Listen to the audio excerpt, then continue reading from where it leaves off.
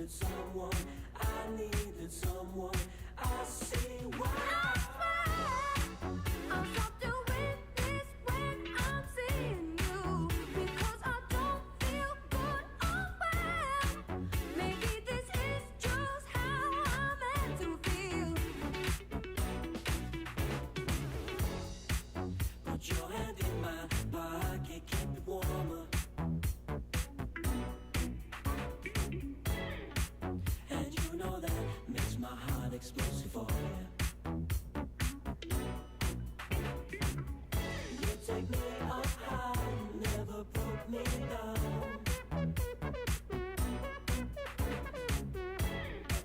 I like this feeling when you're around.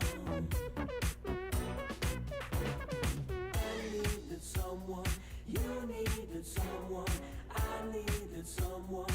I see why, because I needed someone, you needed someone, I needed someone. I see why. I'm something with this when I'm seeing you, because I don't feel good or well. Maybe this is just how I'm meant to feel.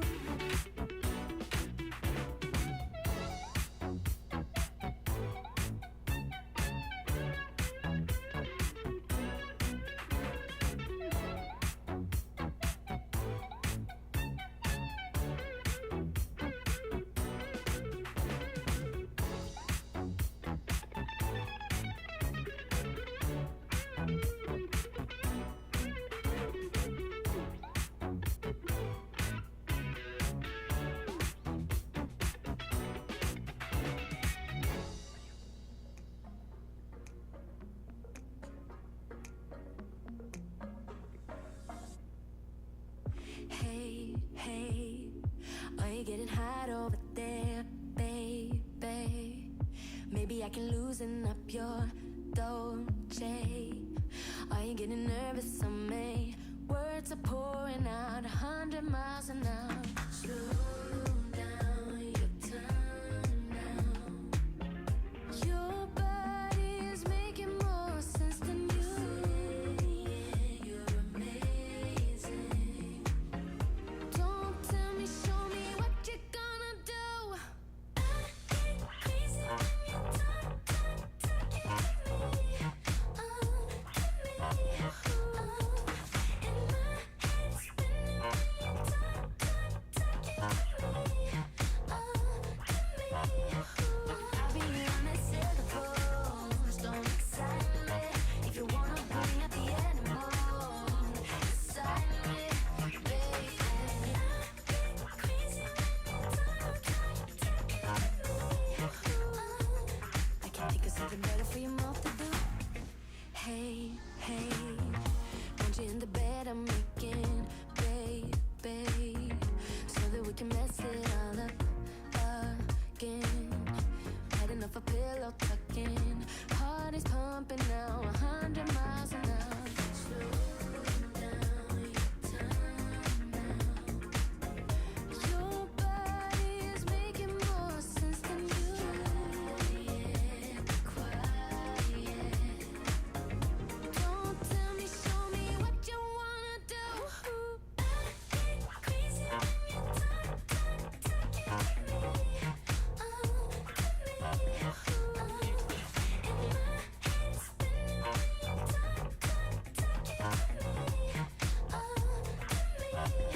I'll be honest, circles don't excite me.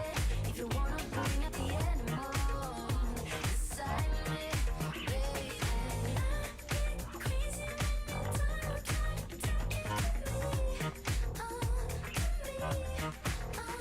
When you're gone and I'm home all alone, and I pick up the phone and I'm dialing your number, but the message is stuck, 'cause I can't shut you up when I want you to just come on over. But I can think of something better for your mouth to do, something so much better for your mouth to do. I can think of something better for your mouth to do, something so much better for your mouth to do. I get crazy when you talk to me.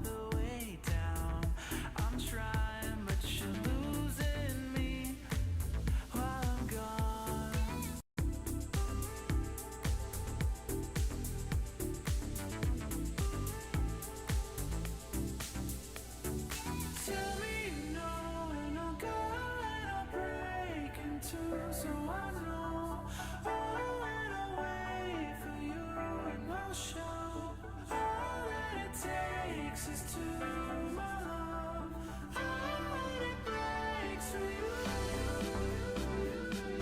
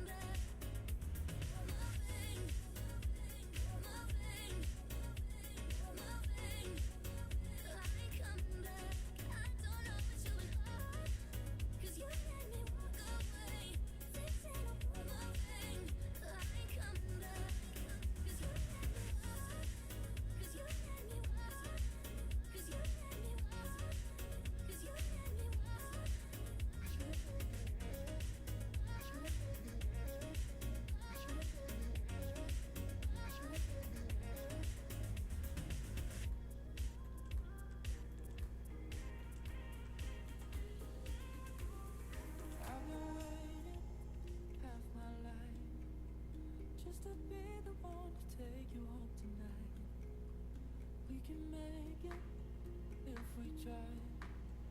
But I wanna wait till the time is right.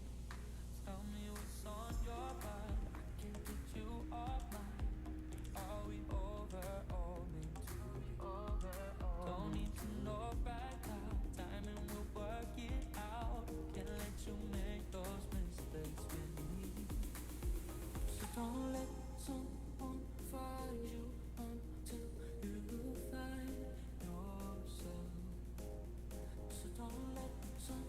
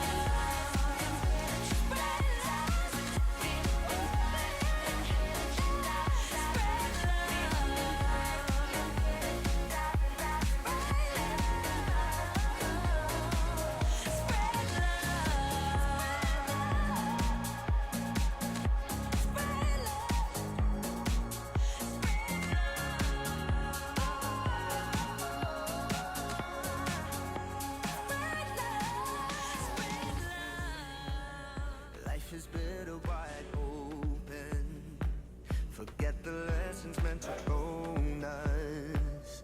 Rules are better when they're broken.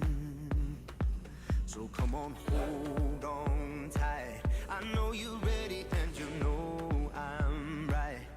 Life is better when you don't think twice. Life is better wide open. I see adventure there in your eyes, your eyes, your eyes, your eyes, your eyes. That's why my intention is that we leave this all behind. Can you hear it tonight? Can you hear the freeway calling? Seeing stars while we dance in the headlights. Don't it feel alright? Can you hear it tonight? Can you hear the freeway calling? Non-stop running one way to paradise. Gonna be alright.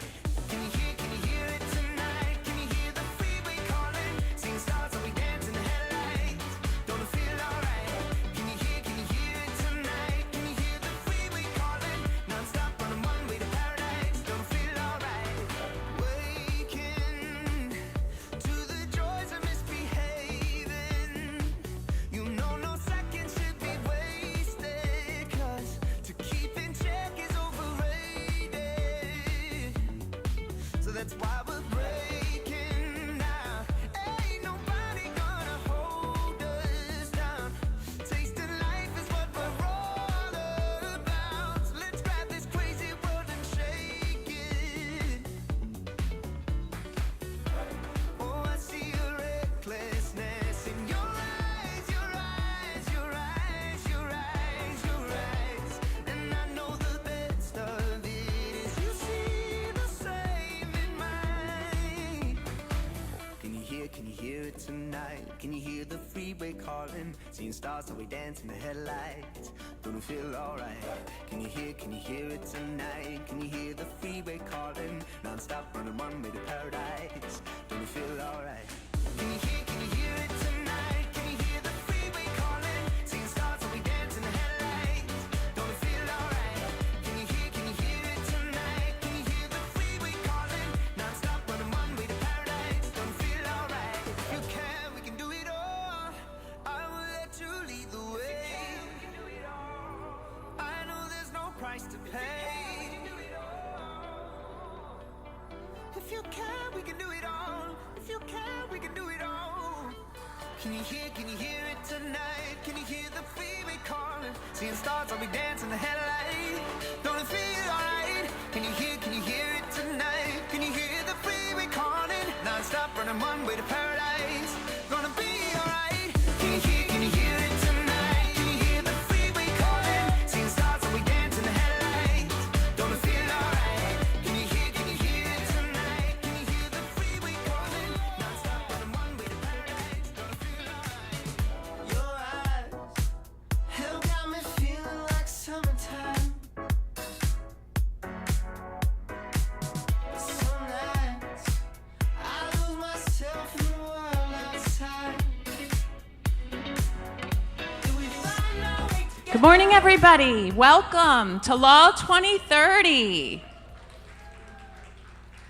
Good morning. I am Jennifer Leonard. I'm the Executive Director of the Future of the Profession Initiative at Penn, Carey Law School. It is a thrill to welcome those of you who are here in Philadelphia with us and those online.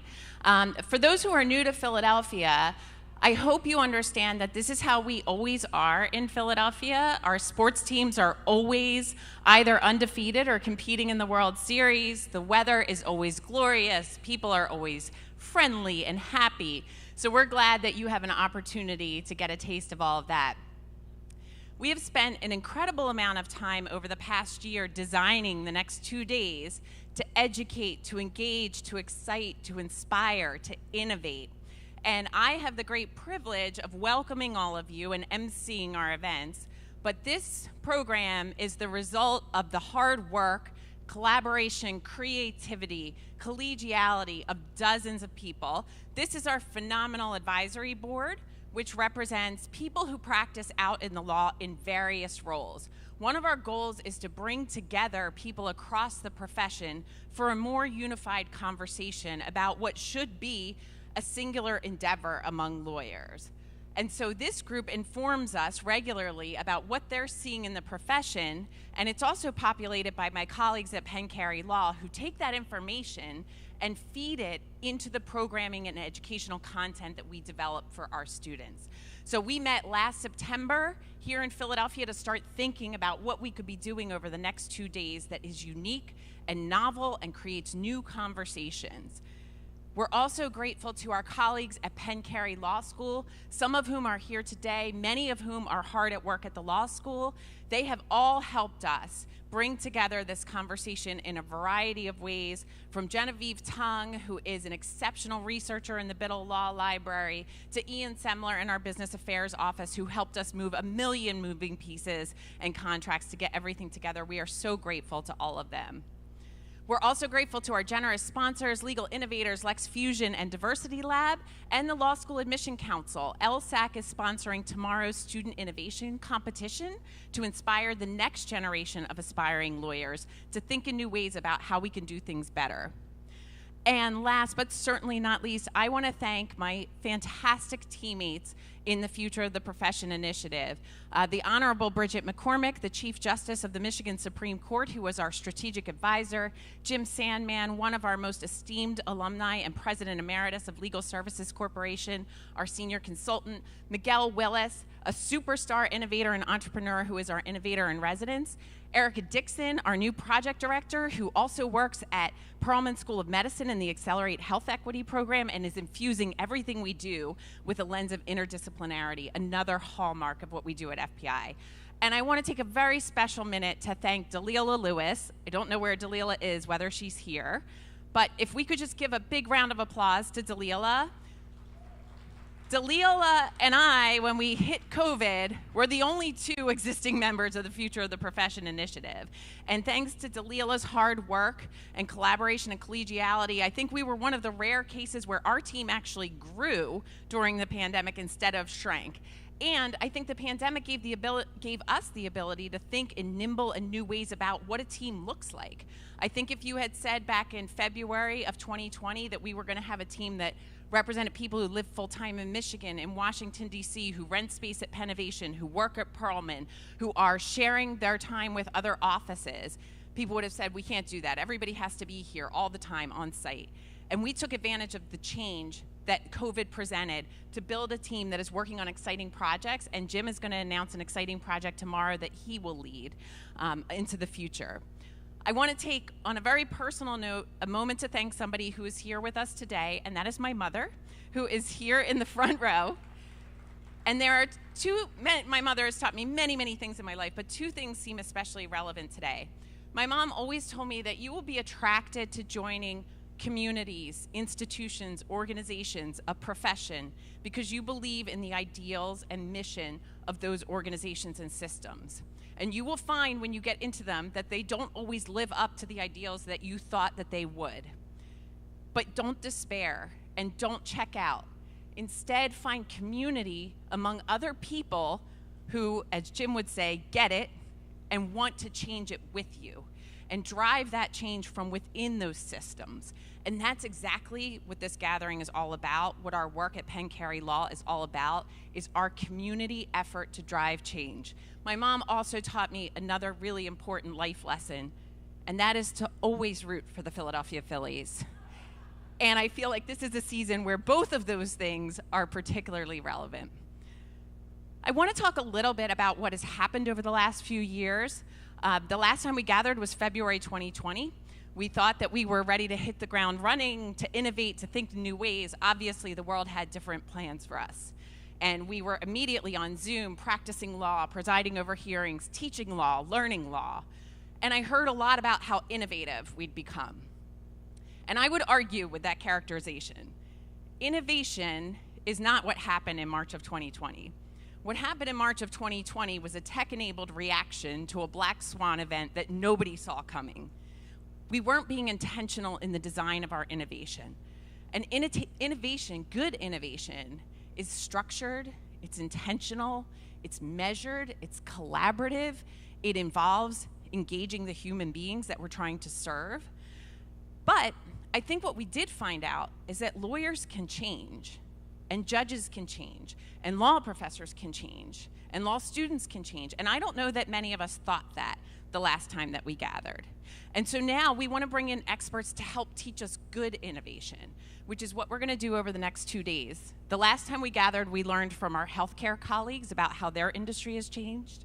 This time around, we're going to learn from our colleagues who are experts in human-centric design of innovation. I think we have a real talent problem in this profession. I see every August the bright, brilliant, diverse, idealistic, engaged students we welcome to our law school campuses. And we all know that over time, we lose so much of that brilliance in our profession. We're making strides. Last year, 41% of incoming law firm associates identified as attorneys of color. That is progress. But if women lawyers are any model, that's not enough, because women lawyers have made up 50% of incoming law school classes for decades. And yet men are 5 times more likely to become law firm partners than women are still today. So we have work to do here. Today we'll talk all about the lawyers in our profession, their health, their well-being, how we create more inclusive learning and practice environments so that we keep all that great talent. And tomorrow we'll talk about how we deploy that talent to create new solutions that better serve the people that we don't meet. And that's almost everybody. 80% of American civil legal needs go unmet. And that is dismal failure on our part. So we're going to talk about all those things, and we're going to learn from our colleagues how to practice human-centric design this afternoon through a workshop. And tomorrow, our fantastic students are going to join us and work behind the scenes and compete to answer the question, how might we, as ascending talent, incentivize lawyers to change? And I just want to share this quote from Sir Ken Robinson, who's an expert in education. He has one of the most viewed TED Talks of all time, Are Schools Killing Creativity? And back in 2008, Sir Ken said that the world is changing so rapidly that we need to elevate creativity on par with literacy and mathematics so that we are able to do what humans are uniquely equipped to do, which is to respond, to adapt, to evolve so that we can survive. And so this is all about creativity, but it's also about rigor and data-driven approaches. It's not just wild ideas, but it's how we take those ideas and refine them into something workable. And our colleagues Mike Avery from Weitzman School of Design and Catherine Shee from Penn Medicine will teach us how to do that this afternoon. I just want to close by thanking one other person who's here today, without whom this event would not be possible. This person is dealing with a lot of things, juggling work, juggling life, juggling their mental and physical health. And they still made the time to be here, and we weren't sure whether they'd be able to do it or not until recently. And that person is you. Whoever you are, whatever your role in our profession, whatever your personal life is like, the last few years have been really, really hard. And last night at our speaker dinner, David Perla, our alum, mentioned that one thing that he really values is the opportunity to be back together again, to be in communion with each other. And by your engagement and your contributions to our conversation, this event will be different than if you weren't here. So we thank you. We hope those online engage with our fantastic colleague, Hagana Kim, who has volunteered generously to moderate a conversation with our virtual community. And with that, let's take a look. The next 10 years will challenge this profession in ways that we have never been challenged before.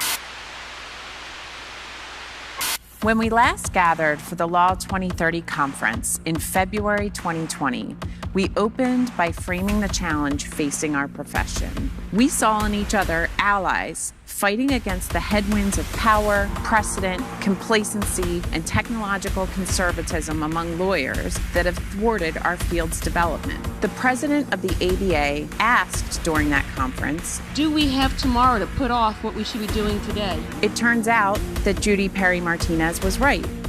We didn't have tomorrow. We had failed in our obligation to evolve for decades, and the results were clear.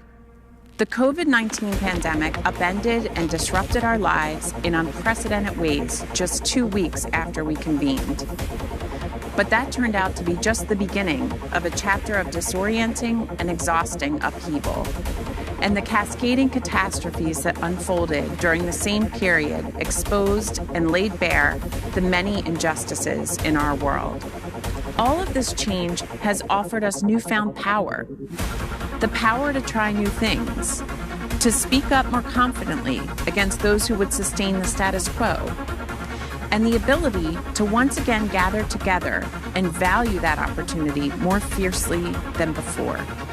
When we last convened in 2020, we were a passionate, committed, but relatively small group of change agents who saw the problems in our profession and wanted to learn different ways to tackle them.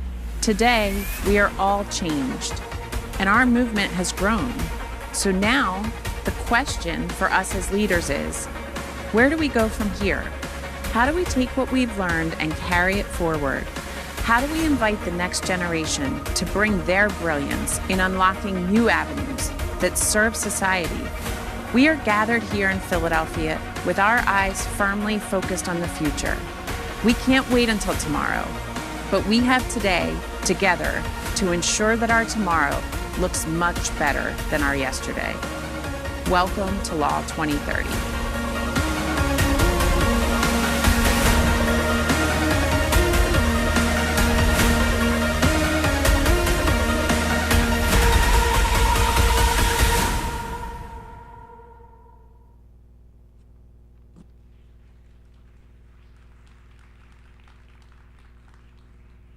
Good morning, everyone. I'm Ted Ruger, the Dean of the Penn Carey Law School. It's a tremendous pleasure and privilege to help welcome you today. And I echo everything that my colleague Jen Leonard said about the excitement of seeing all of you here, thinking about the agenda over the next few days, and really thinking about deep, pervasive, long-standing structures in our profession that need to change, and need to change both for access to legal services, for efficiency and cost in legal services, for quality of life and well-being for attorneys, and there's so many paradoxes we're going to hear about today, and that the Future of the Profession Initiative studies, and that many of you work in. You know, we produce more lawyers per capita than almost any country, yet we have huge tens of millions, hundreds of millions perhaps of people with unmet civil justice needs.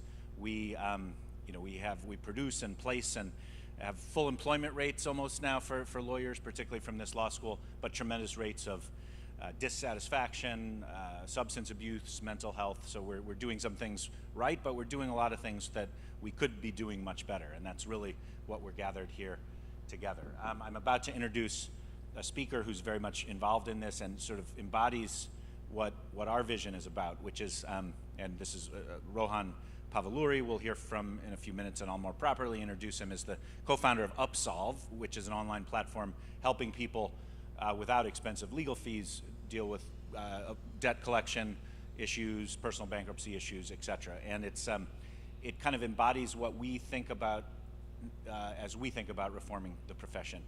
Legal tech, using technology, online platforms, apps is important. That is part of the solution, but that's not the primary goal from our vision of why we're here.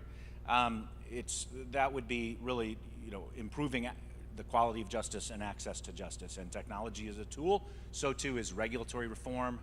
And our speaker has been involved in that and challenging practice of law restrictions. Many of you in the audience and others have been as well. And we're going to hear about that today and tomorrow. And so there's no single kind of, the problems and structures that we're working to change, there's no single kind of expertise alone that would do it, but combined with our expertise in regulatory affairs, public interest lawyering, technology, government, judging, court systems, together we can work on this. And I thank you all for coming. This is a day or two when we can congregate together, but it's a project that's ongoing, and certainly I'm going to stay involved, and my great colleagues here are going to stay involved, and we want all of you to stay involved with us, because the issues we're dealing with are centuries in the making, and we're kind of unraveling these structures and seeking fundamentally a better profession.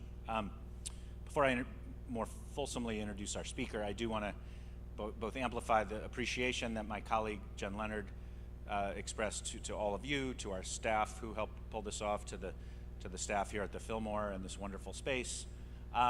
And I want to add tremendous thanks and appreciation and acknowledgement of Jen Leonard's work and leadership, not just of this conference, but there is that, but really the entire initiative, the Future of the Profession initiative, and on these, she was at the law school working on these issues even well before FPI existed, and is a tremendous colleague, and we would not be here without Jen. So thank you, Jen.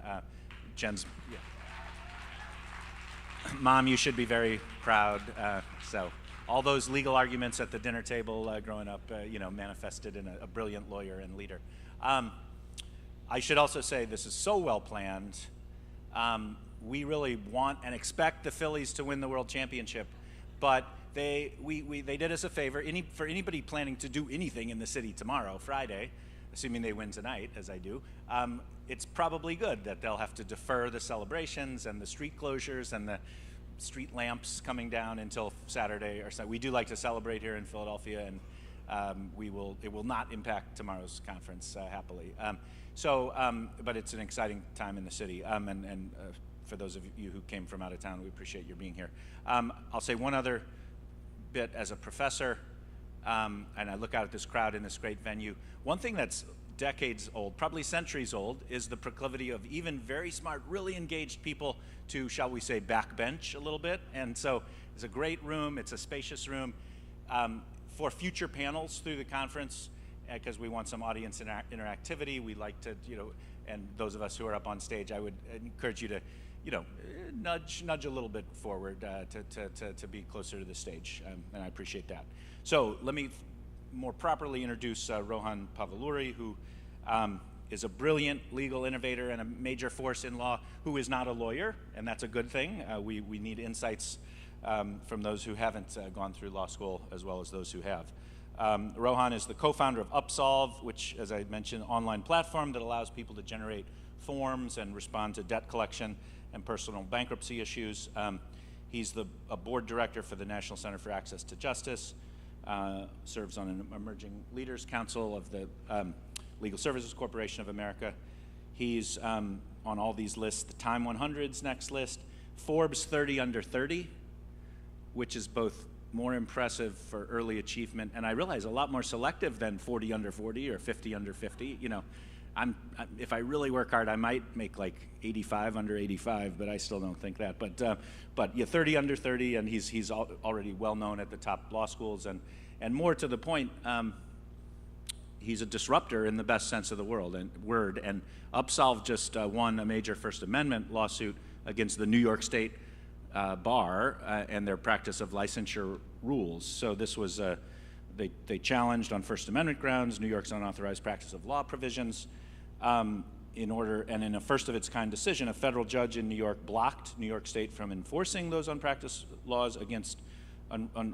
practice laws against Upsolve's volunteers. So this was a victory for the First Amendment, a victory for legal services, a victory for justice, and it was recognized as such. And I think this embodies the capacious nature of what we're trying to do. It was recognized by the NAACP as a civil rights, civil justice ruling because of the disproportionate numbers of poor, black, minority individuals facing debt collections.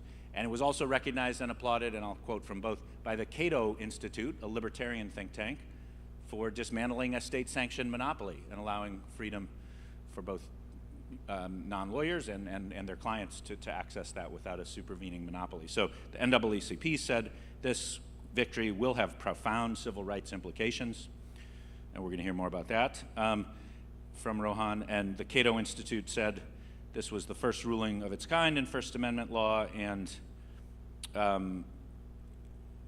quoted, this is quoting the Cato Institute, "The opinion is not just an enormous win for expanding access to justice, it is also a precedent that could serve as a model for challenges to other regulations in other states of lawyers, but also in other so-called speaking professions."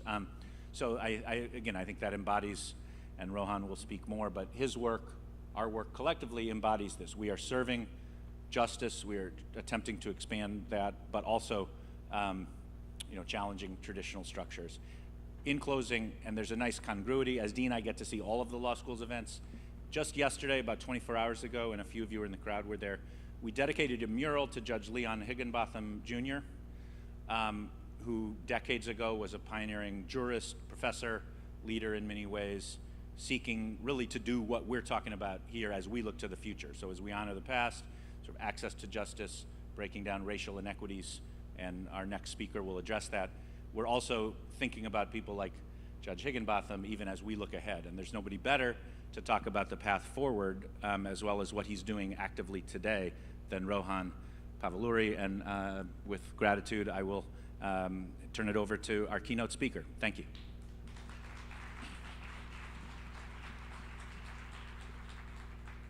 Thanks so much, Ted.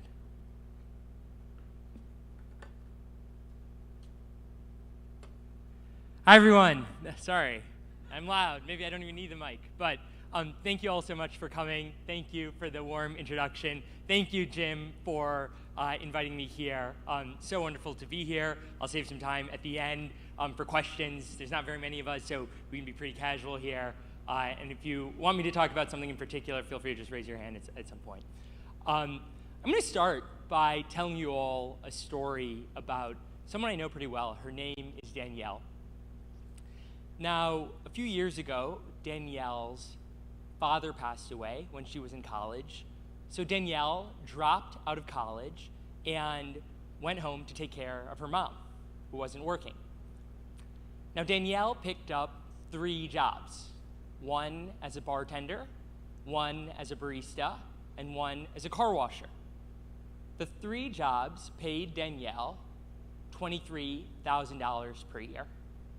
Now, we all know that's not a whole lot of money, but it was enough for Danielle to make ends meet and for Danielle to take care of her mom. But one day, when Danielle was driving home from her late night shift as a bartender, a deer ran in front of her car and she swerved off the road and hit a barn. Now, Danielle doesn't really remember so much about what happened next, but when she showed up at the hospital, the good news was that she was going to leave alive. She had broken her brainstem and damaged her brainstem and C1 vertebrae, but she was going to leave alive. But the bad news is that Danielle had $55,000 in medical bills. Now, it's this cruel irony in America that one financial shock can ruin your life. One medical emergency can ruin your life. And when you're earning just $23,000 per year, $55K in medical bills is insurmountable. And when you're in Danielle's shoes, there's actually a lifeline. That lifeline is personal bankruptcy. Bankruptcy is this powerful tool that has been around since the founding of this country and helps people get second chances. Personal bankruptcy in the United States helps people like Danielle relieve their debt and re-enter the economy. It's a useful tool after financial shocks like a medical emergency, a family breakup or divorce, or a job loss. But the cruel irony in the United States is that it costs an average of $1,500 in legal fees in order to file for bankruptcy. I mean, what a cruel irony. It costs $1,500 to tell the court that you have no money. So Danielle was out of luck. And when she went to try and fill out the forms on her own, and there are over 20 different forms, she couldn't understand how. Now, this is the problem that I was first introduced to when I was an undergrad in college. I had studied statistics, and I was also quite interested in how we could use statistics and empirical evidence to try and make a difference in the law. So I was very lucky to find a professor at Harvard Law School named Jim Greiner. And Jim was studying different ways self-help packets can help people solve their own legal problems. And Jim introduced me to what is one of the fundamental civil rights injustices that persists in this country today, which is that if you can't afford a lawyer, you live in a different legal system than everyone else. Because as most of us know, in the criminal justice system, when you're arrested, you're guaranteed a free lawyer. But in the civil justice system, if you have an issue like needing access to consumer bankruptcy after a medical emergency, or needing a restraining order after being abused by a spouse, or needing to fight back against an abusive landlord after being evicted from your home, you have no right to a free lawyer, no matter how little money you make. Legal fees in the United States are modern-day poll taxes. We have poll taxes in America, just in a different name that have persisted. If you can't pay the fee, you can't access your rights. And the complicated legal forms that exist across every area of the law are like modern-day literacy tests. If you can't understand the forms, you can't access the rights that you're supposed to be guaranteed. Now, Professor Greiner introduced this problem to me. My first reaction was anger. And maybe you can tell, but I'm not usually an angry person. And this anger, in the summer of 2016, led me to Brooklyn, New York, where, over the course of a summer, I started to explore how can we use these self-help packets at scale to help low-income people access their legal rights. Because we will never live in an America where there are enough lawyers to meet the demand of every single person who has a legal problem. So we need to increase the supply of help that's available, and I realized that self-help was part of the solution. So, in the theme of today's conference, I started with design thinking and trying to understand what were different areas of the law where people could use tools to solve their own legal problems. And I had a few criteria to begin with. First, I wanted to explore an area of the law that was federal in nature, because then if we design a solution, we could reach a lot of people quite quickly. The second was wanting to find an area of the law that was non-adversarial, because that's one of the perfect types of the law, areas of the law for self-help solutions. You give people a tool, they solve their own legal problem and don't have to worry about what another side is going to say or reacting dynamically. And then number three, wanted to pick an area of the law that helped fight poverty and helped address a social injustice.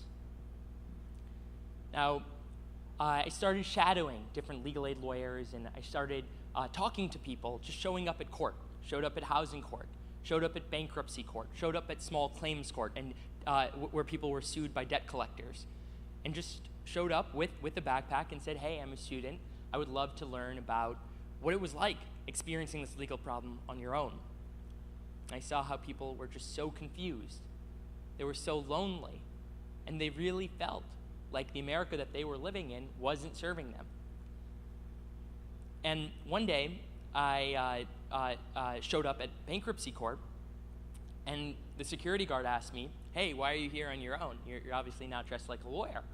And the security guard said, you have to, and I told him my story. I said, I'm curious about learning about these different areas of the law and where there's an opportunity to make a difference. And the security guard said, you have to meet this judge. She loves talking to students. So I met bankruptcy judge in the Eastern District of New York named Elizabeth Stong. And she introduced me to a bankruptcy lawyer who kind of had started thinking about the same issue that I was thinking about, which is bankruptcy costs $1,500, makes no sense that you have to pay so much when you're in 40, 50K in debt. How can we create the opportunity for people to file for free on their own? And that day, I met my co-founder, Jonathan, and we got to work. And this is the first kind of lesson. And there's 3 lessons I want to share today of everything that I know, really, about my experience over the last 7 years. The first is there's always a way to get started with any new intervention or any new product or service without writing any code. So what we did at the beginning was we just started helping people one at a time as they came into our office. And we found our initial people to help who needed access to bankruptcy by ourselves enlisting as volunteers for the Brooklyn Legal Services program. And we're helping people one at a time as they were filling out the forms and understanding, hey, as people are filling out the forms, what are the words they understand? What are the words that they don't understand? And then we created a questionnaire in Typeform, which is a lot like Google Form, where we gave people the Google Form as they were entering in about 1,000 questions about what they earn, spend, own, and owe.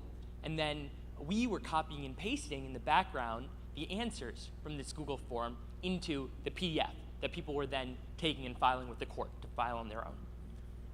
And then we took a step and people filled in this Google Form from across the hall from us in our office. And then they would come to us anytime they had a problem. And then when people were using the Google form that we had created to collect their information and populate their forms on their own, at home, we knew we were onto something. And the first time where I really felt, hey, this needs to turn into an organization, was when one of our first users, I still remember her name, Linda, gave us a coffee mug after she had filed for bankruptcy with our initials on them. And that is kind of a cultural value that we picked up at Upsolve, and we call it coffee mug love. So that's the first inkling of getting onto something here in producing a service is we didn't write any code, we stitched together different services that collected information, produced the forms that people could take and file on their own with the court. And we had helped about 20 to 30 people before we started to think about how can we scale this beyond just Brooklyn. And we started to do partnerships with legal aid organizations across the country, where we provided them with software so that they could take the forms, the software to generate forms and help people who ended up at their door. But we ran into a few challenges. One of the challenges was the cultural mindset of one-to-one service. And this mindset that I think is just pervasive within the legal profession of if somebody needs help, one person should be providing them the help, and that should be full service. And that was counter to our view of, hey, you should be helping as many people as possible get the best outcome that they can, and as long as they're successful in their filings, then you can maximize your impact by trying to scale your service. A second challenge that we ran into is when we gave legal aid organizations that we were working with 10 times more capacity with software, it was challenging to go and find 10 times more people to help. And that's kind of one of the paradoxes here. Even though so many people need access to legal services, it still is a challenge to open up a product or service and then go and find people to help. Because you need people to trust you. You need to find them at the moment in time where they actually need your help. And that's sort of the second lesson that I felt like I learned in this journey, which is that distribution is actually even more important than building the product or service. Because building the product or service for something like Upsolve is challenging, but it's not insurmountable. You know that there are questions on the forms. You know that you can collect the information. You know you can populate the forms with the information that you've collected. But what is challenging is when you're providing a free service, finding people at scale day in and day out. And one thing that we figured out was we could do it through search engines. So if you Google anything related to bankruptcy, and a lot of terms related to debt collection, eviction, Upsolve is either the first hit or on the first page of results. And I even would challenge anyone to Google bankruptcy in their home city, and I'd be surprised if we weren't on the first page. And that is what allowed us to scale and to reach a lot of people quite quickly. And the way that we did that was we created a lot of content on our site, and we got other people to link to our site from other websites, whether it was the LSC or whether it was other legal aid programs. And I think it goes to the multidisciplinary nature of what has made Upsolve successful is not just taking the traditional legal mindset of, okay, how do we help provide the service, but also thinking very actively about distribution. And distribution is very hard within the legal profession, especially consumer law, because it's quite expensive. And when you're providing a service that people really only need once, and they don't need every single year, it's hard to justify the value that you can spend or the expense that you can spend into reaching those consumers at scale. So that's one affordable way we were able to do it through search engines. So as we were starting to grow at Upsolve, I became quite passionate about advocacy as the next level of being able to make an impact. Because one of the amazing things about providing a direct service is that you learn about the stories of people who need help, and you kind of understand what are the policies that can help address the inequities that people are facing so that they might not need to end up at your service in the first place. So my view is that some of the most effective organizations in the United States are midway between advocacy and direct services. They're providing a direct service at scale, but then also using what they're learning in the field, using the storytelling to go and create change. So there's two issues that I started to become quite passionate about when it came to trying to change the legal system. And these are two issues that people don't really talk about all that much, and that I'm be very excited if everybody from this talk remembered these two things, and then I would have done my job. The first is how complicated legal forms are. And there is no reason that legal forms should be ever above a 10th grade reading level. There is no reason we should ever have Latin on legal forms. And I know people kind of joke when I say that, but really, I mean, one way people can make an impact here itself in your field is to just say, hey, let's not use complicated terms when we're talking to our clients. Especially if they're consumers.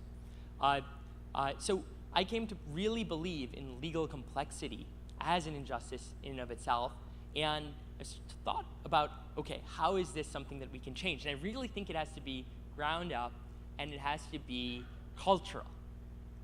We need to think that if we're using complicated words or Latin, that we're actually committing an injustice. That it's not something sophisticated, but it's actually something inappropriate. It's something that we shouldn't stand for. And that is a narrative shift that I think can actually make a big difference in getting the law to be more accessible, calling out legal complexity as an injustice.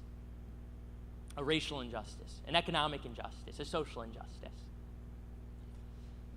I mean, on the bankruptcy forms themselves, there's terms like unsecured, non-priority debt, which have no business being there.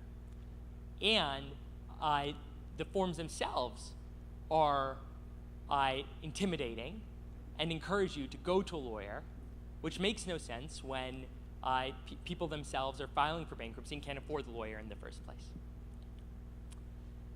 Now, the second issue that I started to really believe in as an injustice is the way that the legal profession is regulated. Now, I think people are generally familiar with this, but it is against the law and criminal in most states for anybody who is not a lawyer to provide even the most basic, individualized legal advice. I'll say that again. It's illegal to provide even the most basic legal advice to somebody you know if you're not a lawyer. Now that is a law that most people in the United States have violated at some point in their life. If a friend of mine comes to me and says, hey, this is what my lease says, what do you think I should do given my specific circumstances, and I'm not a lawyer, but I read the lease, and it's clear to me what they should do, and I have personal experience, I still can't tell them what they should do without breaking the law. And what these rules do is they restrict the supply of help that's available, and they guarantee that we will never have equal rights in America. Unauthorized practice of the law rules as they exist today are one of the greatest injustices that stop the American project from reaching its full potential. Now, the reason that I got particularly passionate about UPL rules is people, as we started to grow at Upsolve, started to say, hey, this software is violating UPL rules. And that just made me so angry, because the software and the tools that we were providing we're helping people for free. Absolutely no issue of consumer harm ever raised.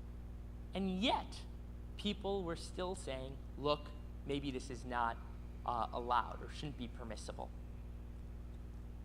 So earlier this year and last year, when we wanted to launch a new program where we were providing legal services to low-income New Yorkers who had been sued for debt, often by a third-party debt buyer, a hospital, or a subprime auto lender, and all of these groups, the part of their business model is to sue low-income folks who might not actually owe them, or might not owe them the amount that they claim they owe them, just with the hope of people not responding to the lawsuit, so that there's a default judgment, and then the creditors can automatically seize the bank accounts. And most people who are sued for debt don't respond and then automatically lose, and it's a travesty across this country. So we just wanted to help people respond to these debt collection lawsuits, and oftentimes just filling in the check the box response, where you check the 23 defenses, one of the boxes on the 20 plus defenses, is enough to get the creditor to stop the action. We just wanted to help folks in New York figure out what this form is and to respond to debt collection lawsuits. And we wanted to empower social workers, clergy members, community-based advocates to help folks. But under New York state laws, that is illegal. So we filed a lawsuit against New York State to challenge these rules as unconstitutional, grounded in the First Amendment. Now, people have been talking about this for 20 years plus. They've been writing law review articles about how UPL rules might be unconstitutional. Supreme Court Justice Neil Gorsuch has a section about this in his a book, A Republic If You Can Keep It. But we were grateful to have the opportunity to be an organization that clearly, in court, in a first of its kind challenged these rules as unconstitutional. And in the lead up, most people I talked to thought I was crazy. People like Neil Katyal literally said, hey, this is going to go down in flames. Larry Tribe said uphill battle. And we were very lucky when we filed in January, then in May got the outcome that we won. So for the first time in this country, the First Amendment protects free, safe, individualized legal advice from non-lawyers, people like clergy members, to folks who need it, who have been sued for their debt. That's the case in New York today. And that's one of our proudest accomplishments at Upsall. Thank you.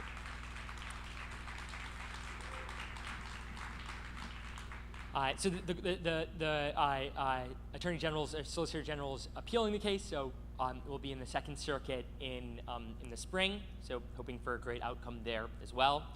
But this is an issue that I think can actually progress in America because it brings multiple ideologies together. Just like gay marriage, just like criminal justice reform, you have folks on the right who are against overregulation and government abuse of power. You have folks on the left who are focused on social justice and increasing the safety net that's available to folks. And it's a huge opportunity, and racial justice and social justice, huge opportunity to actually make progress because of the ideologies that are aligned. So before I start to take questions, I think one of the topics of this conference is well-being of lawyers. And I'll tell you the story of two lawyers who I feel are the happiest people that I know, happiest lawyers that I know. One of them is Jim Greiner. He's a professor at Harvard Law School who was the only stats PhD who was a professor at the law school and was doing these randomized control trials. And he used to tell me, hey, Rohan, I hate going on vacation. My life is already perfect. And I always thought to myself, oh my goodness, how is he so happy with his life and his job? And what I kind of figured out is Jim Greiner is doing what he was put on the earth to do. There is not another person, literally cannot name another person who had his background and who was approaching his field in a new and unique way. And it's almost like he had no choice in the matter, because he needed to be doing the work that he was doing, given the talents that he had and the background that he had. Another person who I admire as one of the happiest, really the happiest lawyer I know, is right here. It's Jim Sandman.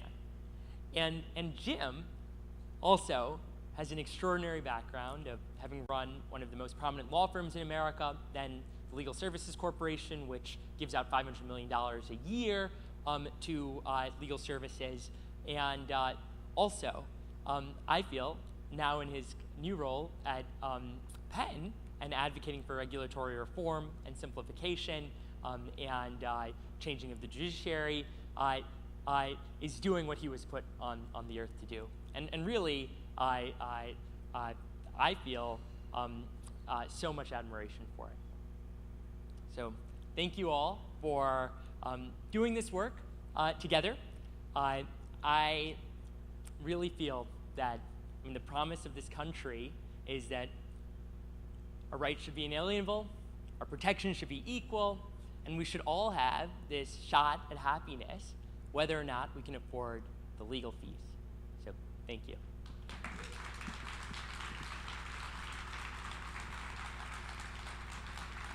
Definitely have time for questions, so if anyone has any questions about any of what I said, would love to chat.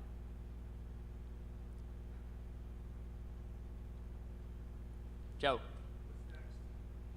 The Second Circuit is next, so and I'll be excited to have even more amici support in the Second Circuit. So that's one thing we're excited about, and then also excited about other areas of the law. So we're going to be doing more in the immigration field, which is another federal area of the law. So I'm excited about the scalability of that. Yeah. Ted?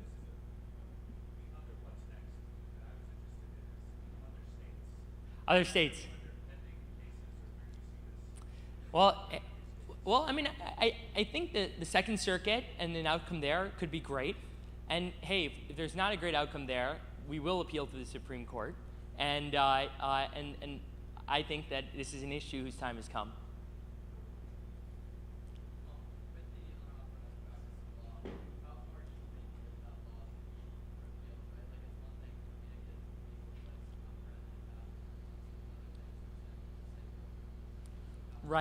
Right.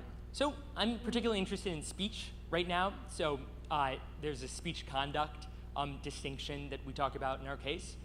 So outside of the courtroom, when two adults are having conversation with each other about the law, I believe that the government shouldn't get in the way of them having that interaction. As long as people are telling the truth about who they are and not misleading and not giving any false promises, that interaction should be it should be a part of what this country is about.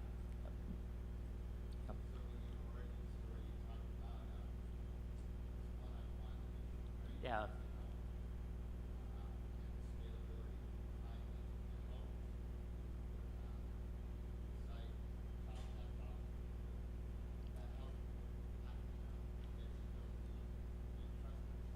Yeah, so we're definitely by no means against lawyers, and the question was, hey, did you feel like the software and the information that we provided on our website addressed the need of sort of scaling past one-to-one help?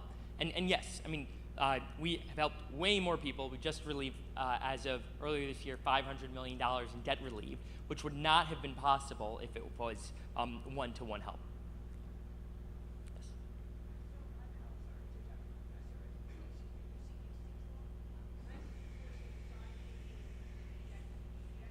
Sorry, I can't hear. Oh, is there a microphone? Oh, perfect. Okay.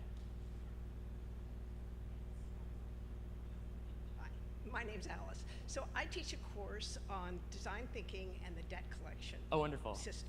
And my students and I, over the course of the semester, have decided that the best way to handle all of this, despite the horror, because of the horror of the way debt collectors are going to court and doing assembly line litigation, that the best way is to disrupt this whole system by facilitating a way for debtors to interact with their initial creditors before the debt is sold.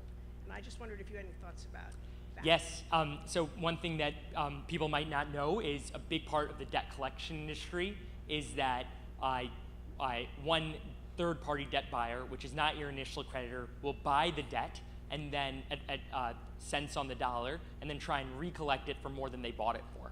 And the question, as I'm understanding, is shouldn't people have the opportunity to interact with their original creditor before it's sold to a third-party debt buyer? And yes, I think they absolutely should. I think that would avoid a lot of these default judgments where people are surprised where they've been sued. I mean, most people figure out that they have been sued for their debt when they get their pay stub and they see a garnishment on their pay stub. And it's a terrible thing that we have like hundreds of thousands of lawsuits in the United States every year, and the only time you find out is not even just after you've been sued, after you've lost the lawsuit and after your wages have already been seized. And how can you call that a system of justice in the United States if it happens, like you only find out about the lawsuit after you've been sued, after your wages have been garnished? It's a crazy thing. It's outrageous. And it's also outrageous how many people are making a lot of money off the backs of people who maybe have $2,000 worth of debt that they can't afford. So it really is a travesty. Right. And also in the medical system, I mean, in New York, where I live, you have to be a nonprofit if you are a hospital by law. But some of these nonprofits are the most aggressive in terms of going after patients and suing them, even though they have this social obligation. Yeah. And part of it, I think, is the shame that people feel that who are debtors. And that's part of our cultural mindset that I think we need to change as well. Right. I mean, what a lot of people actually also don't know is bankruptcy was put into the U.S. Constitution by and large because the founding fathers were against the alternatives of debtor's prison and being killed for your debt. And it's really part of the American DNA that, hey, after things don't go your way, you get a second shot. Yeah. Yep. And it's been undermined. Right. So thank you. Thank you. Andy. Yep.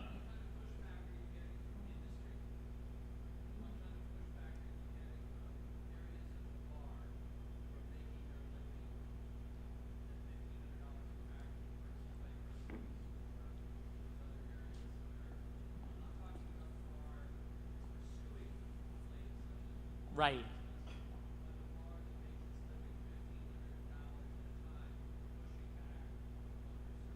Right. So the question is like what kind of pushback we've gotten. I think it's the pushback. Fortunately, has not been extremely serious. It's more along the lines of on Reddit or on listservs versus. I think like no bar associations have come out and said, like, done amicus in our, for example, our case in SCNY. But an interesting thing is that a lot of legal aid organizations are actually against this because of a mindset of, hey, one-to-one is the supreme way to provide services. So that's been an eye-opening experience. Is even within the social sector, there are people who are opposed to UPL reform. Yes.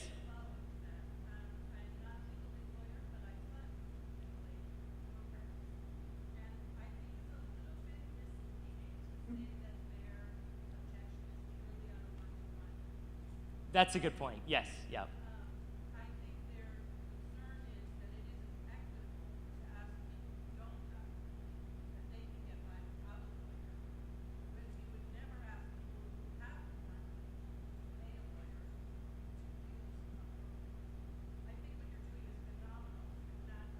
Yes, no, it's a good point. Yes.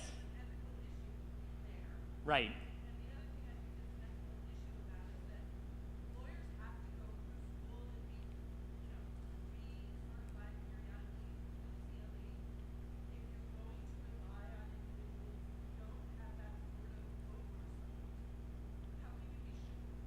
Right. Yeah, no, and happy to talk about those because I think those are two important things. I think one kind of common thing is, hey, are you relegating people who can't afford lawyers to a second-class version of justice by not being able to afford or not being able to go to lawyers. And I think it's a reasonable thing for someone to say, and we should have a discussion about it. My view is, look, these are people who their alternative, by and large, is no access and not being able to get help. So that is the baseline by which increased education and alternative assistance is valuable. And the second thing is, not all lawyers are created equal. There are so many, I mean, even with litigation, it's clear to me that there's all these tiers of lawyers. Penn is an amazing law school. People who go to Penn Law School, oftentimes really great at the top of their profession, but not all law schools are the same. And we have to be honest that the training that people get at different law schools and the caliber of legal services is different based on the lawyer itself. So this is already something happening within lawyers alone, and we shouldn't act like all of a sudden you have a lawyer and then your problem is solved when there's clearly different ranks in abilities of lawyers too. So that's just something I would raise. Yes. No worries. Well, thank you all so much for the time. This has been a joy, and hope to stay in touch. I'm just Rohan at upsolve.org. Thank you. Yeah. Stay around for lunch. I'm so sorry to cut off this great conversation. Rohan is going to be sticking around for a little bit, so I don't know if you'd be willing to hang out over by the Innovation Cafe and answer questions and engage in this conversation. I just wanted to get our next panel started because our moderator has a hard stop at 11:10, so to be respectful of everybody's time. And what I love about Rohan's story is one of the things that we try to do is bring different disciplines together. Rohan co-founded Upsolve with one of our alums, Jonathan Petz, and it's a great example of how lawyers come together with people who are trained to think differently to develop new solutions. And so our next panel is going to talk all about creating more inclusive learning environments and preparing the next generation to infuse their perspectives to help us solve problems in new ways. One of those elements is teaching professional humility in law schools and recognizing that we don't have all of the answers as lawyers, and we really need to bring in other fields to help us. So I want to thank Rohan so much for his brilliance, for your efforts, for your fearlessness, for your progress that you're making, and for the millions of lives that you're going to change through your work and inspiration of others, and for being with us here today. Thank you so much. Thank you all so much. And I'm now going to welcome to the stage our panel on diversity, equity, and inclusion in our profession. So if our panelists could join us on stage, we will be moderated in this discussion by Angela Winfield, who is the Chief Diversity Officer and Vice President of the Law School Admission Council, so focused at the very beginning of professional admission to our profession on how we create more inclusive work environments. True to our interdisciplinary focus, Angela will be joined by Renita Miller, Chief Diversity, Equity, and Inclusion Officer at the Wharton School, Carla Thomas, PhD, who is a Penn professor who focuses on design leadership, and Viana Fagel, who is the Director of Data Analysis, Marketing, and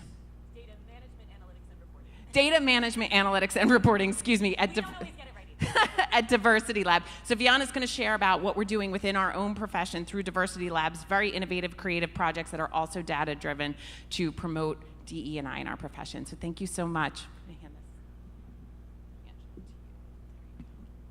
Good morning, everyone. Good. I like to hear it back at me. Wonderful. So since we already did some very brief introductions, we're going to dive right into some of the content. So I'd like to start with just a better sense of what is the role of a Chief Diversity Officer and how can it be most effectively organized in an organization. I'm going to start with you, Carla. Thank you. So first, thank you for having me, and it's a really interesting question. I think a lot of what it means to be a Chief Diversity Officer means living up to the title, means being able to have a peer relationship with other C-suite members and have their respect and their input and their buy-in.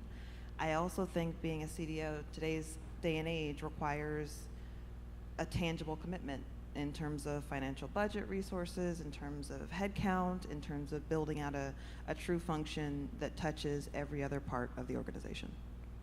Absolutely, yeah. So it's really about embedding DEI throughout an organization and making sure that infrastructure is there. Renita, can you add to that? Because I know you have been deep into DEI work, but you're also 4 weeks in at Wharton. So how are you thinking about that role and the positioning of being a CDO? Yes, thank you. I think Carla really sort of summed up what I think sort of like what's necessary to be successful in the role. And then I also think, you know, because I'm 4 weeks in, I think it requires a lot of listening, a lot of analysis and perspective, and sort of accounting for lots of different perspectives and the ways in which people are sort of taking in their environment and how they are feeling about being in a space. And so part of the work that I do is around inclusion work and really sort of thinking about, you know, how can we create these communities of belonging? How can we create opportunities for people to feel seen and valued and heard in their environments? And a lot of that encompasses, you know, the listening, but then also the data analysis and the opportunities to see where are their gaps, where are their opportunities. And so for me, that's the fun part. And then after doing that assessment is the building part of it, and sort of organizationally and structurally trying to determine what is necessary to move things forward based on those priorities and the values of the institution. And I just want to sort of say, like, for me, the values of the institution, which whatever institution it is, really sort of relies on, in the education enterprise, is student success. So I feel like we're in the business of student success. And so all of the decisions that we are making, that should be at the core and at the heart of the work that we do. Very well said. I definitely agree with that. And myself, in my role with the listening, I completed a massive listening tour, and I think that's one of the things that many chief diversity officers do, is to understand those perspectives. The other thing, so that's the qualitative piece of the data, and we're going to come back to that because I want to talk more about what you hear and how you incorporate that. But you also mentioned data, which is so critical if you want to actually, quote unquote, move the needle, right? You need to know what the data says and what needle you're moving. So Viana, can you share with us a little bit more about data and how that can be used and help CDOs move the needle? Yeah, absolutely. Thanks, Angela. So I need to give the background that I've been with Diversity Lab only since June, and that was my entry into the legal profession. Prior to that, I was working in healthcare. So I have a long history of doing data analytics, but I've only recently become familiar with law data, and more specifically with talent data within law. So I've learned a lot very quickly. And I think what I've noticed most strongly, the way that data can be important for the role of a CDO and for others within organizations trying to improve DEI, is that it allows us to actually generate real tangible metrics, real goals to understand both where we are and where we have to go and where we can go. So I think we all know that there's a problem in the profession when it comes to representation, and frankly, there's a problem everywhere when it comes to representation. But in the legal industry especially. But it's easy to say that from our own personal experiences, but we need to actually put a tangible metric onto that. We need to understand where we stand, and without actually looking at the talent data and looking at the representation, we can't get a solid understanding of that. Also, once we get a sense for where we are, it allows us to set goals for our representation and for our inclusion and equitability that are both attainable enough to be feasible, but also challenging enough to make a difference. And without doing a thorough data analysis, it's impossible to do that. I think another really important aspect of data for all of this work is that it adds more context than just a really high level change in representation over time. Pretty much anyone can look at a file of, employee data and see, oh look, in 2010 we were here, and we were at this, X percent of historically underrepresented folks in the profession, and in 2022 we're here. That's not that interesting, and we can get a lot more value when we dig into the factors that contribute to that. So we can look at things like attrition and what's causing attrition. We can look at what do the lateral hires look like, what do the internal elevations look like, and that's what can be a lot more eye-opening, and that's something we've found a lot within Diversity Lab, helps to contextualize a lot of the work that we're all doing. Wonderful, and we're going to come back to you to get some of those highlights of what you're seeing in those data and the trends from that. But what I also want to ask, and Renita, I'm going to start with you this time, because you talked about the combination of that qualitative and quantitative data. How do you marry those two when you're building out your strategy? And even more specifically than that, like when you have data about your organization or the student experience, how do you build in empathy to that and looking at their perspective? That's an incredible question, and I actually think Carla is probably well versed on this topic. We were just talking about this more so than I. However, I will say, I'm a political scientist by training, and part of the research that I have done is on representation. But to the point that has been made about sort of contextualizing that data, so we're looking at the numbers, right? So what does the data say about where we are, where we need to go? And part of the work that I did, and I sort of take this lens in the work that I am doing now. And so I was studying the impact of leadership and representation, and how did that sort of play out as it related to outcomes, policy outcomes around education specifically. And what I found from sort of the analysis and the textual analysis of how people show up and how that is represented in the data was that oftentimes that there is this substantive representation that occurs when in fact, demographically, they are represented in the numbers. So essentially meaning when there are more underrepresented folks in the room making decisions in positions of leadership, the outcomes for underrepresented groups tend to be favorable. And so with that, and sort of thinking about how those decisions are made, I also was able to see how policymakers were influenced by the stories that were told by people that would be affected by their outcome, by the policies that they were making. In the same way, I look at that in the work that I am doing with students.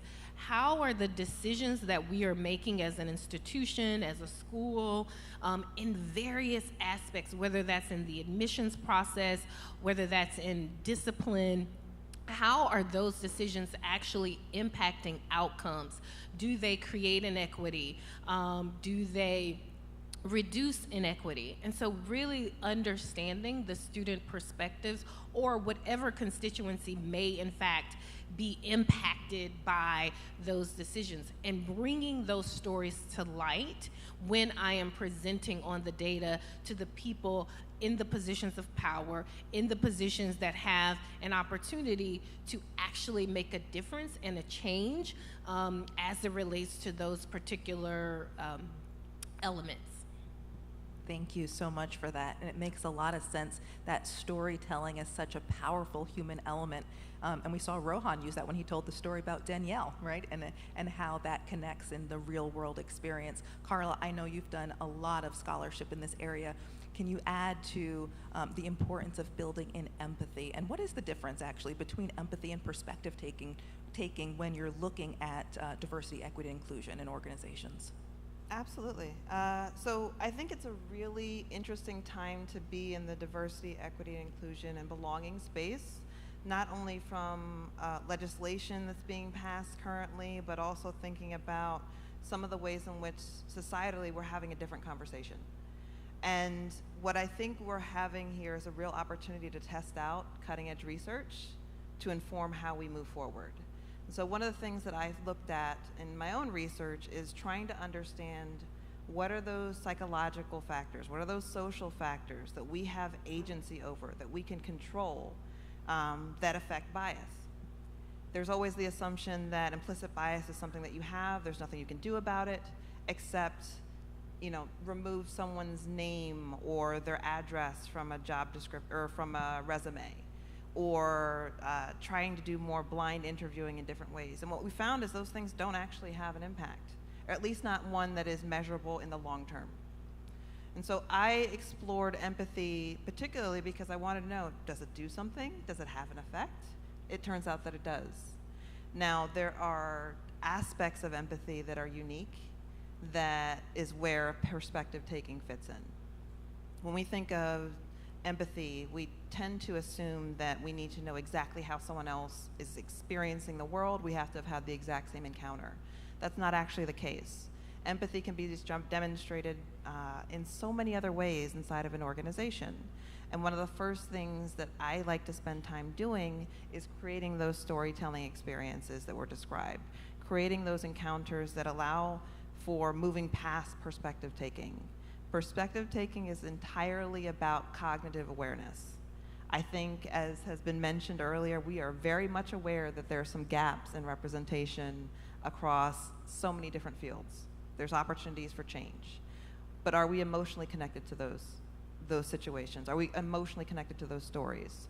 What I found inside of organizations, no matter what space they may be, Fortune 500, nonprofit, higher education, once you're able to allow people to hear the experiences of their colleagues, of the people that they work alongside, of their constituents, they are more agreeable to leaning into difficult conversations and decision making later.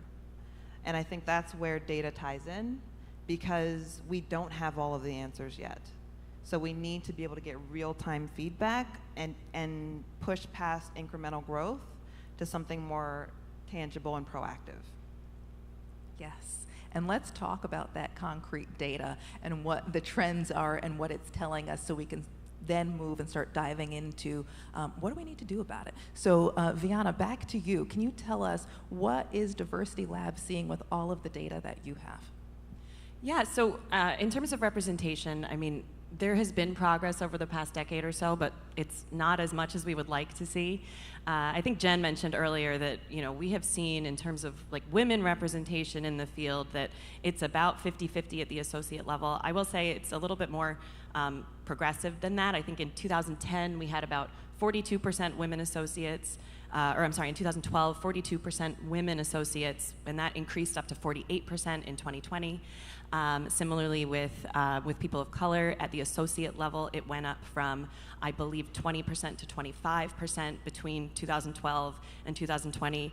But as I think we all know, the associate level doesn't mean a lot for the field as a whole. If we go up to the partner level, the numbers are a lot more grim. So I have the numbers written down. I believe it's like 7% to 10% when it comes to partners who are from historically underrepresented racial and ethnic backgrounds.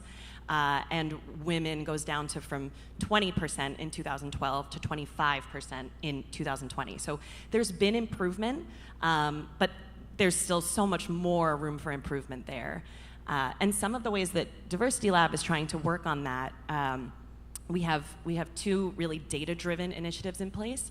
One of them is the Move the Needle Fund, which relates to the sort of goal setting that I was touching on earlier. We partnered with 4 top law firms over the period of time from 2020 to 2025, so we're about halfway through with that.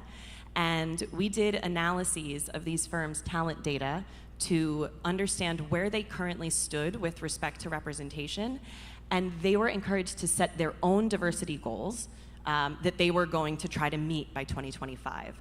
So a lot of the goals were related to the partnership specifically, because we do encourage trying to improve the leadership level. So, some of the goals looked like, by 2025, we will increase our equity partnership from whatever percent they started from it was low, unsurprisingly, to around 30 to 33% historically underrepresented during that time. And so, as I mentioned, we've been working with them to understand, are you succeeding with relation to that goal? We actually just had a big midpoint celebration just last week where we did a big data analysis to understand how much they've improved, where they still have to go, but also to give that additional context of, if you're not succeeding, why not? And it's really eye-opening for a lot of folks, because the problem is when we start with a really inequitable, underrepresented population, it requires going above and beyond equitability to actually make an impact, right? So like the equity partnership of law firms, if it starts at 10% underrepresented racial and ethnic lawyers, even if you start elevating 50% of your underrepresented lawyers and 50% of your white lawyers, it's gonna take years before there's any sort of parity, right? Like, because if you have 1 and 9 and you bring in 1 and 1, think about how many times you have to do that to actually get to any reasonable proportion of underrepresented folks. And it's things like that really help a lot, because I think they can say, oh, but we elevated so many women, or we elevated so many black counsel to partner. And it's like, yeah, but you have to go above that. And so Move the Needle has been really good for an individual firm perspective to make improvements. Another big one we have that a lot of you are probably familiar with is the Mansfield Rule, which was something that we implemented, or we developed 5 years ago through one of our hackathons. And I think some people in the audience were actually participated in that hackathon, so shout out to you. And Mansfield is a tool that we provide to law firms as a framework, law firms and legal departments, as a framework to diversify their leadership. And so through Mansfield, we encourage law firms to consider at least 30% historically underrepresented lawyers for leadership positions, for promotions, for lateral hires. And again, it focuses primarily on the leadership because that's where the biggest gaps are. And it's an iterative process that every year grows and becomes more challenging as we become, as the field becomes more open to considering underrepresented populations that perhaps hadn't been considered in the past. So, there's been a big push for women over 10 years, and underrepresented racial and ethnic lawyers have become an area of focus, but there's still big gaps with like the LGBTQ+ population and lawyers with disabilities. And so Mansfield grows and encourages law firms and legal departments to consider those populations. And we've seen really great progress there. We find that law firms who are participating in Mansfield are over 30 times as likely to have the growth of the partnership in terms of women and other historically underrepresented populations is growing 30 times stronger than firms who don't participate in Mansfield. So it's been really exciting to see that progress. Wonderful. And I have a follow-up for you on the Mansfield. And then, Carla, I'm going to come to you about leadership and what we do there. So there's been tremendous coverage of the Mansfield certification and the Mansfield rule, and folks are getting on board, and it's absolutely wonderful. And I actually saw a story that about 2/3 of the Am Law 200 firms are actually Mansfield certified. What does that actually mean? So like with the data piece, it's like, okay, they're Mansfield certified. What does that mean in terms of the actual experience of an attorney in a firm like that? Does it get to the inclusion piece? Does it get to the equity piece? Does it get to how DEI is led in those organizations? Can you talk to that a little bit? Yeah, that's a really great question. Mansfield in and of itself doesn't measure the inclusion aspect of DEI. It's very much the D of DEI, so the diversity piece. And we understand that, and we have other initiatives in place that are looking at those other pieces of the sort of triad of DEI. However, we do see that because Mansfield has helped diversify the leadership, that does ultimately impact the culture and experience of a lawyer at a law firm or at a legal department. Seeing someone who looks like you in leadership is so important to believing that you have a path forward at an organization. So if you are a young historically underrepresented lawyer and you look up at the partnership and you only see straight white men, that doesn't look good for you. That doesn't make you feel like you have a path forward. And once we start diversifying the partnership, it helps with retention. It helps with helping those young attorneys understand that they can move up. So that, I mean, that's huge. And we do see that firms participating in Mansfield are 6 times as likely to be above average for representation of women and historically underrepresented races and ethnicities in the partnership, and 2 to 3 times as likely to promote up to the partnership of those historically underrepresented populations. So I think that's the piece that really helps with the actual employee culture and experience. Thank you for that clarification and additional information. Carla, coming to you on the leadership piece, because this is important. You know, it's wonderful and a piece of the puzzle to have representation in leadership, but there are also skills and competencies that are needed in good, inclusive, forward-thinking leaders of tomorrow and of 2030. This is actually something at LSAC we're thinking about and offering to law schools. We have a new curriculum for professional identity formation where we're helping students look at self-reflection and how they fit in with inequities and structures and what their role is as they define it. Can you talk to the role of a leader when it comes to actually moving the needle? And we talked a little bit about the CDO's role, but what is the role of a lawyer as a leader? So excellent question, and I think it's more so tied to intrinsic motivators and your values. The reason why I say that is a lot of folks tend to espouse the fact that, you know, I don't see color or I don't see difference, I look at merit only. And to confront what that actually means as a leader, that that's not actually the case, is a really challenging effort. It takes time to sit with the idea that this thing that I've always understood to be a terrible, terrible, terrible thing to be called somehow relates to me. And so leaders are so responsible for the experiences of those that work under them, that work alongside them. And it usually starts with leaders understanding that power, that responsibility, that influence that they have. It also comes back to understanding that the people who are in the room making the decisions are going to have to concretely change their priorities in ways that I don't know that many organizations really have those heart-to-hearts.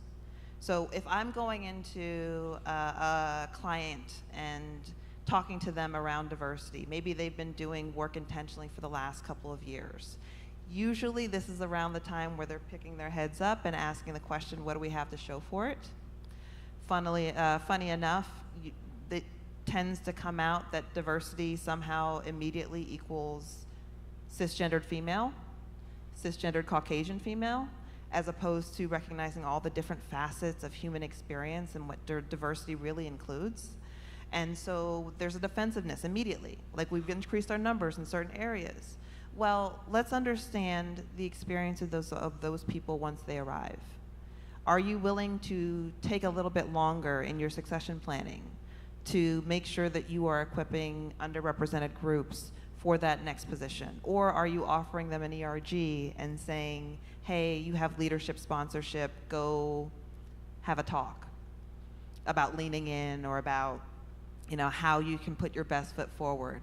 I think those can be superficial in addressing the need, and it starts with making sure that leaders understand their role in the change.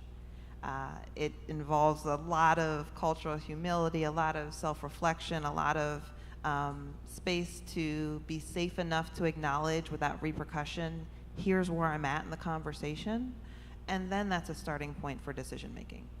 Usually that internal work and that acknowledgement doesn't get covered. The leadership trainings that happen, you know, you walk out of that room 2 weeks later and behavior change is non-existent.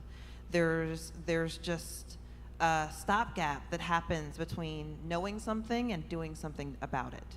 And I think that's where there's opportunity for 2030 and beyond, particularly when it comes to leaders who are responsible for coaching, influencing, hiring, promoting those around them. Indeed, indeed. And Renita, I'm coming to you for this one because Wharton produces some of the best world-class leaders out there, and the legal profession and the legal industry is one that does not typically integrate any sort of formal business or management or leadership training into the curriculum. Can you talk about some of the things that Wharton is doing at the executive level and at the business level to help leaders think about inclusion and diversity that might be helpful to the legal profession? Yes. So forgive me because I am 4 weeks in, so I don't have the full curriculum to tell you all about today. You are forgiven. However, Absolutely forgiven. So I hope I get off the hook just a little bit for not knowing all of the various programs. However, what I can say is our executive education courses, to your point, a lot of the work that is happening at Wharton integrates DEI. And as you all may be aware, there is a new DEI major that recently was announced for the undergraduate student population as well as the MBA student population. But in our executive education classes, they actually recently had a cohort based program where they specifically had courses for chief diversity officers. And so there are so many different faculty members that are doing work around diversity and inclusion. And so part of my position is also sort of saying, you know, coordinating and amplifying that work that is actually currently happening for the use of various schools and organizations to be able to tap into the knowledge base that exists at Wharton. Also, we recently launched the CEO initiative, which is the Council for Equity and Opportunity. And this particular sort of, you know, institute, if you will, for lack of a better word, is the gathering of all of the research, and it is going to be built out to be a space for corporations and organizations to come and receive training and gather information on a lot of the work around DEI that Wharton has to offer. So I will say right now, there is a lot that is happening that we are just coordinating and bringing together to sort of say to, you know, folks that are interested, like, these are all of the opportunities available to you. And then we actually hope to continue to build on those efforts and sort of work on the pipeline of leaders that are moving into positions to be able to create more research, to create more resources around the DEI space. Thank you. And if you hadn't said anything, I would have thought you were at Wharton for a while, so no worries. I'll be better next time. Better next time. So we've been doing a lot of talking, and this question is actually for all three of you, so think about this one. But we've been doing a lot of talking, and talking is really, really good, right? Because you have to have the conversations. You have to bring people to the table. You need to talk about what the data is telling you. You have to talk about the experiences of junior attorneys and non-junior attorneys, senior attorneys, and partners. You've got to talk about all of that to start to make change and figure out where you need to do the work, right? But what happens after the talking? How do you move beyond just having really good conversations, identifying problem areas, and moving into the action piece? Carla, you mentioned that, you know, behavior change is really hard to come by. But that's the shift that actually gets things to change and be different and to make progress. We've got to get to the action. So what types of actions of structural, systemic change have you all seen work or that you recommend working? Please let me go first. All right, you like got you were it. asking the question, I was like, oh, I'm so excited. Yeah. So I think where we're at right now is an opportunity to create more accountability. I think that accountability is driven by the data that we collect, the ways in which we're collecting it, and how that informs our policy and procedure. I think legislative bodies across so many different facets of work are sort of pushing down these policies around making sure you're more transparent in your representation. I think that's going to continue, but in order for that to continue to cascade down, we need reputable data that we're currently not collecting. So for example, we do engagement surveys. We do customer surveys. We talk about the constituent experience. We do all of these things, and they're sort of a de facto system. What we don't tend to do is ask individual members of an organization how they are experiencing the workplace explicitly. We don't create safety for them to do that, and if we don't create safety for them to do that, we can say that we don't know. So once the question is asked, once the data is collected, that's where there's the opportunity for accountability to do something different. I'd say in some cases, the policy is broad enough and wide enough and emergent enough that we're getting away with not having accountability, and that's going to continue to be an issue unless we embrace more data-informed processes. And if I could just jump right, I'm sorry, just jump right onto that. And once we gather that data, we have to report on it. Oh my goodness, yes. We have I mean, you know, the legal industry is inundated with surveys and all these sort of metrics that people are asked to gather. And then so often we have really great surveys that are designed in a way that should really help, and then we don't do anything with them. And it's so important to actually communicate internally, if it's with an organization or throughout the legal industry as a whole, what we're finding, especially because we don't have any sort of standardized way to gather these pieces of information. So industry-wide, it's so hard to understand where one firm stands respective to another, or where one firm stands in comparison to the industry as a whole. And so if we start being more open with the data that we're collecting and reporting on it, it will really help law as a whole improve in that regard. Sorry, go ahead. No, I wanted to sort of, after you collect the data, so two things from my perspective and the work that I do is, you know, Carla mentioned it, is the inclusion piece. Like, take care of your people, the people that are working hard for you, the people that are committed to your mission and your values. Like, take care of those people, because the second thing that I'm going to add is create pipelines for growth, for promotion, for just an entering into the profession. Where does the beginning of that pipeline start for you in the industry and the company or the organization that you are in?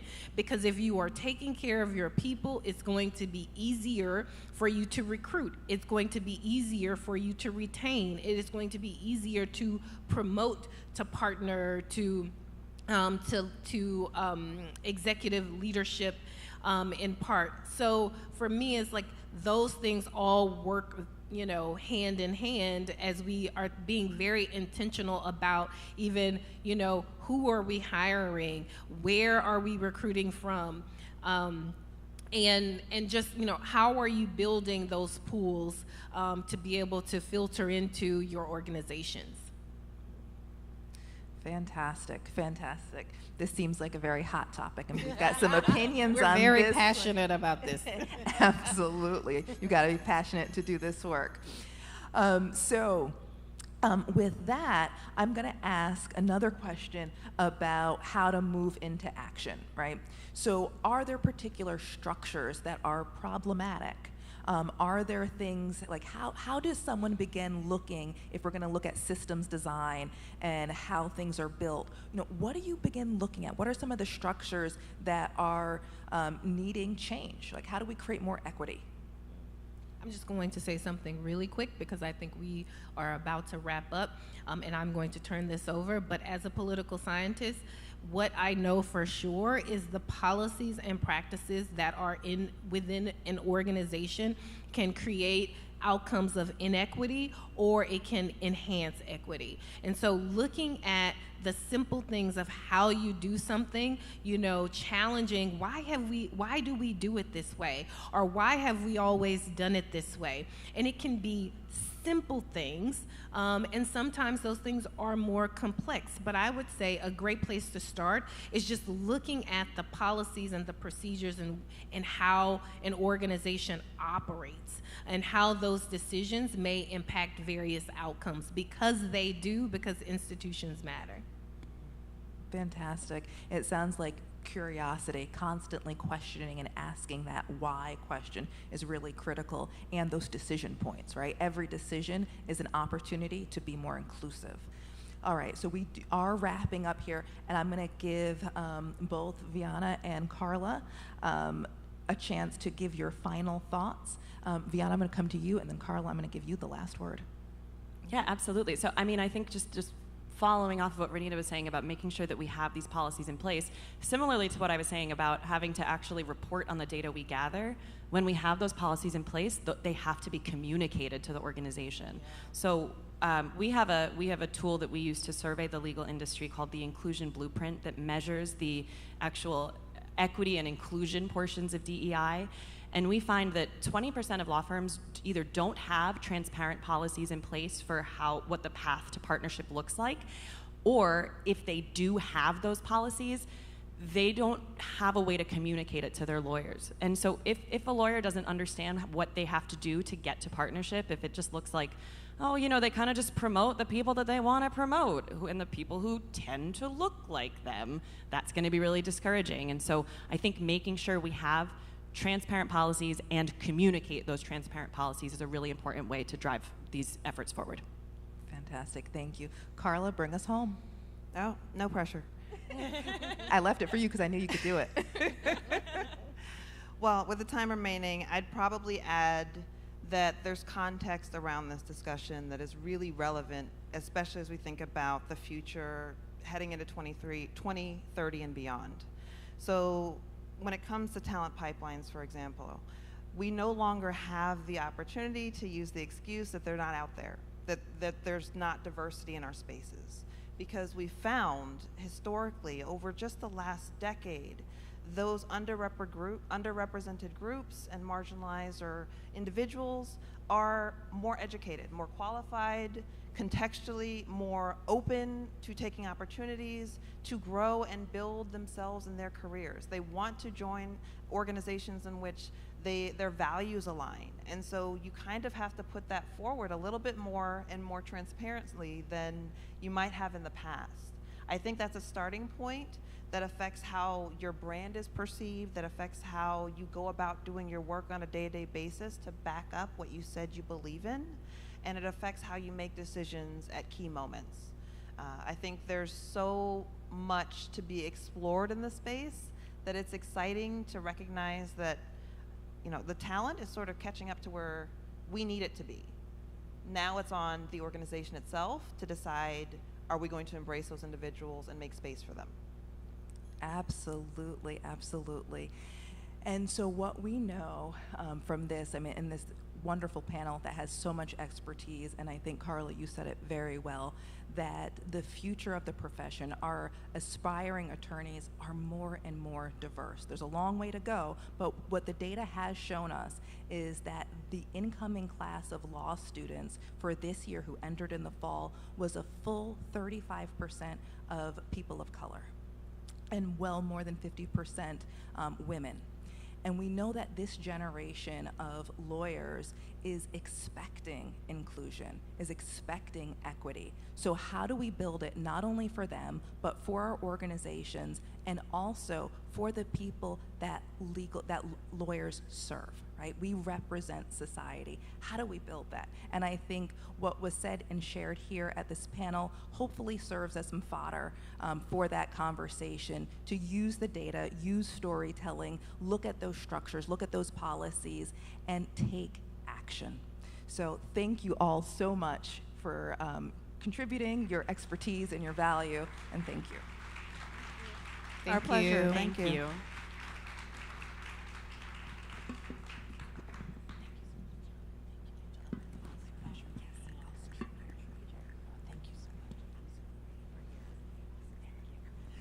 Thank you so much for this fantastic panel, Renita, Carla, Viana, and Angela.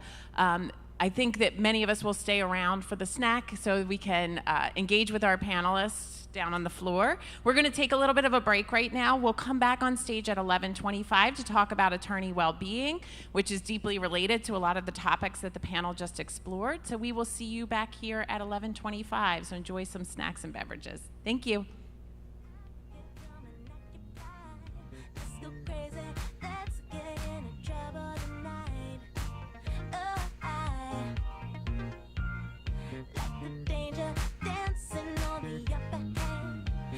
Strangers jumping over where I land. If you're ready, I'm gonna show you something tonight.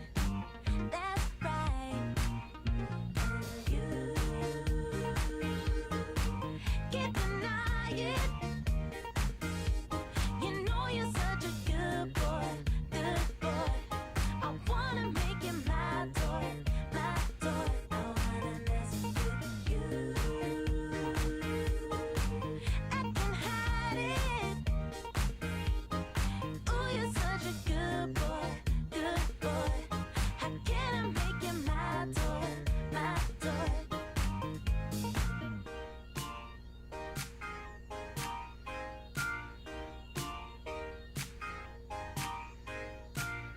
Baby, baby, I can feel you apprehend. You ain't waited for that you can play pretend. Fake it till you make it, then we'll do it again. Amen. Break the rules, let's do something we never do. Innovation's only thing we're gonna lose. You might like it, baby, if you give it a try.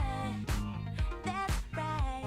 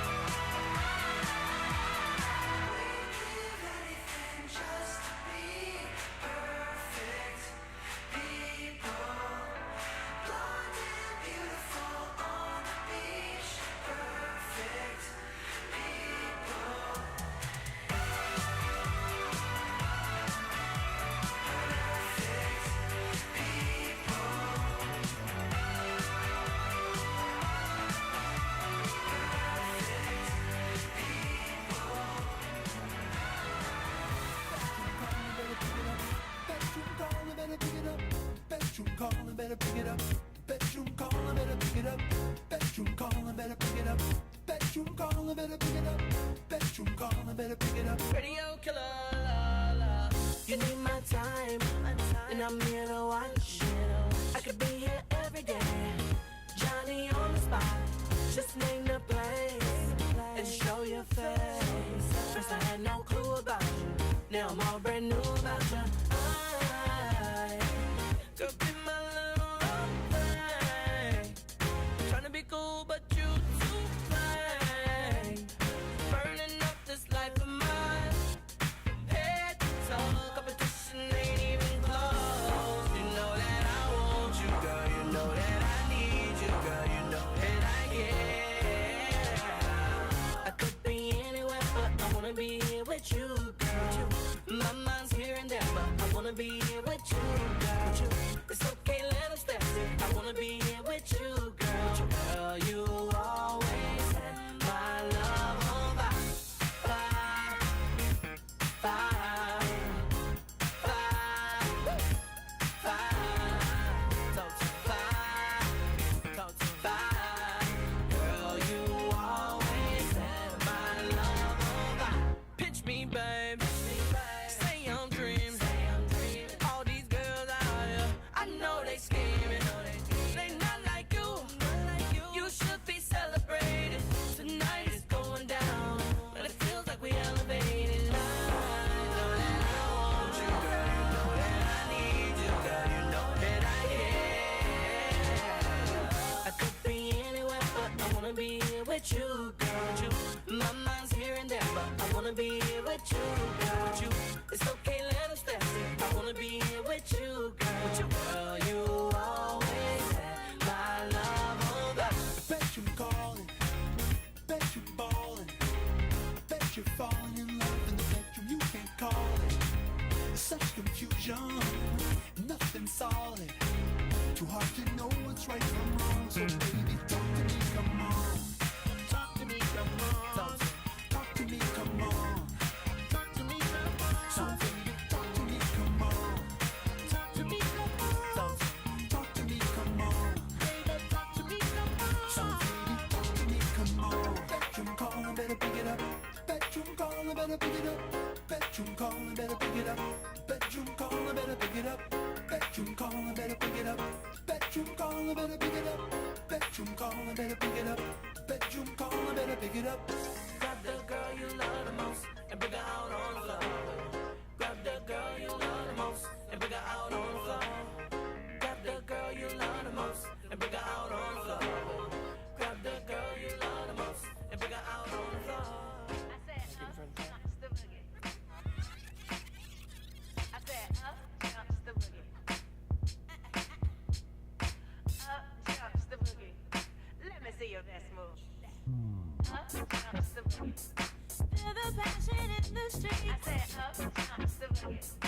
Feel the people's energy. I said up jumps the boogie. That is all I ever need.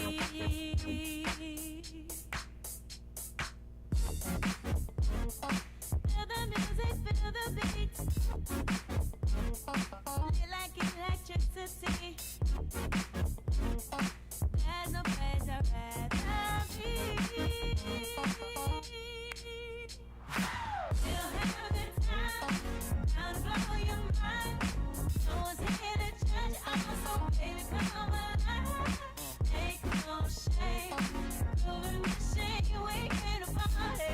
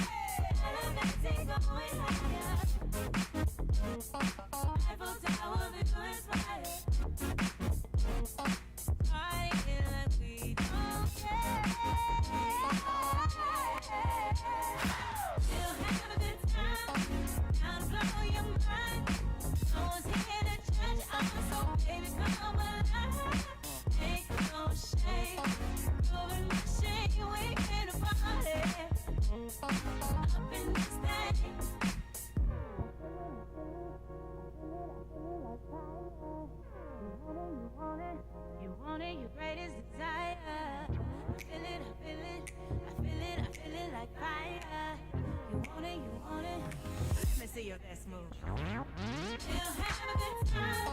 Just blow your mind. No one's here to judge you. So baby, go without. Ain't no shame. Proving my shame. We ain't a party. Up in this thing. Ain't no shame. Proving my shame. We ain't a party. Ain't no shame. Proving my shame. We ain't a party.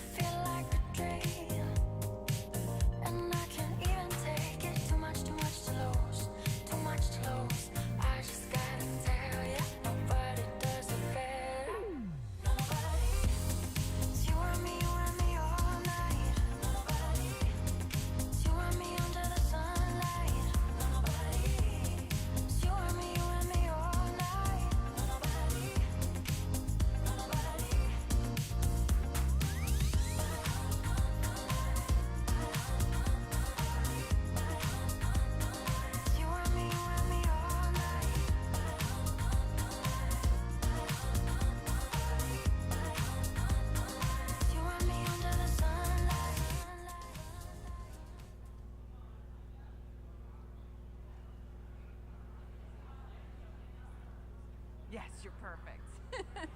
I love your outfit. Pictures? Yeah, absolutely. Yeah, for sure. Hello, everybody. We are going to get started with our final panel discussion of the morning about sustaining and growing the health and well-being movement for lawyers. This is deeply related to our previous panel on making sure we're supporting our talent to retain that talent in our profession. We're going to be led today by our fantastic colleague, John Holloway, who is an Associate Dean at Penn Carey Law School and also serves in roles at the Applied Positive Psychology Center at Penn, has his master's in Applied Positive Psychology. He will be having a conversation with Shalini George, who's a law professor at Suffolk University Law School and focuses on mindfulness and well-being for law students. Anish Agarwal, who is from the Department of Emergency Medicine at Perelman, so he's going to talk a little bit about similarities with healthcare workers.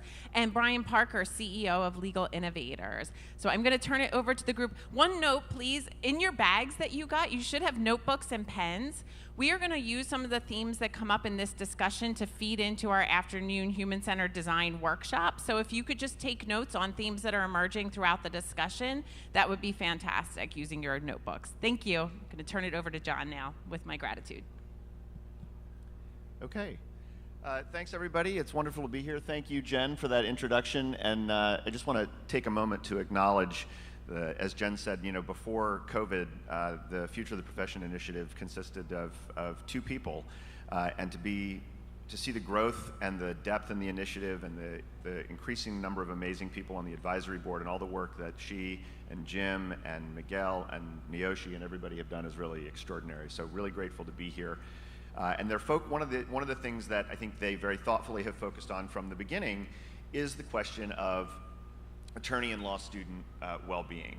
I'm not going to spend a lot of time on the statistics. We all know that it was a very difficult time to be a lawyer before COVID. That statistics on lawyers who were suffering from substance abuse, suicidal ideations, undue amounts of stress, anxiety, symptoms of depression. All of those were rampant. 2018 Harvard Business School or Harvard Business Review study described law as the loneliest profession And that was before COVID, when we all went into our homes and didn't talk to one another and did things through Zoom and Teams. We all know that the impact of COVID was especially hard on young attorneys who lacked the social networks necessary to get things through. And for any of you who have been first-year lawyers, you can't go into Teams and ask dumb questions the way you can walk into a colleague's office and shut the door and say, hey, what's a motion? Right? And so there have been real challenges in the field then created by COVID.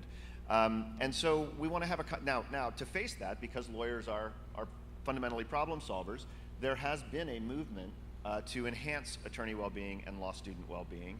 And so what we want to talk about is kind of where that is now, where that can go, and how we can create healthier learning and practice environments for our students and for our attorneys. And so we've got a wonderful panel here to have that conversation. What we'll do is we're going to go till about 12:15. We'll probably go till about 12:05 or so, and then open it up for questions. And the one thing I would ask is, for those of you who have questions, if you could use the microphone here to come ask your question, because there are a lot of people streaming and watching on Zoom, and we want them to be able to hear your question as well. So, Shalini, why don't I turn it to you? A couple years ago, the then National Task Force on Attorney Wellbeing, now Institute for Wellbeing in the Law, issued a national call for attorney well-being that blended sort of clinical psychology concepts and positive psychology concepts, and gave a call out to law schools to adhere to a pledge. Suffolk has been one of the leaders of that. Maybe you could talk about where those initiatives stand and what you see about the responsibility that law schools have to be training the lawyers of the future in these regards. Sure. So thank you. It's great to be up on stage with everyone here, and I look forward to learning from my co-panelists. And hello, everybody. Thanks for being here and listening. So yeah, a lot of law schools have signed the pledge. I don't know that a lot of law schools are doing very much about the pledge. John rightfully pointed out the ABA National Task Force on Lawyer Wellbeing and its report that it issued. There's another thing, though, that's happened recently, and that's that the ABA has passed the Professional Identity Formation Standard 303B3 and 303C, which calls for law schools to teach students about forming their professional identities. And they say that that should include an intentional exploration of the guiding principles and well-being practices necessary for lawyers to succeed, and that we should be teaching our students about cultural competency, bias, and anti-racism. So the ABA is not usually ahead of the times. So if the ABA is now instructing law schools to do this, it's about time that law schools understood that they really do need to do this. So there are a lot of law schools right now, I would say probably at this moment, and if I weren't here today, I would be working on this at Suffolk right now as well, trying to meet those new ABA standards. Because in fact, the ABA has told us we need to do this by this year and have these practices in place for the beginning of the school year next year. So that has lit a fire for a lot of law schools in trying to figure out how they can satisfy this ABA requirement, in addition to having signed the pledge. Well-being in Law Week, Mental Health Day. In October, there was a Mental Health Day for law schools. I mean, there are various entities and organizations really working on this, and it's all sort of coming to a head right now. What it means at Suffolk is that I am teaching a pilot course that I started last year. It's a 1-credit pass, no pass class. It's called Preparing for Professional Success. And in that class, I've been working with my students on all of the things that law school does not typically talk about. So we were talking before we came out on stage about how when I went to law school many, many years ago, I don't think anybody ever asked me one thing about myself during my first year. Any professor asked me any personal thing or had any personal conversation in a class the entire first year of law school. And we expected that students could just sit in the classroom and just be a student. That's all we cared about. That's all my professors cared about, right, is that what was my ability to perform well on exams. So I'm trying to change that in my course and create a space where I can recognize that everything that happens in our students' lives outside of the classroom directly impacts their ability to do well in the classroom. So that might necessarily include diversity, equity, inclusion, and belonging, as we just heard about earlier. It also means for first-gen students, for example, teaching them about the hidden curriculum, teaching them about words, phrases, terms that we throw around when we have knowledge about the law, but that can feel exclusionary to students who don't have that exposure already. So I work with them in this class on concepts of mental health well-being, physical well-being, cultural competency, lawyer competencies in general, and just who they are. It's a chance for them to leave the typical 1L curriculum behind. They're not in competition with one another. There's no curve in this class. And so it's an opportunity to talk about positive psychology. I have a class devoted to that in January after students get their grades, so they have a place to process negative feedback. So it's initiatives like that. Suffolk is not alone. There are a lot of law schools, I think, thinking about such a course or something along those lines. And so hopefully that is one way in which we can start to help students develop the habits and skills that they will need upon practice. So it's very naive. This is what I have to tell my faculty. We say that we prepare students for practice. It's very naive of us as educators to think that miraculously upon graduation, students will have the skills that they need in order to not only survive but thrive in the practice of law. That's awesome, thank you.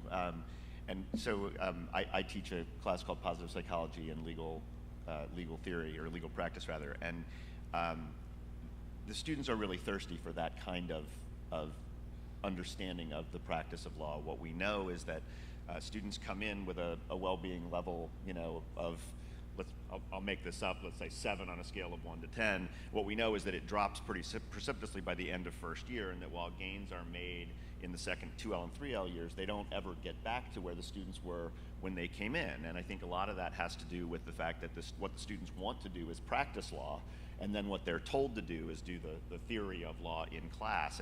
And so giving them that broader, more holistic expectation of what the practice of law is going to be like and arming them to deal with it is I think, really important. Then we send them to a firm. And we send them to a firm, as Shalini just said, that isn't necessarily populated with people who knew that well-being was even a thing when they came out of law school and started their practice of law. So Brian, when you go to firms, how do you have those conversations, and how do you help create an atmosphere that can handle the expectations of the students that Shalini and I are sending their way? Yeah, thank you, John. And good morning. All right, try one more time. Good morning. You guys awake out there? All right, that's good. Quick show of hands. How many people have walked around today versus just sitting in their seats? All right, so I think that's great, right? Different conference. I want to applaud the organizers, right? Because what we're going to talk about up here is design, right? And this conference looks different. It feels different. And I think that's the way that we've got to approach what we're talking about today. When we think about in our business, and we have innovated the way new lawyers are coming into the profession, how they're mentored, how they're trained, helping firms retain them longer. And our clients are the big law firms and corporate legal departments. Our profession, which we call big law, was designed a long time ago. And it was designed for an audience that wasn't very diverse. It was designed for a different time. And so when we think about the things that are going on in law now, I think we've got to approach it with a new mindset. We know that we are coming into a profession that is very stressful, right? And the old ways of dealing with things, maybe where you had a bar cart in your office a long time ago, and if you felt stressed, you had a bourbon at lunch or whatever it was. And I remember when I started, it was literally my first week, this was a long time ago, at the law firm as a young associate. And I went up and I wanted to have a drink and socialize with my colleagues. And I said, I'm going to have, I asked for a screwdriver, right? So vodka and orange juice. And I took a sip of this, and it literally almost burned my mouth, and like put the glass down. I said, did you run out of orange juice? And the bartender told me that if we don't make the drink strong enough where the partners can taste it, they don't think we're putting enough in there. And so my point is, when we, and I like the points that were made, when we're not teaching our young lawyers good habits at an early age, and we bring them into a stressful profession, and one of the solves is alcohol or lots of other dangerous things, there is no wonder that we have some of the issues that we have in our profession. So what we try to think about is, how can that environment look differently, right? How can we change the expectations, how you deal with stress and that sort of thing? So first of all the activities don't need to be centered around alcohol. Do some sports type things, some trivia things. How does the office look? Is it designed, and are people encouraged to get up and walk around? Do you have the option of the standing desk that you can raise up and down? Are you reminding people to remember to be mindful so they get up and they stretch themselves, they play on teams and that sort of thing? I'll just touch bases on two things really quickly that we've done. The first is performance coaching. I played baseball in college, and I had a sports psychologist, right? And basically what the person was able to do with me was to calm the stress out there on the mound, be in control of emotions and that sort of thing. And I thought about that, and I said, well, why don't we do that here at Legal Innovators as we prepare to send people off? So we've got a coach that has a background in psychology, like some of our other colleagues up here, was also a former big firm lawyer, and he will speak to some things like imposter syndrome. How do you build up your confidence?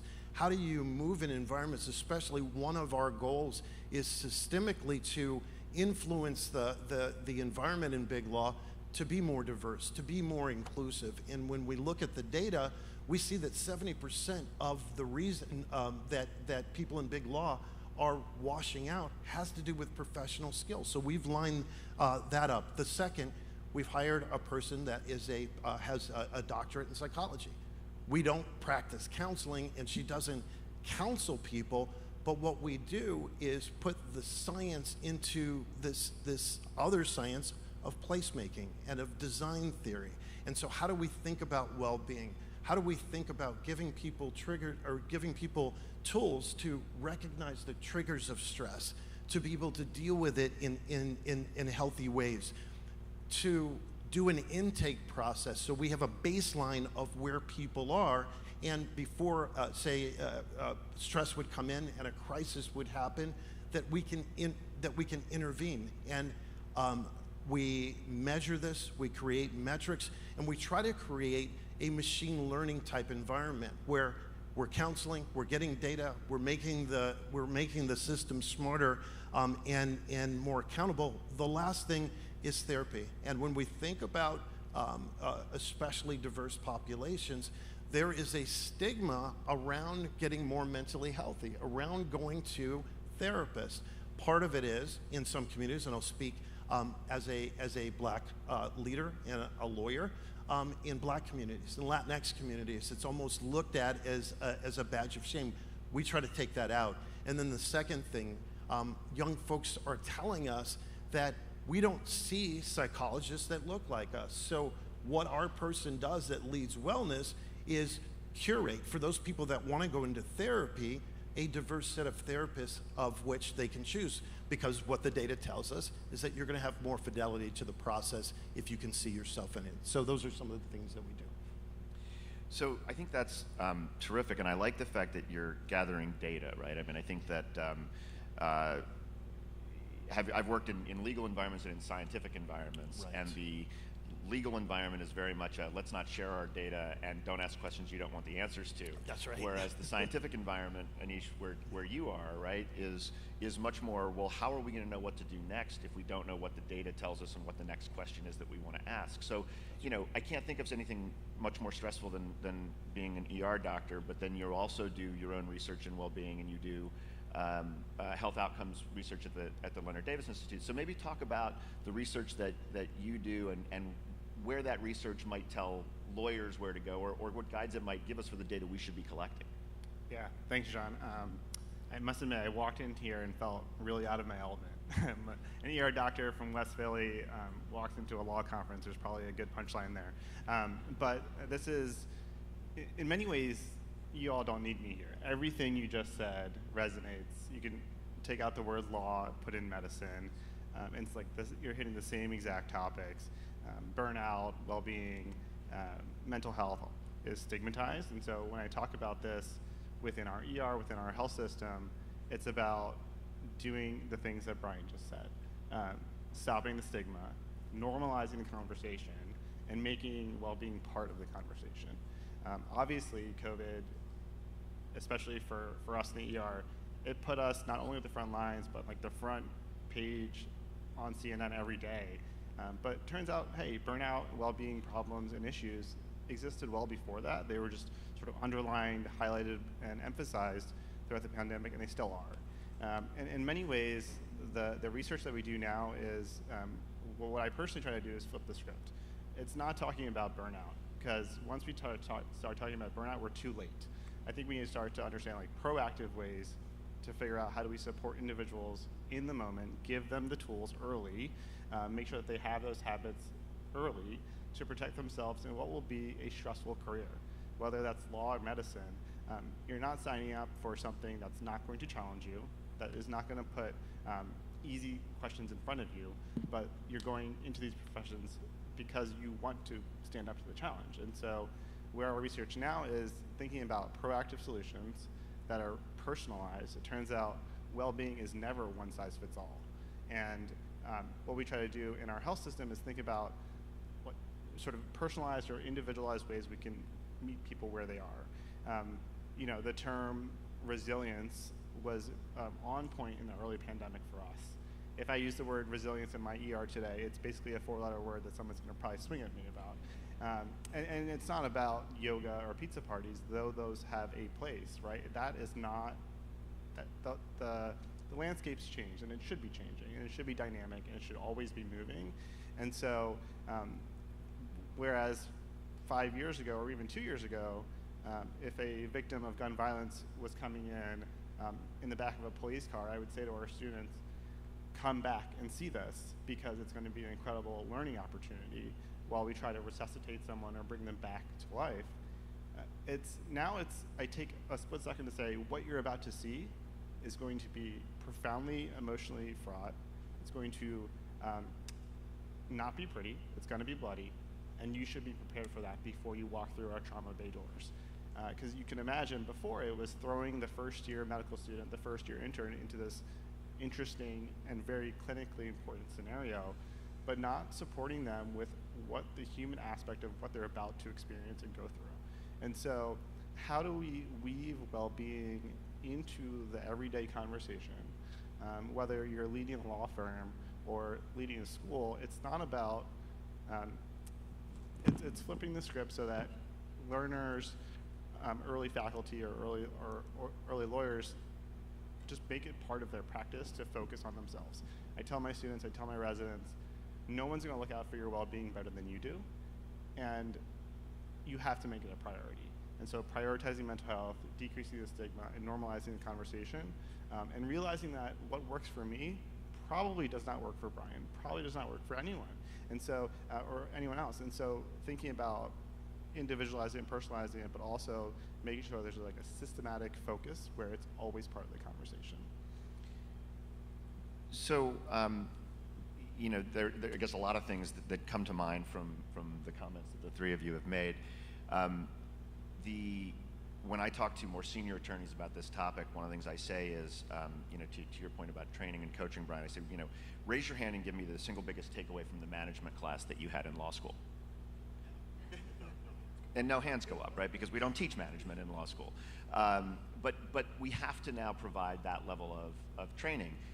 The other thing that kind of comes to mind is this idea of the sort of the enterprises, whether you're a hospital or a firm or a law school, the enterprise's responsibility to make well-being like fluoride in the drinking water, which is not to separate the individual's obligation to say, as you said, to sort of advocate for themselves. So let me ask that kind of question to the three of you, and anybody can jump in and answer. We'll get a sort of a big conversation going. But My wife is the chair of her law firm, and she's fond of saying there's no such thing as work-life balance. There's only life. And the conversation is where work intersects with life and how you choose to do that. I think there's a corollary to that, which is that work and life are semi-permeable membranes. And things that happen to you in life can't help but impact your ability to do the job, right?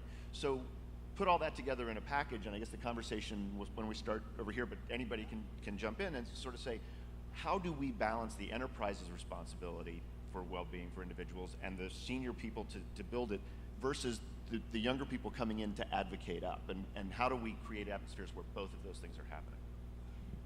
Conferences like this.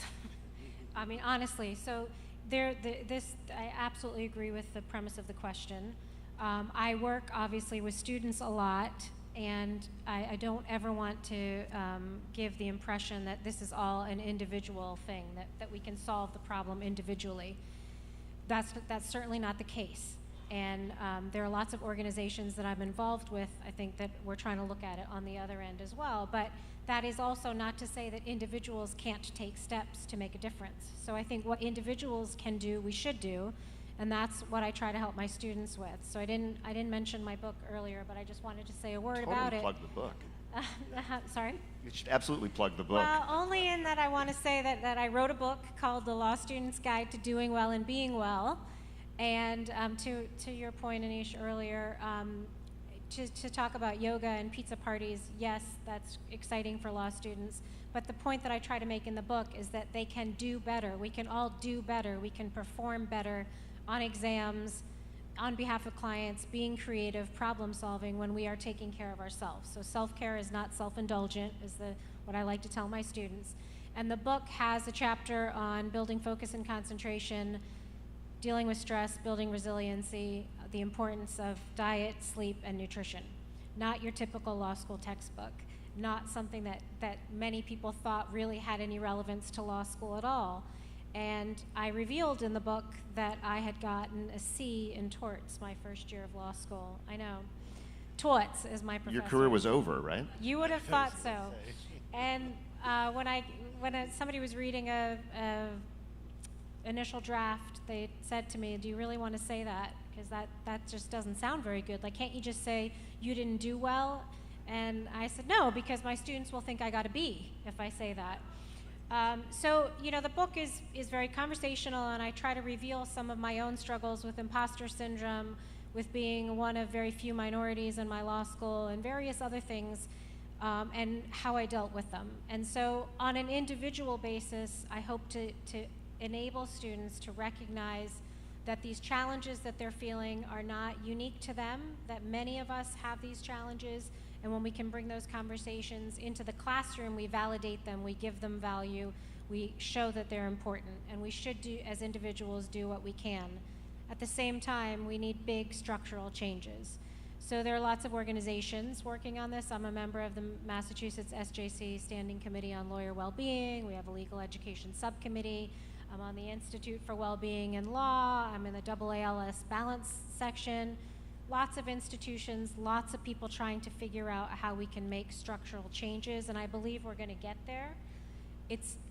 We just all have to keep pushing the message. I do think our students will drive some of it, and that now firms are having to say, please come work for us, because here's how we will look after your well-being. I question whether some of their well-being practices are actually really working or not, and I'd like to help them with some of that, but I think it has to be on both sides. And I don't even know if I answered your question, but that's what I wanted to say.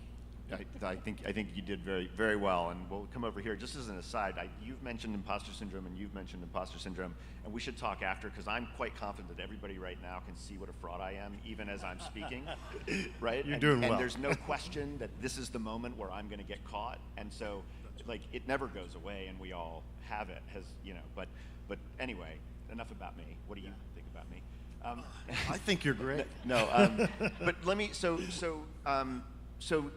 then in the professional atmospheres that we're sending people into, you guys pick up on that question, we've got a lot of people that are working together to solve this problem, but we also have a problem of, in much the same way that I think the prior conversation about DEI was, we might have people who embrace DEI policies but then do so poorly, and we're learning more about the space and it's evolving. So how do we live up to our end of the bargain?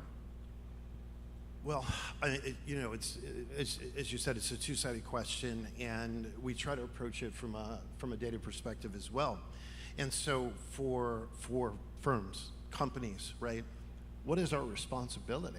And I think our responsibility, the old way of I think a law firm looking at its employees was, how many billable hours are you going to put up, right? Because billable hours times some sort of average billing rate equals the revenue that we're going to get for the year. Yay, we make a lot of money.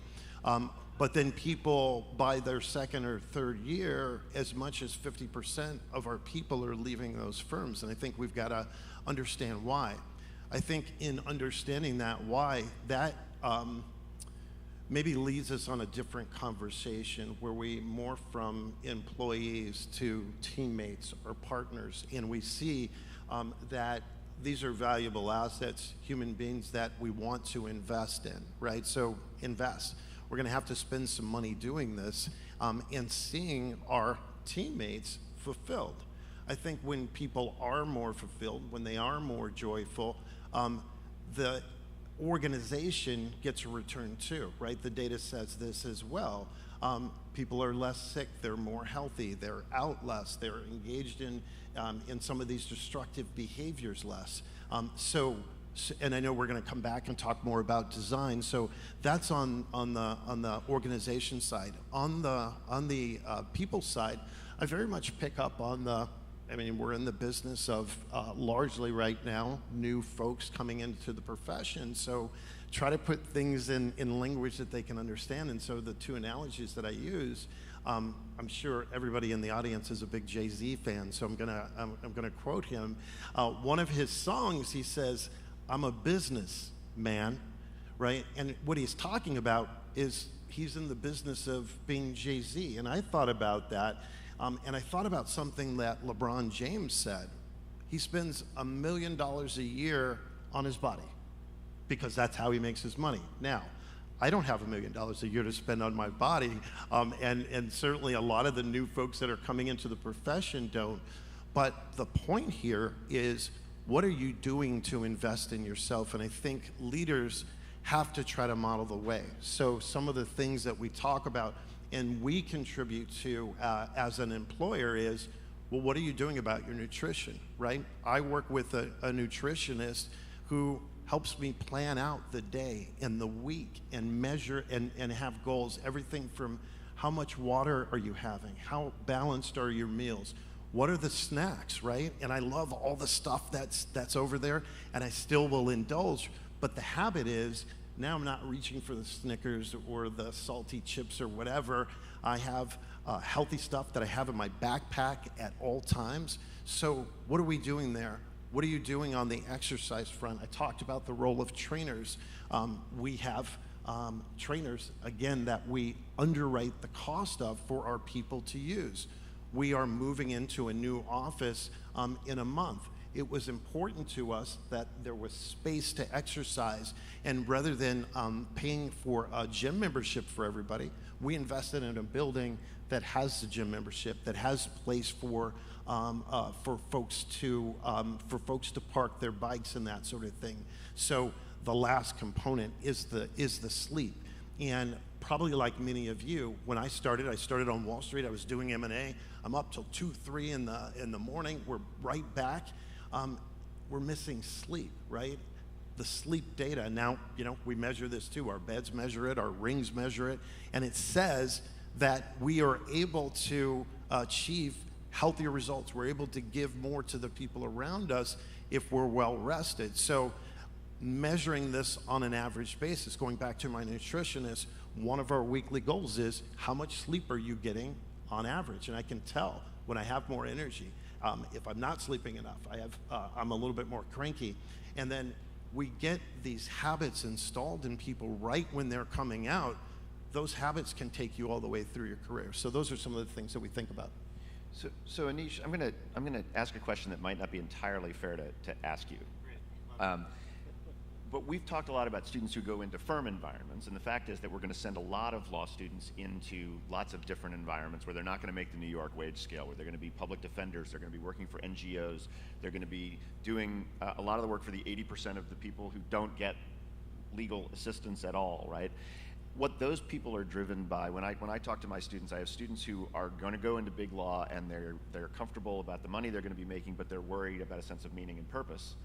And then I have students who are going into the public interest and they absolutely have just meaning oozing out of their pores, but they are a little concerned about other aspects of well-being, like financial well-being. The reason that this is, kind of a curveball is that you strike me as being in an industry where meaning is really driving a lot of things, maybe to the detriment of some of your people. And I'm curious about how, your institution and you are responding to that, if there's anything we can take from that for that segment of our law student population. Yeah, totally. A little bit of a curveball, but I love it. I would say just a few things building on what y'all are saying.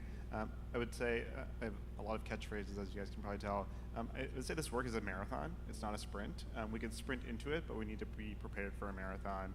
I also say these movements must be supported by the top down, but really driven from the bottom up, in that there needs to be sort of a two-way street in communication. To many of your points, and to realize that leaders probably this is not their strongest skill set, and identify, if they can identify those blind spots and bring in people to lead well-being efforts at the leadership level is key. Now, going back to your question, John, about fulfillment, right, is what I heard, and meaning, that is the name of the game in medicine for many of us, but it's also our Achilles heel. In that it's very easy for me to stay hours after an ER shift to make sure that my colleagues aren't swamped, or to have a tough conversation with the family, or to finish my notes, like to do the things that will help my patients and their families, and honestly my colleagues next to me. And what this comes back to is maybe where you started with this idea of like work-life integration, balance, whatever term you want to use. I think what we need to do is really, to use a bad analogy, to rest and recover. So if you imagine like a power drill, right? If we use it day in and day out, but we don't charge it at the end of the day, eventually that battery is going to run out and it's going to drive. And I think that there's like a meaningfulness fulfillment battery in our armamentarium. So we need to create the spaces for individuals to rest, recover, recharge, so that they can come back to work and be their best selves. In some ways, and this might be a punchy topic, but like burnout is kind of maybe a little bit contagious, right? And so if you're in a negative culture, that's going to probably lead to burnout faster. At least we see that in healthcare all the time. And so creating spaces where the culture is to protect each other, to sustain each other through fulfillment, that's how we're going to get through this. And that's how the arc of my career is not about how much money I make. It's about the people I connect with, the patients I serve, and the community that I serve. And that's why I show up to work every day. If I feel like a cog in the wheel, if I feel like another warm body there to, swab patients and treat their asthma, I'm going to not sustain myself at all. But if I have a longer arc of meaningfulness in what I do, and I have the space to do that at work, that's where probably my bosses will actually see me being the most productive. And so from a leader's perspective, I think there's an ROI there. We see this in the healthcare data all the time. Burnt out physicians make more errors, they cost more, and they provide worse care. And so the analogy is probably true in law as well. And so I think it's about the arc, it's about the long game, and realizing this is the marathon, and really helping individuals understand this is not about the day-to-day work, it's about their purpose, what keeps them there at work, and what keeps them coming back. This concept about coaching is incredible, right? I wish I had a physician coach who said, let's pull your head out of the weeds of the ER and think about where you're gonna be 5 years, 10 years from now. And the other thing that we're doing more and more of now is peer-to-peer mentoring, which brings us back to the purpose and meaning for why we went into these careers and gets us out of the everyday weeds of, the hospital logistics. John, can I say a couple things? Please. So just talking about structures and design, I think law schools have some issues. So a couple of the things that I've been really thinking about and trying to move forward are things like class ranks, curves, and the things that are always pitting our students against each other. I don't know that they all need to exist in the same way. Now, I'm not saying throw grades out the window and everybody gets an A, but at Suffolk, for example, we rank all of our students. So does the bottom half of the class really need to know, that they're in the bottom of the class? Sectioning in first years where, the students only get to be with this one section of students and they don't get to build community outside of that. So thinking about some of those things on a structural basis as well, I think would be really helpful to students starting to understand and have a better way of coping with well-being from the beginning. Just wanted to bring up a few more law school related things. So we have about 10 minutes or so left. If there are questions for any of you in the audience, would love to hear from you. Feel free to come up and hit us with the microphone. Not literally.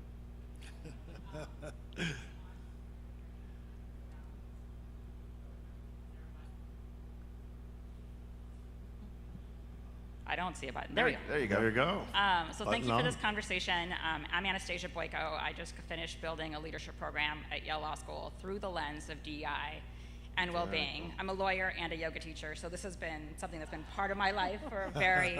You definitely do not have imposter syndrome in this moment. I have lots of imposter syndrome. We don't have to get into that. But, right. And so when I came back to the law school, I was asking this question, like, how do we actually effectuate structural change through these lenses and what's broken?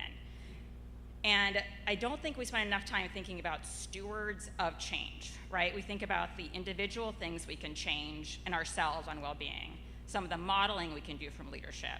But the question in the back of my mind is always, who are going to be the stewards of change in a law firm setting, in a government like legal setting, or in a law school setting, who are empathetically holding space and creating context for students?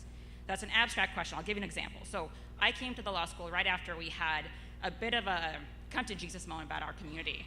And there were a lot of tensions happening, and the students talked about how well-being was a piece of it, how elitism was a piece of it, like all of these issues that were coming through. And I started asking individuals who are in leadership in the community, how do we solve this, right? How do we solve this well-being problem? And the answer seemed to be, it's over there, right? It's with the students. They need to solve it over there. And it came back to my yoga teaching around who holds the container for change and for well-being. And I do wonder, how do we get our stakeholders, how do we get faculty day to day to communicate the importance of well-being, of community, of taking care of each other, of the values that we hold and perpetuate? How do we get them to be bought into this? And how do we get partners to be bought into this? Not just people who are naturally inclined toward it or desperate associates, right? But how do we get the change makers to really continue to hold that container for change?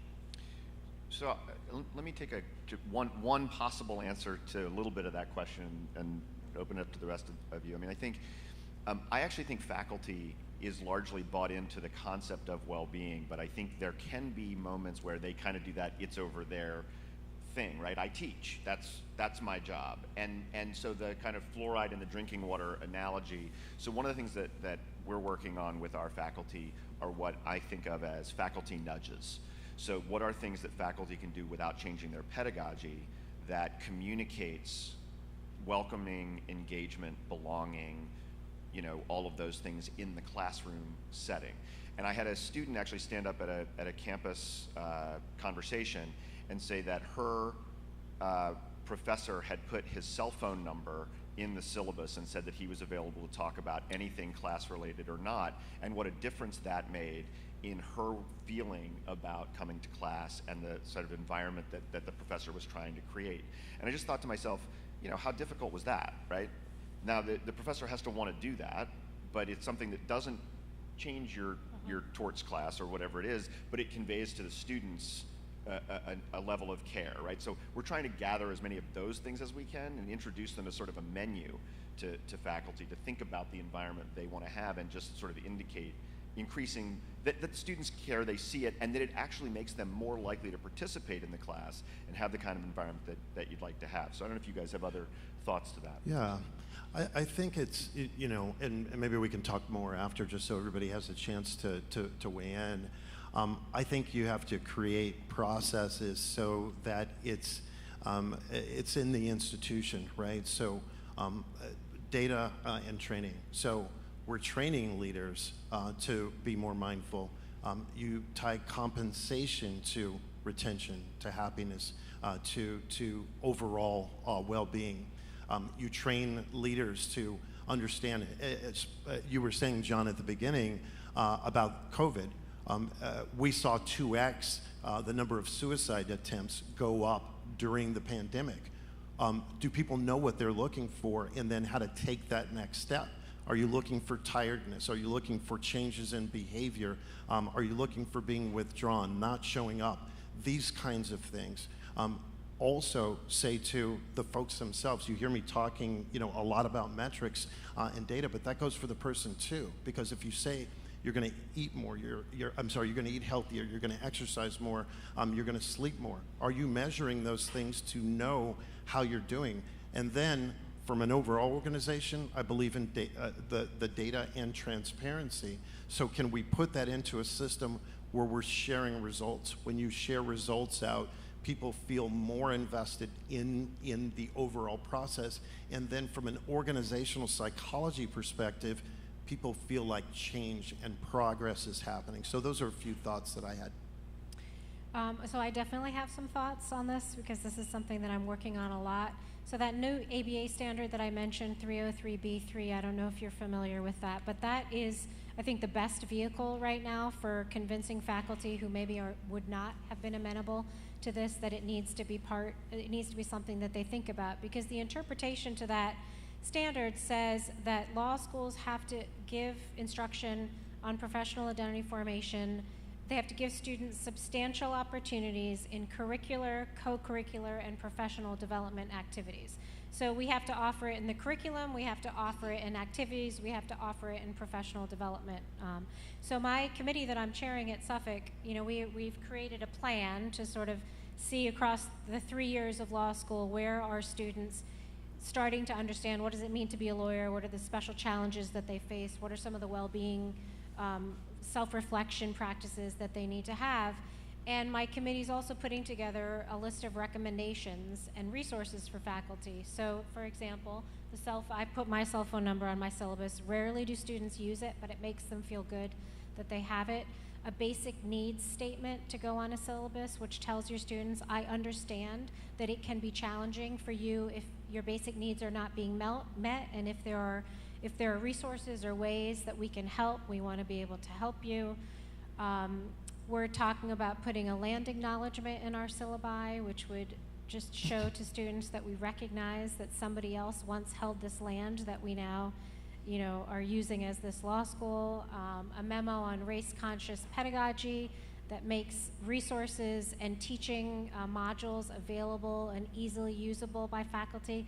So a lot of times people, they want to do something, but we're all overburdened, and how are we going to find the time to create these new resources? So if you have any group in your law school that could be working on pulling these things together to make them easily available. So I went to a fabulous workshop in Minneapolis earlier this year, and I came back with just some great resources that I'm going to try to put together and say, here faculty, click this link, and you will have the Korematsu case and these 5 activities that you can use in your con law class, in your property class, to bring the law alive in a way that helps students understand the meaning, that helps them understand the challenges that the lawyers in those cases may have faced, and it's not just the black and white, case law that they're used to reading. So I think there are lots of ways that we can make the information available and usable. Will we reach every faculty member and convince every faculty member? No. Somebody told me recently, if you think I'm doing yoga in my class, you're sadly mistaken. I was like, I'm not doing yoga in my class either, but I'm talking about yoga in my class.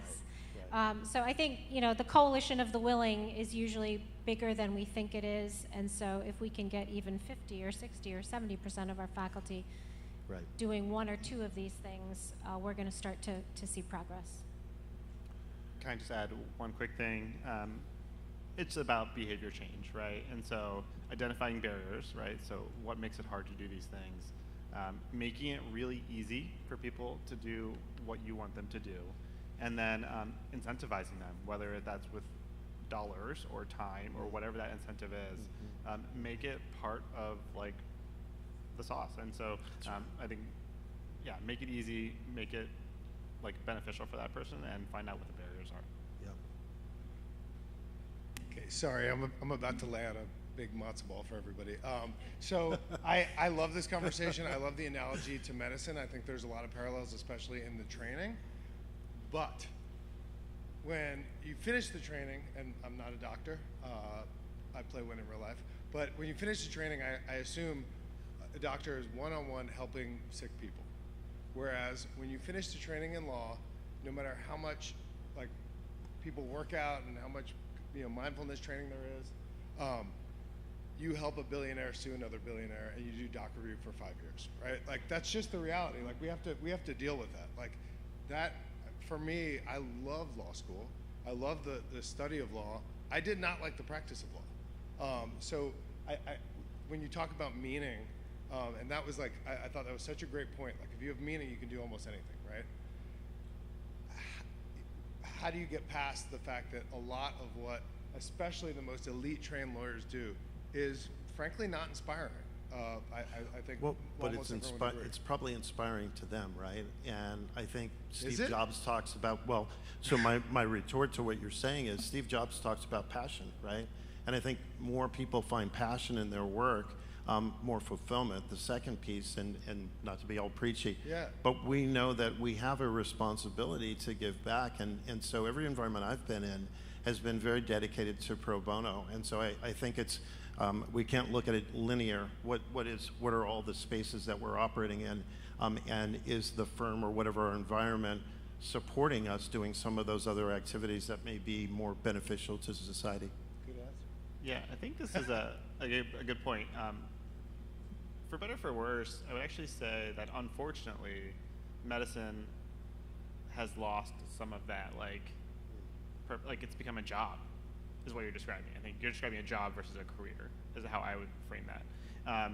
And that's tough. I mean, I think it's like, how do you like spark joy? How do you find the moments that get you up in the morning?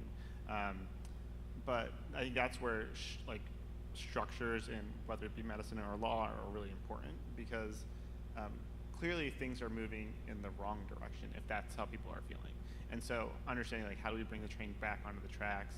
In medicine, it's we need to like get people away from screens and talking to people again. If I spend 80% of my time at a computer screen while I'm working, that's probably going to make my day-to-day feel like a job and not a career, right? If I can actually like sit down and talk to a patient and get to know them, that's where we need to like lean into. We need to lean like let's remove the sludge and the task things and find and sort of shift the conversation more into what keeps you here and what keeps you from like not going somewhere else, right? And so those are two different things. Yeah, so we're out of time, but I will just, with 30 seconds between you and lunch, say one of the things that we talk about in our class is the importance of your individual narrative and the techniques that one might use for developing that narrative. And so it's not entirely surprising that we got that question from somebody who left big law and then left another big firm in each time to start a smaller, more creative thing and do that, right? Because that's your narrative. There are certainly a lot of my students who worry that that will be their narrative in big law, and when I think one of the reasons well-being is low at the end of first year is people feel like they're being pushed into these areas of the law, that the areas that are being valued and prized are not the areas of law that convince them to come to law school. So all of that, that pull is real and needs to be acknowledged, and I think what we need to do is give people the tools to ensure that the narrative that gets them on the direction they're going fits them, and it's not an externally motivated narrative. But that doesn't mean that there aren't people who have really rewarding, valuable careers in big law, just as they do in these other environments. It's just a question of whether it's their narrative or somebody else has written for them about what they think the definition of success is. So With that, let me thank these amazing panelists for sharing all their wisdom. Thank you for your participation, and let's go have some wonderful lunch.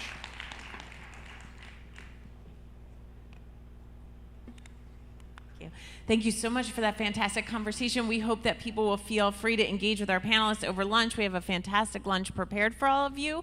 We will be back here at 1:15. We're going to take the themes that came out of this discussion and feed them into an interactive workshop on human-centered design that our colleagues from Weitzman and the School of Medicine will help lead us through. So we'll see you back here then. Thank you so much, everybody.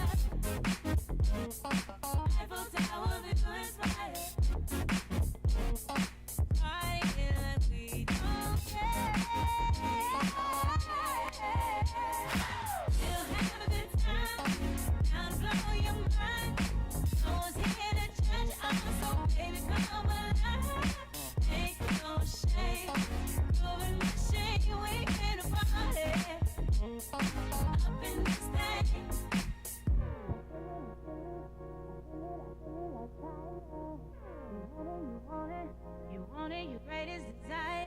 I feel it like fire. You want it, let me see your best move. We'll have a good time, don't blow your mind.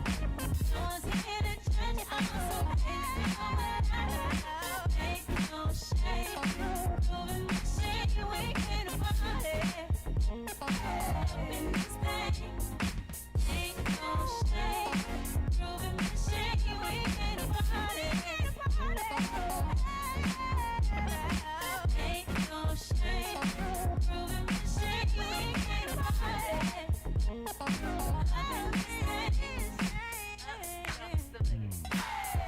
Come through. I said up, jump the boogie. Let me see your best move. I said up, jump the boogie. The boogie come through. Better pick it up. Bedroom calling, better pick it up. Bedroom calling, better pick it up. Bedroom calling, better pick it up. Bedroom calling, better pick it up. Bedroom calling, better pick it up. Bedroom calling, better pick it up. Radio killer, la la. You need my time, and I'm here to watch. I could be here every day. Johnny on the spot, just name the place and show your face. First I had no clue about you. Now I'm all brand new about you. I could be my little thing.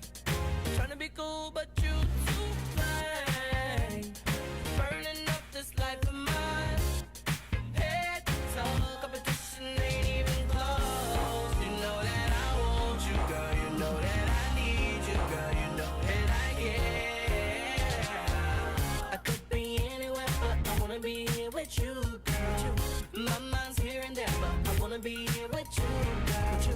It's okay, let us step. I wanna be here with you, girl. Girl, you always set my love on fire, fire, fire, fire, fire. Girl, you always set my love on fire. Pitch me, babe.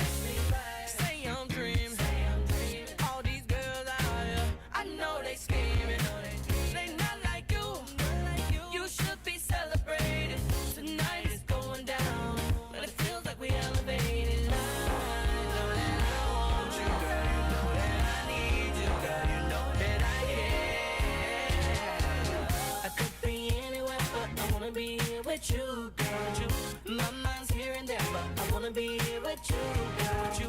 It's okay, let us dance. I wanna be here with you, girl. Girl, you always set my love on fire. Bet you're calling, bet you're balling, bet you're falling in love in the bedroom. You can't call it. Such confusion, nothing solid. Too hard to know what's right from wrong. So baby, talk to me, come on. Talk to me, come on. Talk to me, come on. Talk to me, come on. So baby, talk to me, come on. Talk to me, come on. Talk to me, come on. Baby, talk to me, come on. So baby, talk to me, come on. Bedroom calling, better pick it up. Bedroom calling, better pick it up. Bedroom calling, better pick it up. Bedroom calling, better pick it up. Bedroom calling, better pick it up. Bedroom calling, better pick it up. Bedroom calling, better pick it up. Bedroom calling, better pick it up. Grab the girl you love the most and bring her out on the floor. Grab the girl you love the most and bring her out on the floor. Grab the girl you love the most and bring her out on the floor. Grab the girl you love the most and bring her out on the floor. Get in front of the top.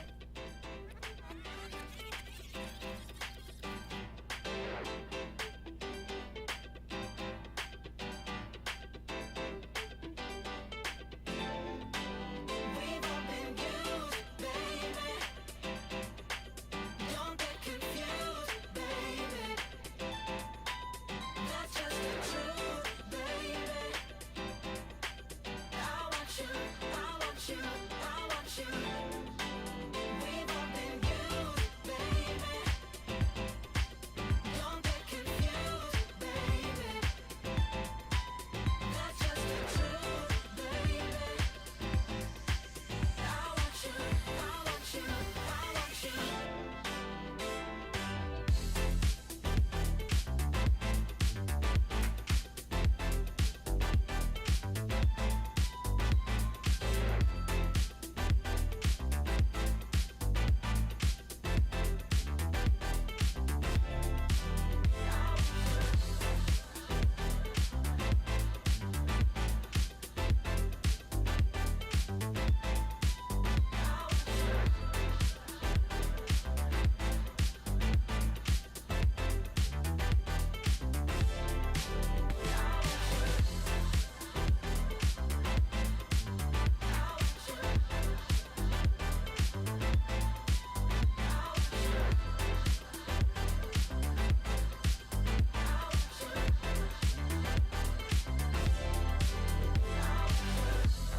Six in the morning, birds at the window, taste like candy, even in the afterglow. No one else but you can make me feel this way. Baby, no one's perfect, don't you ever change. The down on the pavement, searching for safety, but you're here beside me. I got my everything. Yeah, you got your scars, earned your purple heart. Why you acting crazy? You're a work of art.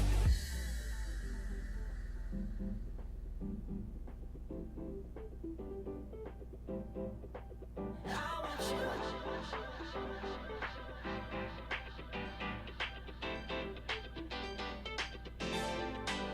We've all been used, baby. Don't get confused, baby. That's just the truth, baby. I want you, I want you, I want you. We've all been used, baby.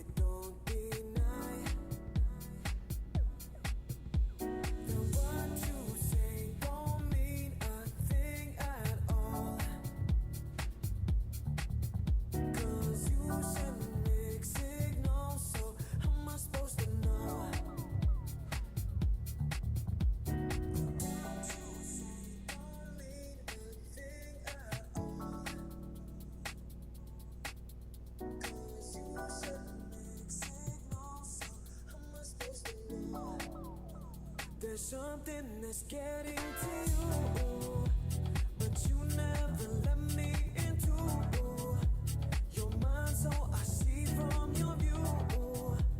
I'm trying my best to come through. There's something that's getting to you, but you never let me into your mind, so I see from your view. I'm trying my best to come through for you. Feels like I'm losing you. I'm breaking every rule to break free. I'm trying to keep my cool. There's only so much I can do to break free. Now what you say don't mean a thing at all, 'cause you send mixed signals, so how am I supposed to know? What you say don't mean a thing at all, 'cause you send mixed signals, so how am I supposed to know? There's something that's getting to you, but you never let me into your mind, so I see from your view. I'm trying my best to come through. There's something that's getting to you, but you never let me into your mind, so I see from your view. I'm trying my best to come through. There's something that's getting to you, but you never let me into your mind, so I see from your view. I'm trying my best to come through for you.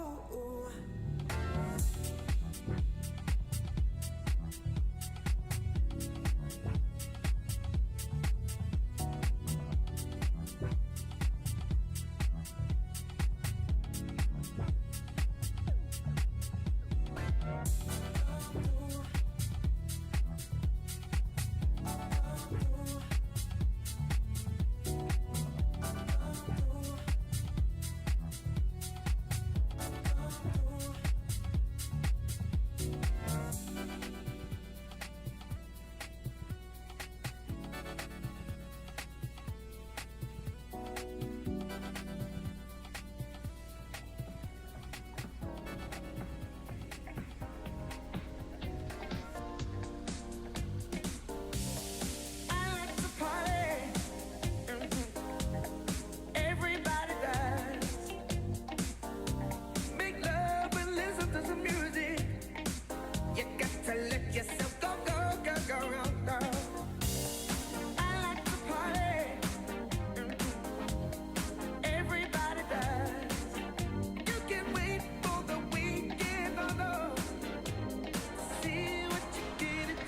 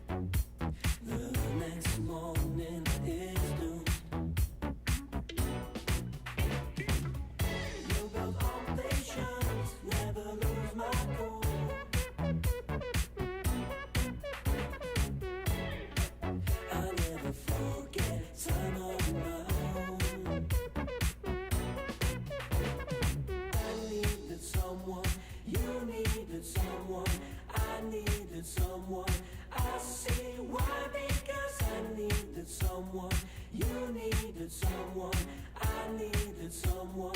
I see why. I'm something with this when I'm seeing you, because I don't feel good or well. Maybe this is just how I'm meant to feel. Put your hand in my pocket, keep it warmer. And you know that makes my heart explosive for you. You take me up high, never broke me down.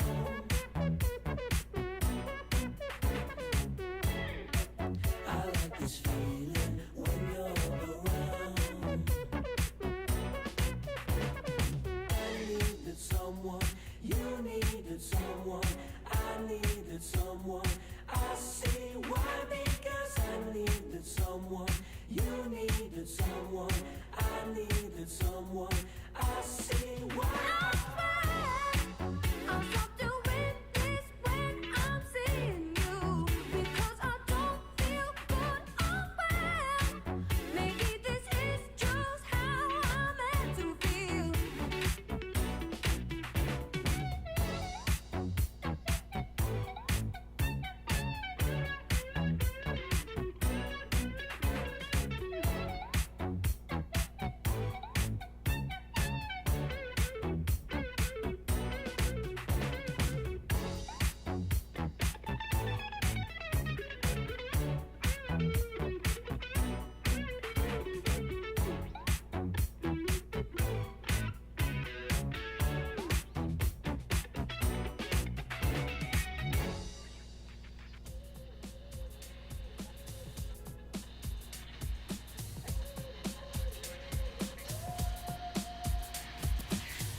Always lose you, get out of your head. I don't know what you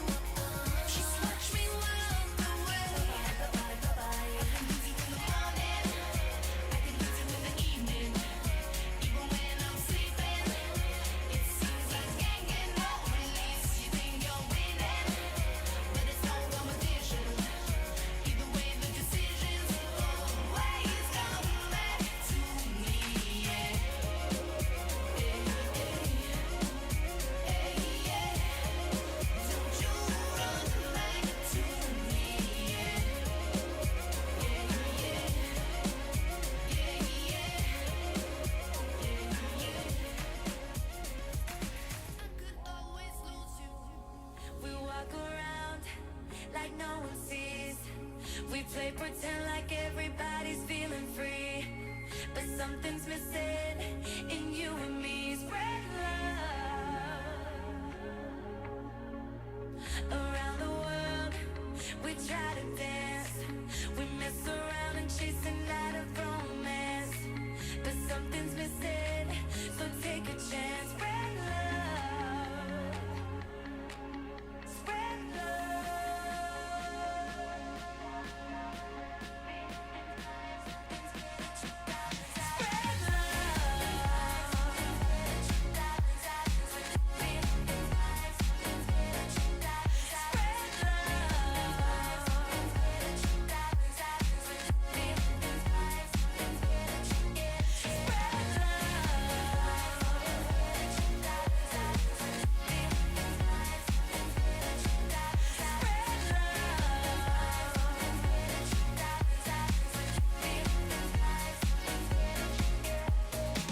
We trace our lives in black and white. We live our days so we can dive into the night, but something's missing, so see the light. Spread love around the world. We all forgot we're here together, trying to climb up to the top, but something's missing. It's time to stop. Spread love.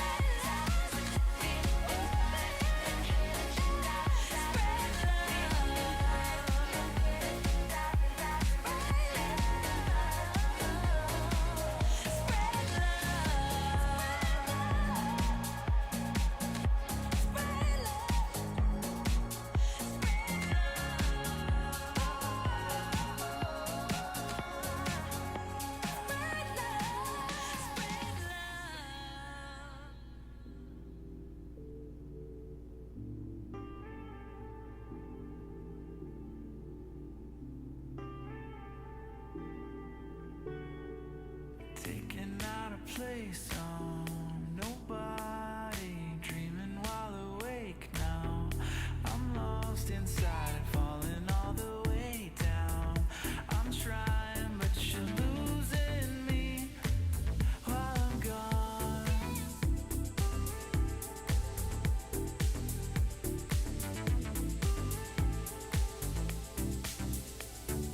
Tell me you know when I'll go and I'll break into, so I know. Oh, and I'll wait for you and I'll show. All that it takes is to my love. All that it breaks for you.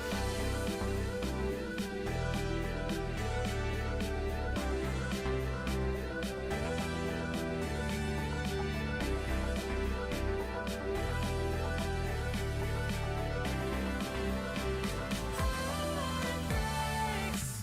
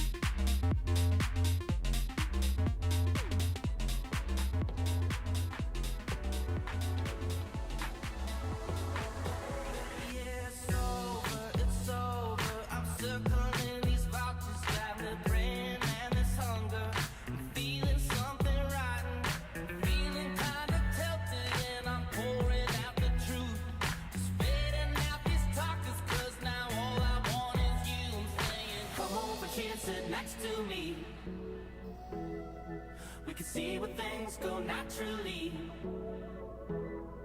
Just say the word and I'll part the sea. Just come over here and sit next to me.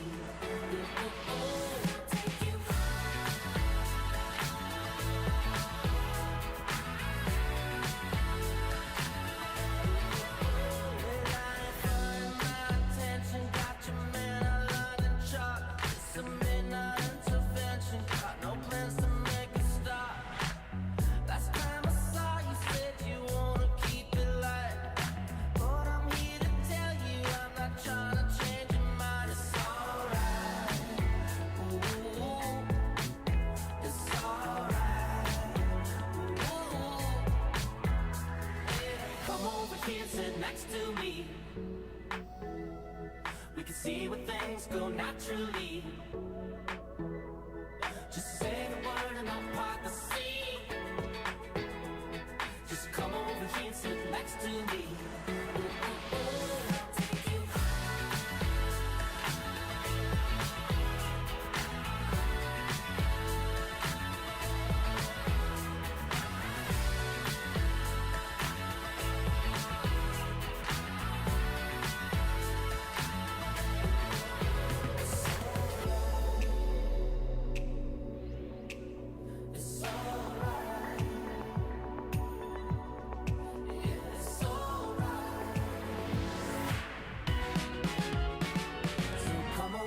sit next to me.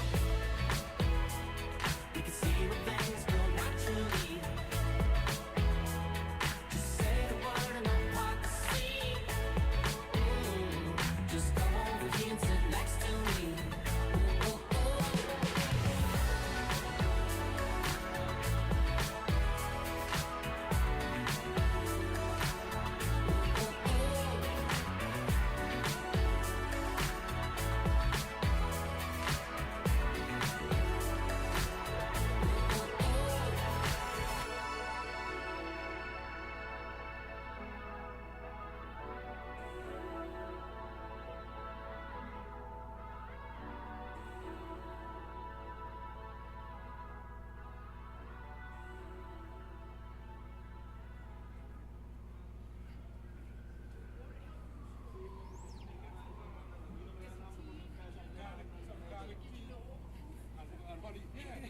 That's right.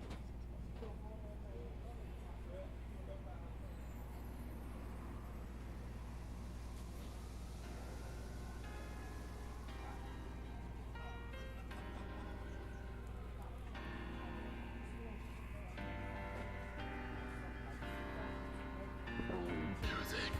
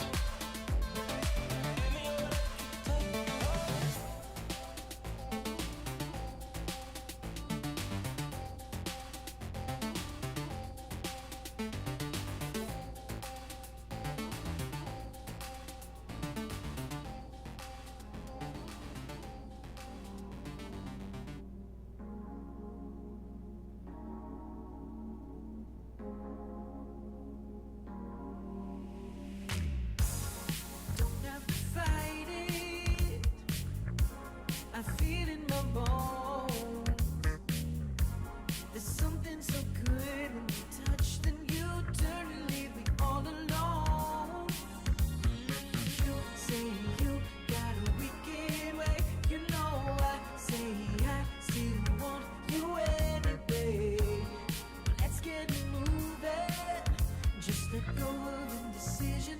Let's get to it. You've got my love, and I never wanna let you go. Yeah, you've got my love. Can you feel it when my heart overflows? What you want, what you need, and you've got my love. You got my love. What you want, what you need, and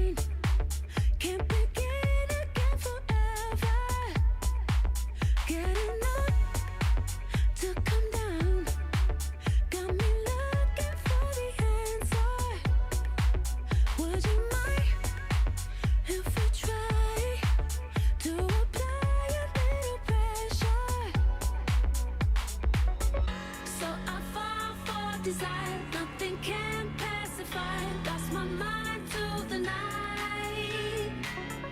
As I turn from the light, losing power to fight. Now there's nowhere to hide. 'Cause there's something about ISG, something about our love. Can't seem to find the final word. 'Cause there's something about ISG, something about our love. Can't seem to find the final word. Something about our love. Pulling me back and you know it. Something about our love. Got me out of my mind and controlling. Something about our love. Can't get round or get over. Something about our love. When you're moving away with you closer. Something about our love. Does it cut like a knife?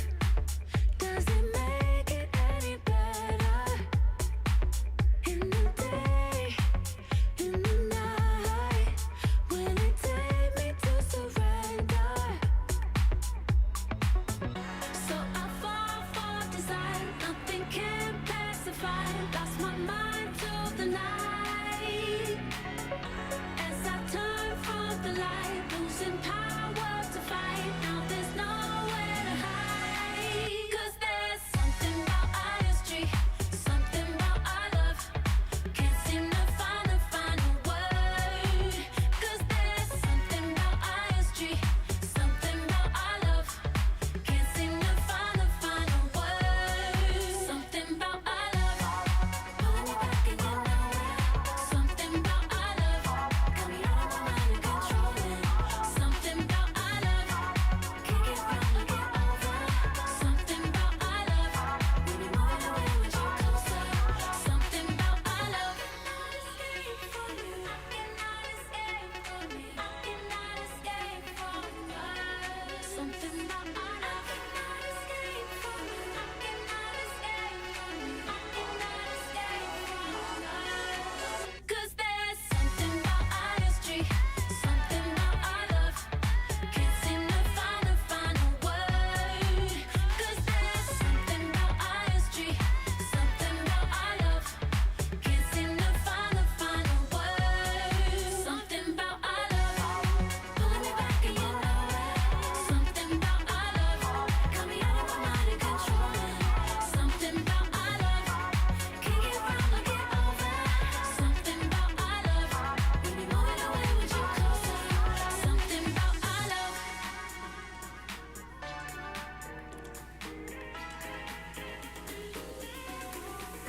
I've been waiting half my life just to be the one to take you home tonight. We can make it if we try, but I wanna wait till the time is right. Tell me what's on your mind. I can't get you off mine. Are we over or meant to be? Don't need to know right now. Timing will work it out. Can't let you make those mistakes with me. So don't let someone find you until you find yourself. So don't let someone find you until you find yourself.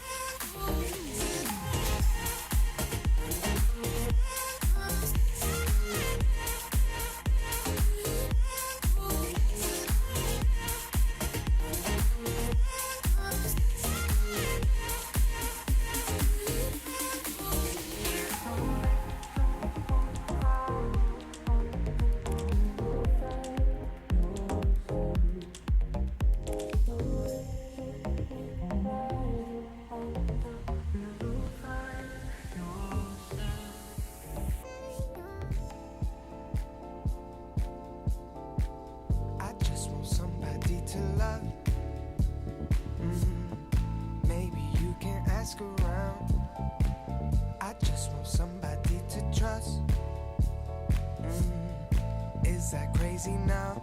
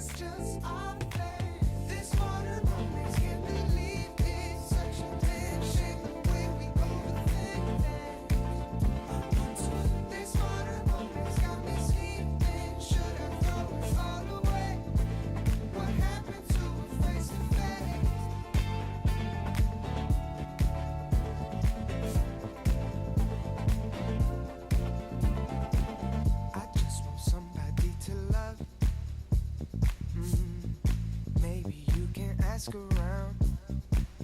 I just want somebody to trust.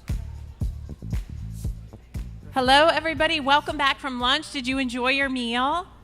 Delicious.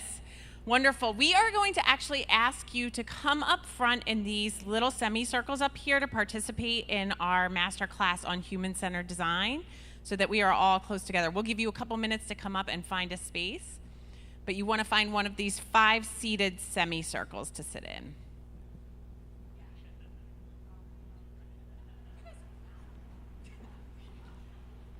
I do need the clicker, though.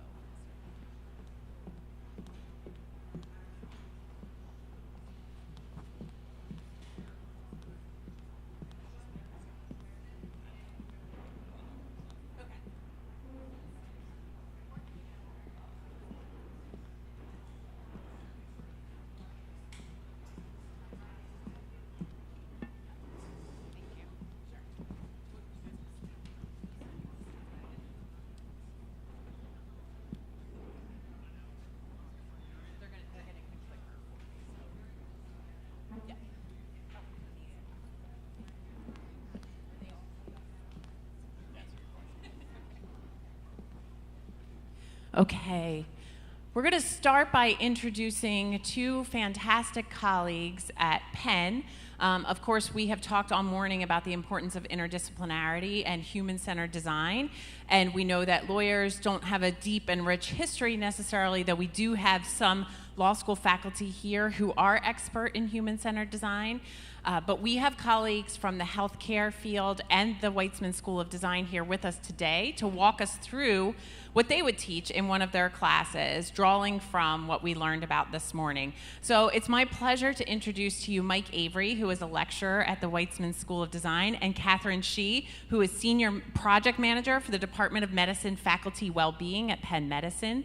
So a lot of the themes that came up this morning with Anish, with whom we met through Catherine, I'm sure resonated with Catherine. But I'm going to ask Mike and Catherine just to introduce themselves and talk a little bit about how you use human-centered design in your own arenas. Mike, if you don't mind starting. Yeah, thank you so much, and thank you, Jen.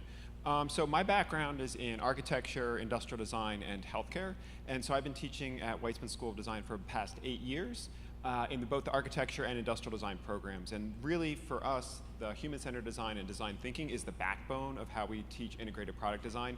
And to be clear, what we're going to cover here is a small portion of that, knowing that this takes at least a full semester, and it's iterated on over and over again over the course of 2 years. So what we're hoping to do here is give you a sense of what you could bring back to your firms, and also the language that means that if you do reach out to designers in the future, you can have a more fulfilling conversation with them as you bring these things into your practice. Amazing. Thank you, Mike. Catherine, welcome to the stage. If you could just share a little bit about your work at Penn Medicine and how you use human-centered design. Definitely. Thanks for having me. So I am actually a nurse by training, and I got into this world of healthcare innovation and human-centered design because I saw that there was a lot of burnout in our units and people didn't feel like they were empowered to make change. So I wanted to learn how can we empower ourselves and empower others to make changes in our environments and our workflows to improve how we work and thrive at work. So currently I work with physicians, nurses, and clinical staff in our outpatient practices to better understand what contributes to their burnout as well as what contributes to their thriving in the workplace, and work with our senior leadership to come up with new initiatives, programs, and workflows to improve how we deliver healthcare. Amazing. Thank you both for being here.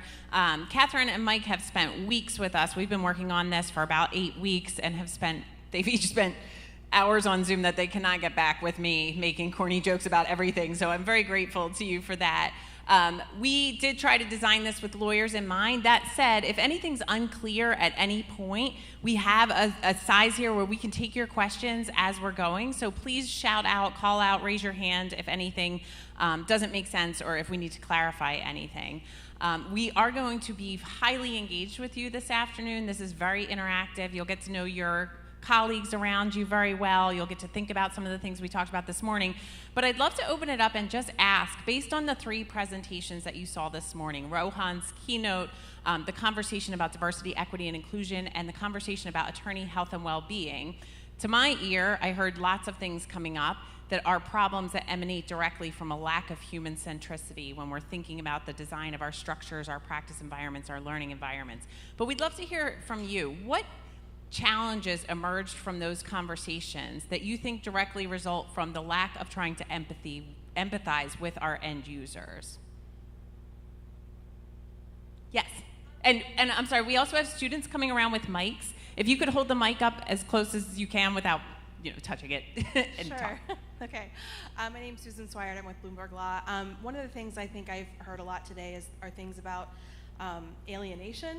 A lot of people have used the term imposter syndrome a lot, and I think burnout probably goes along with that, trying to constantly prove that you know what you're doing. So that's just something that stood out to me. Yeah, thank you so much. And your name is Susan? Yes. Thank you, Susan, for sharing. And I think it's a great theme. And there's a wonderful article that Judge Krause of the Third Circuit wrote that we share with our upper-level professional responsibility courses about the lack of scaffolded learning in the early years of practice, and in using her words or paraphrasing her, that we make people feel like they're incompetent when really they're inexperienced, and helping new lawyers understand that this is a very difficult craft to master, and if they're not getting that support, it can lead to the imposter syndrome that you're talking about. Thank you so much. Other challenges that emerged this morning? Yes, Alona.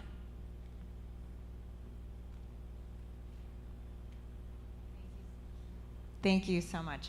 One thing that's coming up is, learning things early on that get learned the wrong way and then don't get unlearned or revisited, and then really set you up for, failure or burnout or leaving whatever it is that you're doing. And 2 things are lack of management skills, right? Not learning how to be a manager, not learning how to be in that role, and not learning how to take care of yourself properly and paying attention.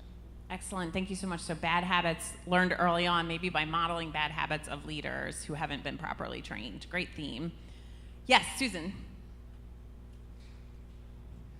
I was very impressed during the DE&I conversation with the discussion of storytelling versus perspective sharing, because I think as lawyers we tend to gravitate toward the perspective sharing, which is more factually based, or which is more about what we think and how we perceive or whatever, as opposed to the storytelling concept, which allows you to empathize with someone else's experience as opposed to just using your own.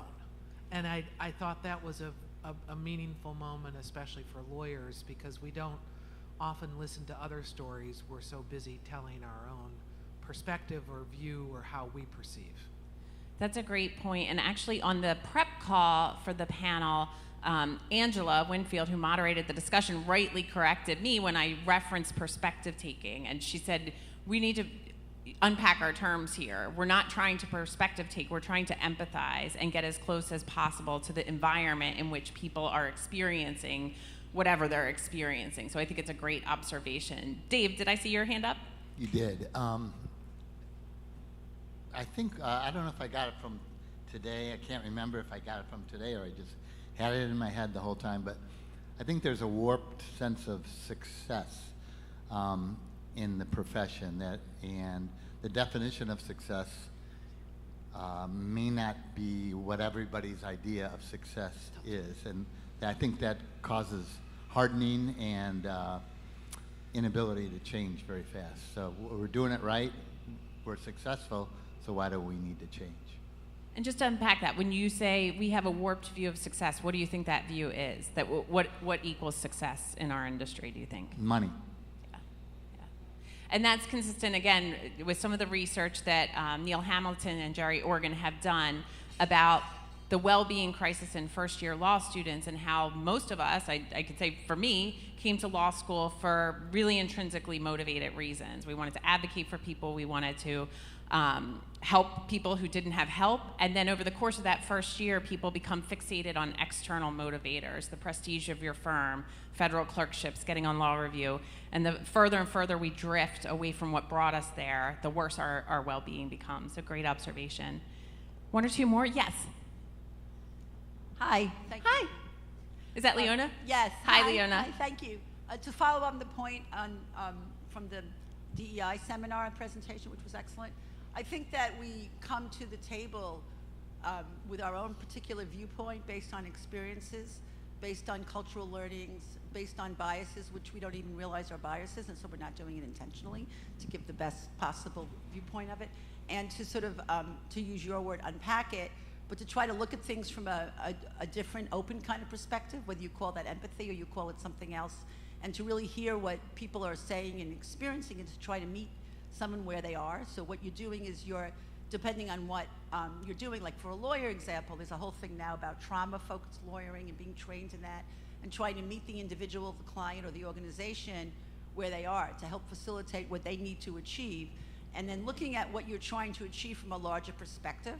So rather than just looking at it narrowly as to, you know, winning the case or getting this particular project done in the best way possible, to look at it as a more from a holistic perspective, so a learning, changing, and growing perspective, and maybe that would hopefully accomplish some of the change and goals that I think that we're looking to achieve. So maybe like a different way of practicing. I don't know if this is too vague.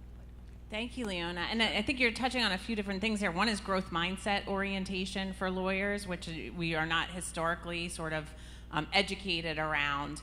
And there are some other things that are coming up there that are reminding me of some of the work that Shalini does at Suffolk to educate law school faculty and some of the trauma-informed educational and curricular developments that we can have when we're talking about challenging topics in our classroom as well. So thank you.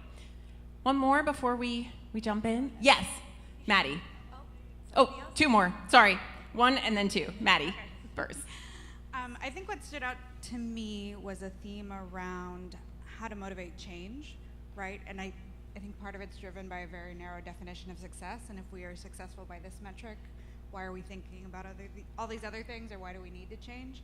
But one comment that came up during the wellness panel is sort of the ROI on wellness, and that the data actually shows when you focus on the squishy human stuff that the numbers follow. And so how do we connect those stories for people? How do we build empathy in a way that shows that it also has these more quantitative results? I think is an interesting challenge. Thank you so much, and I hope I'm not embarrassing you or putting you on the spot by sharing that Maddie is taking on a new role at Reed Smith that really takes an anthropological design thinking orientation to cultural change blended with technological and infrastructural change, which I think is a brilliant approach to doing both. They're really, really hard to do one or the other, but doing both at the same time is exceptionally challenging. What'd you say? I have every faith in you, Maddie. One more over here, Kathy. So what's resonating with me all morning is kind of the hope that is in light of innovation and what we can do, because, you know, various comments that have been made. I actually didn't like law school at all because I felt like it tore you down and tried to make you fit into a certain mold, which I personally cannot fit in. So when I think about being in this career for 30 years as a capital markets lawyer who it does not kind of fit what the mold was maybe 20 or 30 years ago, hopefully we can find and create spaces, I love this word empathy, where we can surround ourselves with those people that lift us up, as opposed to, you know, that can excite us about what we do in our careers. I love that, and that's a hallmark of everything that we try to do through the Future of the Profession initiative is really infuse it with optimism, right? We have a lot of challenges to solve, but some of the frameworks that we're going to explore this afternoon give us optimism that we can actually tackle them in better ways. So with that, we are actually going to start class. Oh, sorry. But before we do, I just wanted to ask Mike and Catherine if there's anything that you heard that sort of stands out to you or relates to anything that I know we're going to do a deep dive on this, but. Yeah, no, I actually wanted to double click on what you were saying about sort of storytelling or perspective taking. And I think what the important thing to remember is it's not just, I know we're in a room full of lawyers and we can love or hate ourselves to whatever degree, but it's really sort of a problem with any expert. Right, the design used to be a profession where the designer came in and did the thing and then the people dealt with it, right? And now we're moving towards designing with versus designing to. So it's not just medicine and law, but it's really just the world is looking differently at any level of expert. So I just want to broaden the circle a little bit. Yeah, and I just wanted to mention, like thinking about the ROI of well-being is really relevant in medicine as well. We've been seeing a lot of turnover, a lot of our physicians leaving the workplace, especially in the past few years. And so I've seen a lot of uptake in our leadership actually being interested instead of scoffing at the idea of thinking about well-being and thriving in the workplace. And so I think it is really important to think about there are financial impacts of people thriving in the workplace and engaging in work. So excited to unpack more of that today. Amazing. Thank you so much. And with that, we actually are going to start learning from our experts. This is just an obvious slide that sort of puts too fine a point on what we're talking about, which is that we focus and have focused historically on the lawyers, the judges, the law professors, the law deans, but we're missing the people that we're trying to serve. We're missing the empathizing with our students and thinking about where they're coming from and where they want to be going. Kathy, to your point, and Dave, to your point, what does success look like for them? And I just want to also emphasize Mike's point. I think one thing that my colleagues and I find when we go around Penn's campus is that we are very self-critical as a group, maybe because of what we do. And we come in and we're sort of like, lawyers are bad at this, lawyers are bad at that. And I think over and over again, what we hear is, we're bad at it too. Doctors are no better, designers are no better, business people are no better. We're a little bit slower to the game maybe, but it's not something that's uncommon to the law. So with that, we are going to ask Mike to define human-centered design. So human-centered design, design thinking, whatever term you want to use, really what we're talking about is getting to know the people around you. And there are certain techniques, like I mentioned, this can take a long time. Design really is best taught iteratively. And I tell a lot of people, like, what really makes you a designer, or probably in any profession, is like hitting your head against the wall for days on ends and hours on ends and all-nighters on end until you finally realize that, like, it's just putting the time in, right? It's just figuring things out as you go through it in real projects.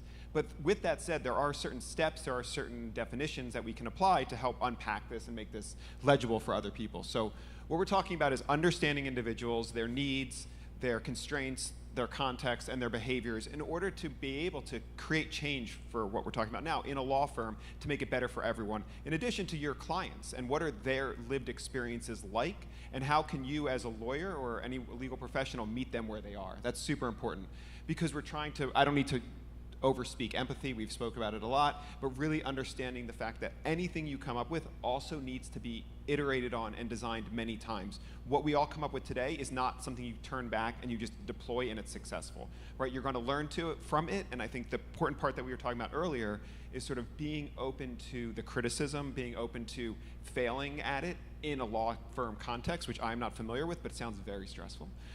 So really creating an environment that allows that to happen is critical if any change is going to happen. But that's what we're trying to do today. Great, and so something that Mike alluded to earlier are different methodologies that we use in human-centered design. So this double diamond framework is a common framework that is used across designers, and we use it at Penn Medicine in our Center for Healthcare Innovation when we think about how do we approach problems. We hear about things going on, but where do we start? So this methodology kind of helps guide us through the process of human-centered design. So you can see there's 2 diamonds, and it goes through a period of discovery where you're kind of diverging, expanding, growing your knowledge, and then defining where you're converging, taking all those ideas and really honing down on what is the problem and thinking about what kind of outcomes are we trying to measure. From there, you diverge again, thinking about different ideas ideas of solutions to the problem that you have defined. And then from there, kind of honing in on what you really want to implement as a solution, what kind of impact are you trying to make through validating assumptions, testing different ideas, and prototyping. And as we'll see through today, this is not a linear process, but it's very iterative, but excited to kind of walk through the different steps. And again, just to build up our confidence a little bit, as we were going through the double diamond framework, it occurred to me that lawyers do this all the time. We go through the double diamond, whether we're litigators or we're transactional attorneys. And I'm going to do my best to talk like a transactional attorney, but my very brief stint in a law firm was in litigation, so I'm more familiar with that. But if you think about it, the need starts when you get a pre-suit letter or a complaint is filed against you in the litigation context. In the transactional context, it's when your client comes to you and wants to execute an agreement of some sort, right?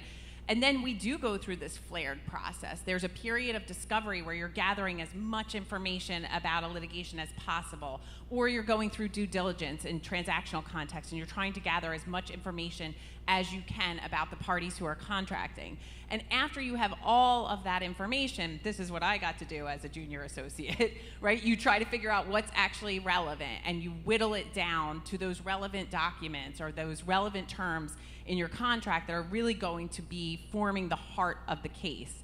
And once you've defined that, then you think about what are our legal arguments here? What arguments can we make on behalf of our clients if these are the facts at play? Or which terms can we negotiate? How can we build on other agreements that we've executed so that we're trying to get our client at the end of the day what they want?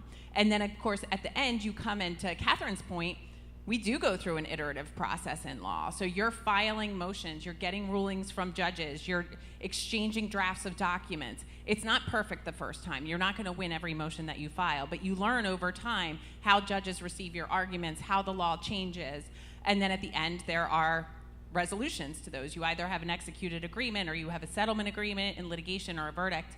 But it really struck me that we are already doing all of these things all the time in practice. What we haven't done as much is take this framework and apply it to our businesses, apply it to self-represented litigants, apply it to our work environments, apply it to our students.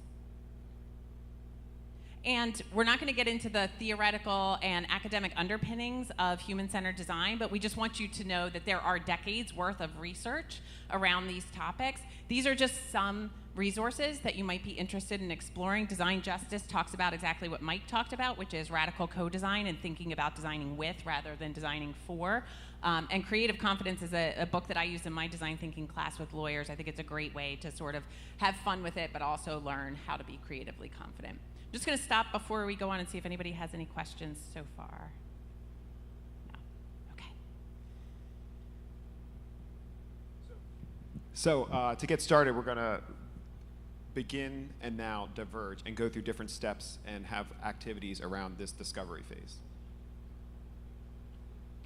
So as we've been speaking about most of today is the empathy phase. And the reason we're empathizing is because we need to be able to reframe the situation. And the analogy I often use is sort of the Starbucks barista or the coffee shop barista, because we've all been in that situation where we are in line on a busy morning, but our perspective of that situation is very different. We might be late for a meeting, we might be late for class, we might be late doing something, but we are not confronted with 30 people who are also late, wondering why it's taking extra long to make my fancy drink, right? So if we aren't able to empathize with that person behind the counter and understand what they're going through, then there's no way we're actually going to be able to design for them or to address the situation in a meaningful way for them. Because once you're behind the counter, then all of a sudden you realize the machines you're dealing with, the way the faces look to you, the lighting that's involved, how complicated something might be, the delivery was late, all the things that we can only imagine through perspective taking, we actually can understand if we stand next to that person during morning rush and have them actually speak aloud is one way of doing it as they work. Because oftentimes what you'll also realize is that people don't know what they're doing. We're all sort of programmed and we have our habits. But if you say, talk to me through what it takes to make this thing, they're going to be doing things that they would never have told you if you just said, in your office, tell me what it takes to make a latte. Right? Actually seeing them do it and having them speak through it is very important. And all of this builds to these points that we have in this bulleted list. You're seeing from multiple perspectives and you're understanding them in a genuine way. And when you do that over 5, 10, 15 people, you're going to see nuances surface that you would never get if you just looked at the instructions, let's say, for the machine itself. How do we do this is the contextual interviews, which is what I was talking about, which is where you're actually in the space with them having conversations. Field observations, spend an hour in Starbucks, spend 4 days in Starbucks. I know an individual who designed diaper bags by going to Starbucks and watching people come in with their kids and what their diaper bags were not doing for them. And now he has a company making diaper bags, trying to address all the issues he saw at different coffee shops and at the park, just observing people and their frustrations. Empathy mapping, which is what we're going to do later, is really unpacking some of what you see and organizing it in a way that is meaningful. And then journey mapping is basically looking at the day in the life of that person. And again, I have to imagine speaking to a group of lawyers, we all understand the value of typing out ideas. It forces us to process our information in a way that we wouldn't otherwise, and a journey map is sort of a visual way of doing the same thing. Oh, sorry, the example on the screen. The example on the screen is an MRI machine, and kids, adults, I had an MRI once. It frightened me for the first time, and I had to take a breath and go back in. But kids especially are going to be impacted by this big, loud machine. So by speaking to kids, by speaking to parents, by speaking to operators, they developed what seems to be a very simple solution of just making the room less intimidating, make it less white, make it less sterile, which if you actually think about this space, I mean, I walked in not assuming, I've never been here before, that this was where the law school convention would be, conversation would be. And I really think the point of what you're doing is saying it can be different. It doesn't have to be the thing we all expect, and what different conversations are going to come out of putting us in this room versus a conference center. And the same thing with this machine is that by bringing kids into a space that looks like this, they automatically have a different relationship with the machine. And what I love about this example too, Mike, is that obviously the machine is extremely sophisticated technology, but the solution has nothing to do with technology. And innovation and technology frequently are conflated, but to the point of Maddie's role, there are lots of things that are human behavior that we need to be paying attention to and can solve for without technology. Another example of this is the pregnancy suit, which again, I can talk to pregnant mothers about what it feels like to get in and out of a car, but I'm never going to know that feeling. Even this is never going to give me the exact feeling, obviously, but it's going to get me as close as I can get to that feeling. And we included it mostly because I actually love the example, but I also love what the title of that website said, which is I learned things I didn't expect. Really, the only way to learn something you didn't expect is to put yourself into a situation that isn't your own situation. So whether it's putting on this suit, spending a day in someone else's shoes, whatever that might be, those are the moments where you get real insights. And then this is another great example of the importance of empathy and how we, have show me versus tell me, so the difference between interviews and observations. So this is a real example from healthcare. We had been interviewing patients to understand how they take their medications to see if there would be ways we could improve medication adherence. So we spoke to a patient, we asked her, tell me about how you take your medications every day. And she responded, oh, I take 2 yellow pills in the morning, I take 1 white pill in the afternoon, and then 2 pink pills in the evening. So, just by hearing her talk about her medications, we were like, oh, it sounds like you're really on top of it, really organized.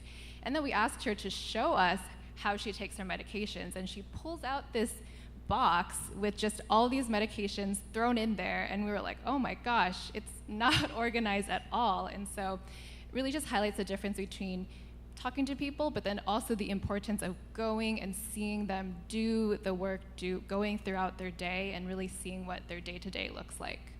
And what I took from this too, as an outsider to the healthcare field when we were prepping this, is the human desire to please the professionals that you're in front of. And I think that this happens with lawyers as well. If my doctor asks me to describe my medication routine or my exercise routine, I'm always going to tell them what I think they want to hear to make me a good patient, right?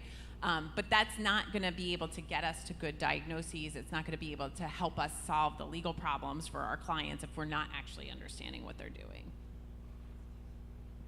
So once you've done the previous steps, completed the previous steps, what do you do with all this information? So on the left is a series of Post-it notes that I created digitally in Miro, which is an online software, based on a project I completed with an architecture firm at CHOP. And so on the left are the individuals I interviewed, so everything's color-coded, so I could make sure that nothing was over or underrepresented by basically one person having a very strong opinion, but you can see that there's pretty good color distribution. But really what we're doing here is we're basically saying that all of these ideas we heard can fall into certain buckets. So the one that's really helpful here is sort of like expectation versus reality. I want the space to do this, but it only does this. Or I feel like the space could do this, or it does do this, but then someone else talks about how it doesn't. So you're looking for those moments of contrast and contradiction in order to see where the opportunities are.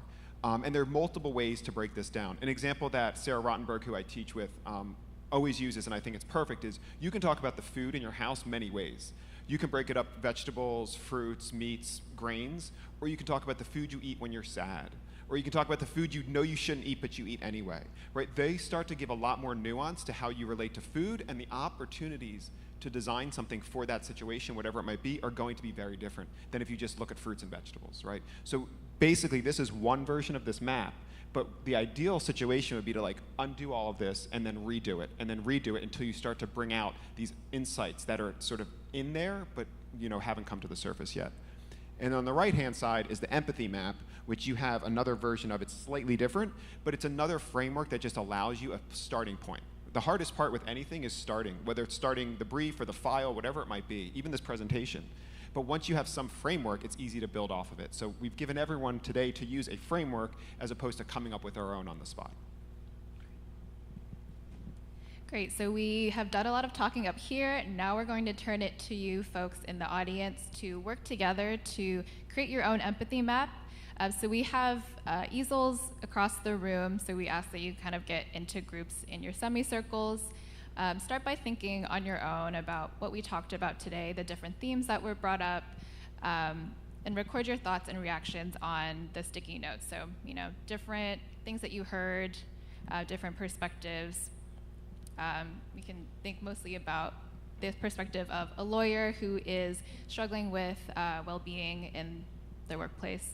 Yeah, we thought it would be easy for the group to conceptualize the well-being question in particular. We did we covered a lot of topics this morning, but whether it was things that you heard people say, things that people said, Dave, people think this looks like success, things people think, things people do, and things people feel, either from the discussion about attorney well-being this morning, in your own experience as a legal professional who struggled with well-being, or from what you're seeing in your organizations.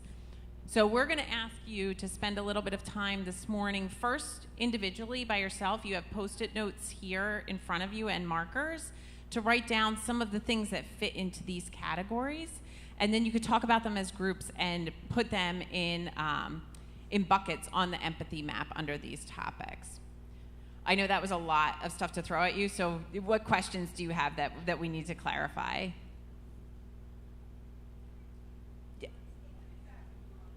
What we want you to do, this is my old boss, Shelley, my former boss, Shelley. She really cuts to the heart of things always. So thank you for the question. What we want you to do is think about attorneys who are struggling with well-being. Think about the conversations today. Think about people you know.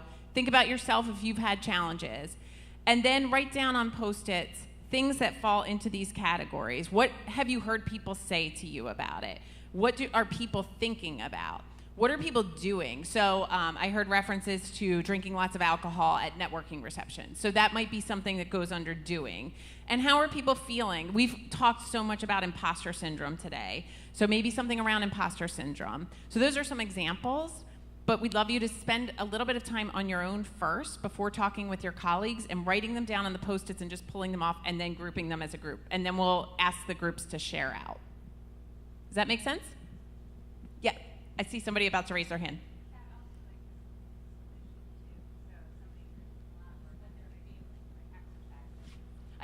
I'm sorry, I can't hear you. We don't. So the question had to do with whether we're looking for solutions to be put onto this board, and if we think about the double diamonds, we're still at the very beginning of it. So we're still like in discovery. We're still trying to figure out what's happening. So you don't need to worry about solutions yet. We have steps later that are going to hopefully be a fun and enjoyable way to work through solutions.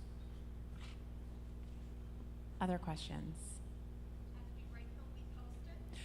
First, write them on your own and tear them out and sort of like put them on your lap or put them on a piece of paper. And then as a group, put them into the categories and put them up on your empathy map together. Okay, so we'll give you a few minutes, 1 or 2 minutes by yourself, and then we'll hear lots of talking as you're comparing notes and putting them up on the board. But we're all up here to answer any questions if you have it.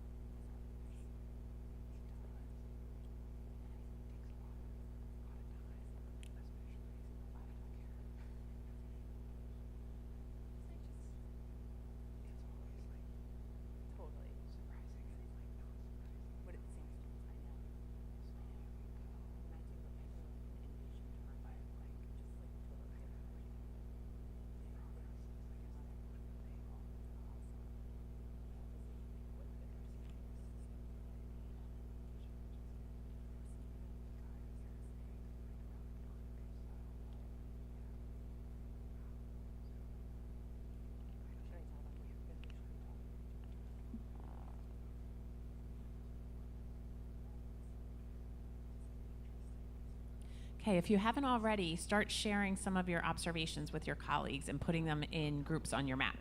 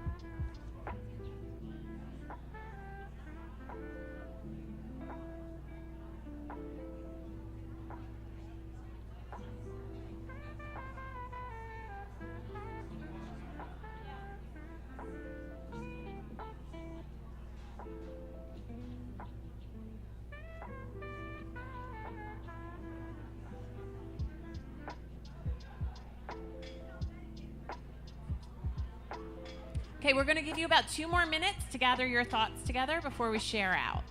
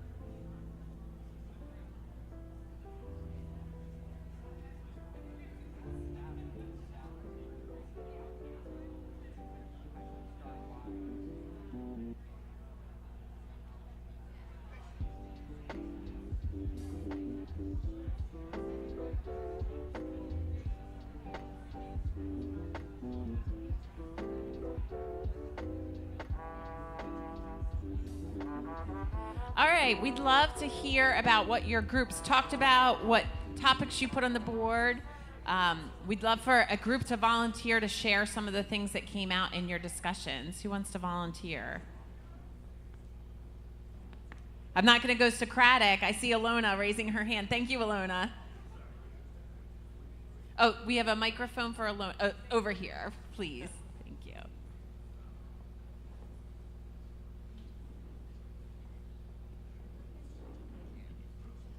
So I'll just start out by saying when we were doing this, after we had this board, we just all kind of looked at it and were dumbfounded a little bit because it feels really revealing, right? You see this common picture start to come together. But the themes that we saw were, for says, right? It's I'm fine, everything's fine, I'm good, everything's okay, I'm gonna power through, good. Thinking I can't say no, right? I've got these obligations, I'm just gonna do this until I pay back my loans, right? Everyone's gonna be disappointed in me, my boss doesn't get it. And then for feels, this was the category where there was a lot of overlap in what we said. It was, a lot of powerlessness, lack of energy, lethargy, tired, anxious, paranoid, frustrated, a lot of those themes, feelings of inadequacy. And then for does, it was, a lot of just poor decisions, a lack of balance, overindulging, over drinking, overeating, acting out, acting emotionally, being careless with yourself and with others. So lots of sad themes. Yes. It'll feel better when we get to the solution stage, I promise. But yeah, there's a lot to unpack there. Thank you so much, Alona. Other groups, other themes that came out. Maybe somebody from this side of the room. Hello. I think after we did the exercise, we then stepped back and started thinking about the user more granular, and that the perceptions of what they would say, think, do, and feel are very different depending on where they are in their career. So is this user we're trying to help solve problems for an associate, and what level? Is it somebody on the cusp of partnership? Is it someone who's trying to decide whether they're going to stay and practice or go elsewhere? Or I'm working with a senior lawyer right now who's been in leadership and has gone through a family crisis and needs to rebuild a practice. And so it's a very different set of responses based on where they are in their world and life. Yeah, definitely. I think thinking about the different users or the different personas really impacts what we're going to map out, because different people have different experiences depending on where they are. I'm also curious, in that same light, for others in the room, was there anything surprising or unexpected that came up during your conversations as you were discussing your observations, or was there anything challenging about how we map out and increase our empathy through this method?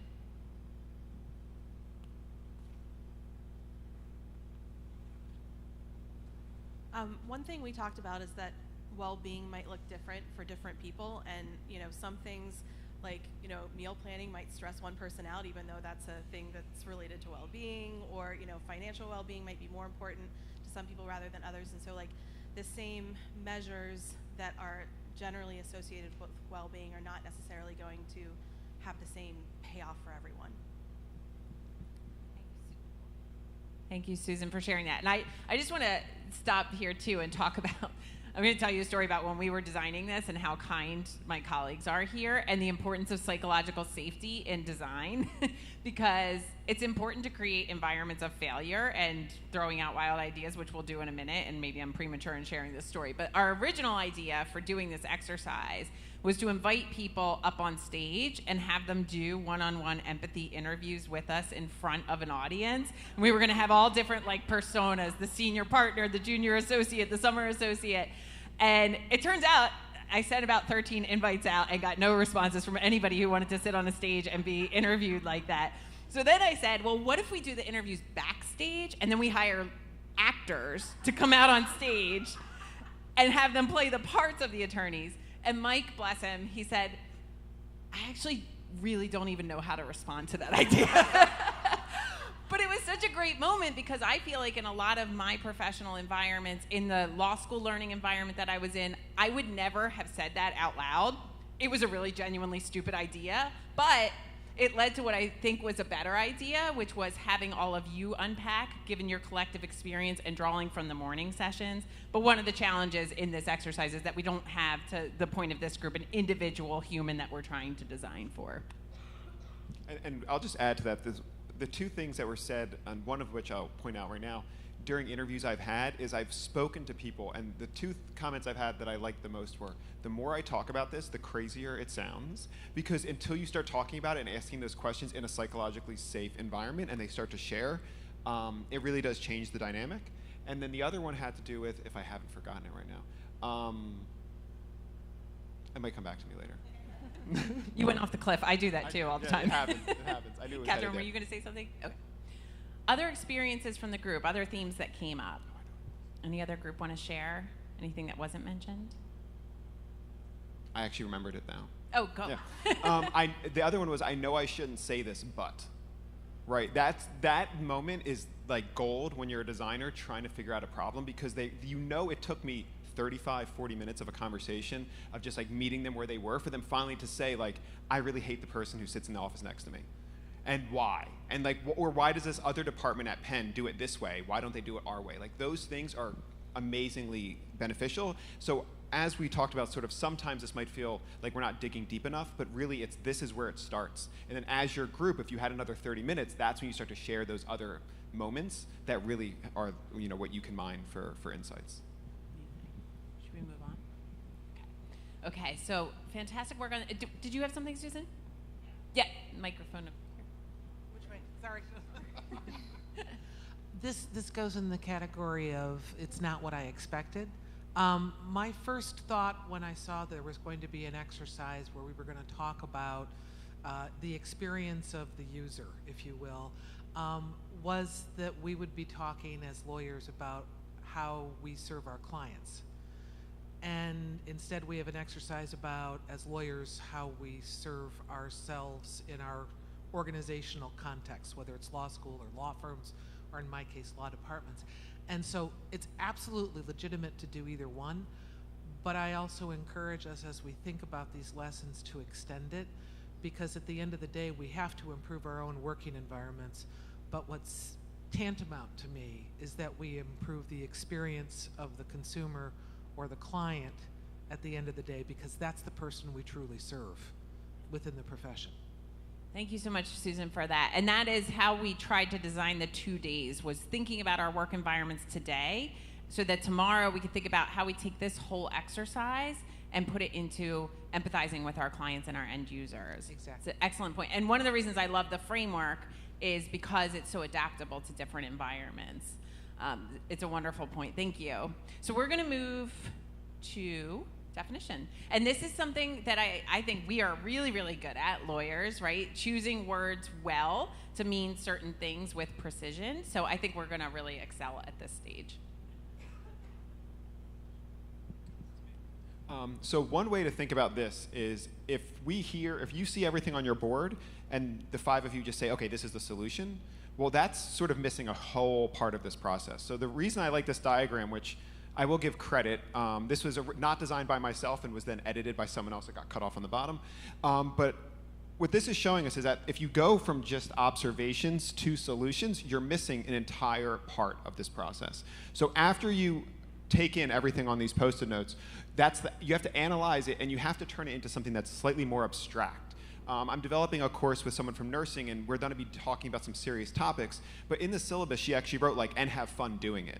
Because I think there has to be an element of joy in this work, even if it's a serious topic, even if it's about cancer care or legal services or bankruptcy. If you're not able to have fun and joke about it in this context, in a safe space, you're not going to come up with really innovative ideas. You're going to rehash the things that seem safe and comfortable. So once we sort of go through that process of abstracting some of our observations and interpreting them, we can then think about what that direction could be based off of all of these wild ideas that we generate. And then from there, you can sort of understand what actually makes a practical sense. What can we actually implement? Or what can we change in order to implement something that's really important? Because sometimes you actually do have to change the structure in order to implement the right solution, or what you think is the right solution. And then when you come back down, now you can start to iterate and test those solutions. And the reason we go through this circle, like I said, is if you go from observation to solution and your solution is wrong, where do you go next? You go back to then you go back to your observations and jump back to solutions, and you just keep going back and forth. But by unpacking it through this whole circle, you're actually able to have a whole array of potential solutions that are all coming at it from slightly different angles, with different nuance, with different perspectives and different insights. And then this idea about the how might we statement we'll get to in a second. I love this first part about avoid baking solutions into the problem statement. This happened when we were prepping this. We were trying to come up with sample problem statements that you might all come up with. And I said, what if one was, how might law firm leaders elevate the well-being of their junior associates? And Mike said, you've already made the assumption that the law firm leaders are the ones who are going to be doing this. So you're sending all the solutions into one direction without stopping and saying, well, maybe the law firm leader is not the person doing it. And if you input somebody else in that, you're going to come up with a whole other host of solutions. I will say, to your point about joy, lawyers are notoriously funny and joyful, so we don't need a ton of help in that regard, but the point is well taken. I also want to stop here and see if anybody has questions about this, because I know this is pretty theoretical. I had a hard time wrapping my head around this in the abstract, and we're going to get into more concrete examples of this, but just wanted to stop if anybody wanted to ask Mike and Catherine any questions. Okay, guys got it. Great. So I think wanted to emphasize again the importance of framing, and Jen had a really great example of that. A lot of physicians that I work with are very biased towards action, and so when I say let's pause and really define the problem well, a lot of them are like, why do we need to do that? I know the problem, I already know what the solution should be.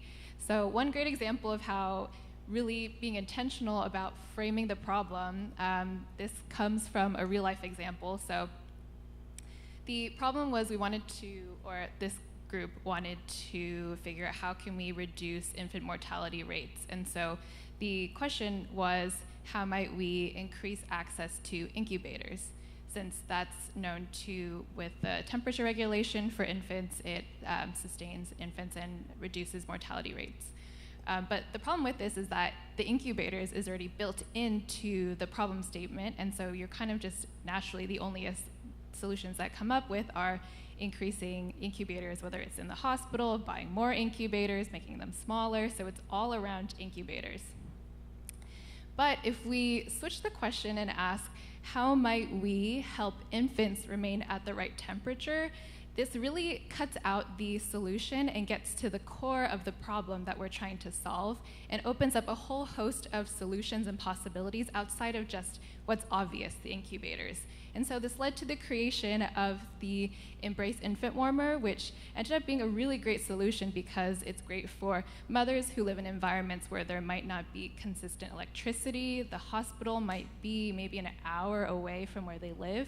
And so this led to the creation of a low-cost infant warmer that, you know, still solved the problem in a more cost-effective way. It was easy to use, and they could do it right at home. And one thing I read about the Embrace Infant Warmer too was that it was designed in the United States, and they included temperature readings in the initial iteration of the warmer. And then they learned when they were giving these warmers to the mothers they were trying to serve that they thought Western medicine put the temperature up too high, so they would not let it reach the temperature that it was supposed to reach. And so the designers went back and changed it into a smiley face when it reached the appropriate temperature instead of having an actual degree there. So it's a great example of iteration. Okay. So the reason that designers use the how might we statement is for the 3 words are very specifically chosen with intent. So we have how. So there's a creative confidence, like we will be able to do this. It's not will we be able to, it's how will we be able to do this. The might is, like we've all spoken about today, has to do with the fact that it might fail. It might take multiple iterations. It's not going to be a one and done kind of win situation. And then the we implies that it's not, as we spoke to earlier, a master designer, a master lawyer, anyone by themselves figuring this out, but it's a collective activity. Okay. So we are going to actually practice having all of you create how might we statements as a group. So this is a template for a how might we statement. So how might we, insert your action verb, insert your human, your user demographic, your behavior or description, and then 2, your specific goal, moment, experience, opportunity, or need. And if you can't see the smaller font here, some of the examples of action verbs up here are inspire, improve, get, engage. Some of the examples of user demographics are children, refugees, commuters, nurses, and some of the specific goals are adopt healthier eating habits, find employment, achieve pay equity.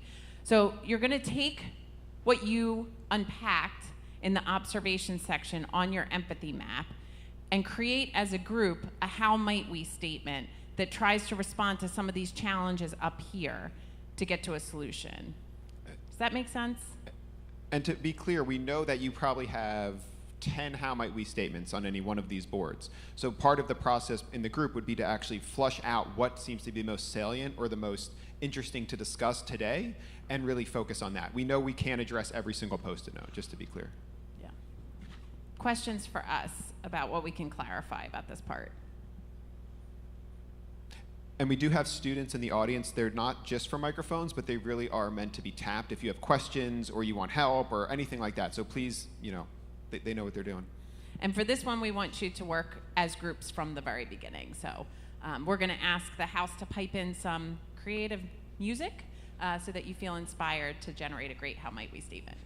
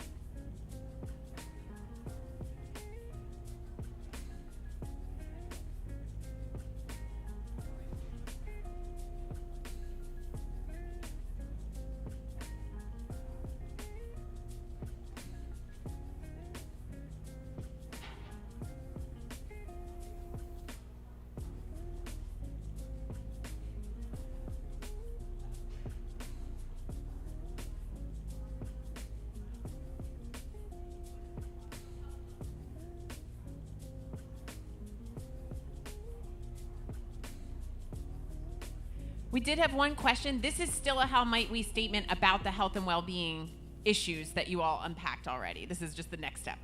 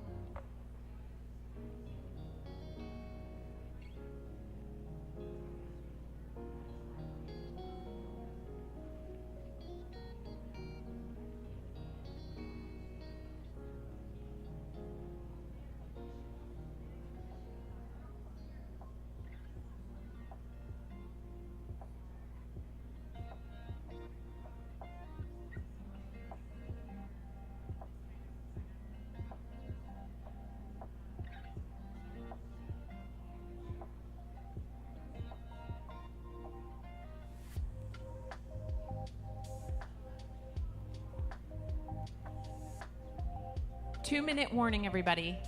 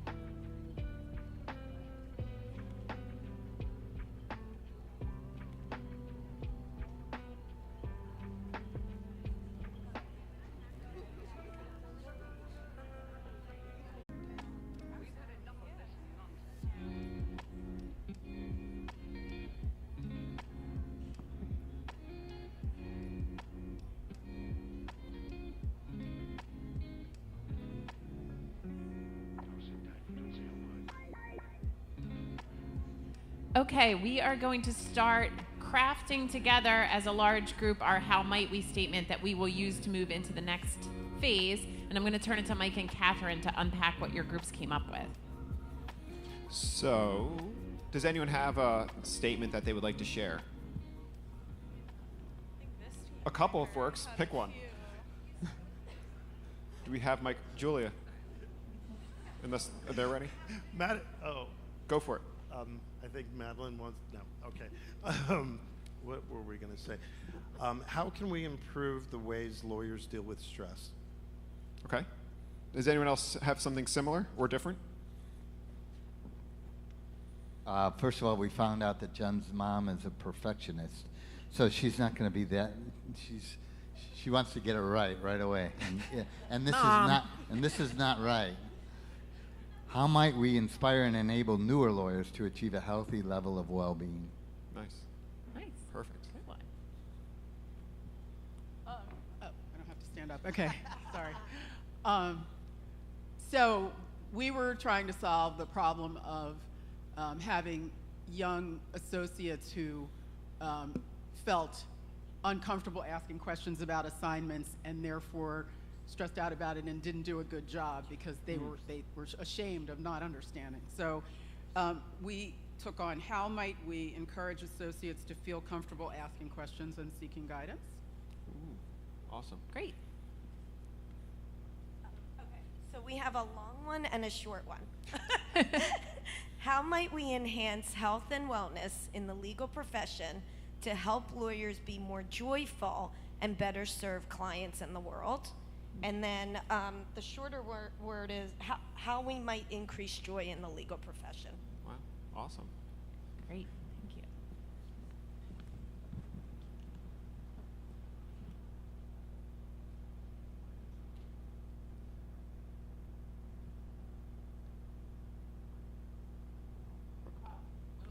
We're calling an audible up here Yeah, because we're your just changing statements are things so up. good. Yeah, please.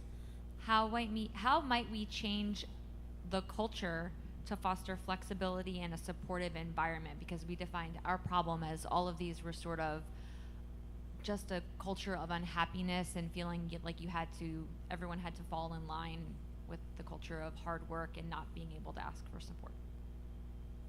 Awesome. Are there any other groups that want to share? Ooh, back here. Yeah, I'll go.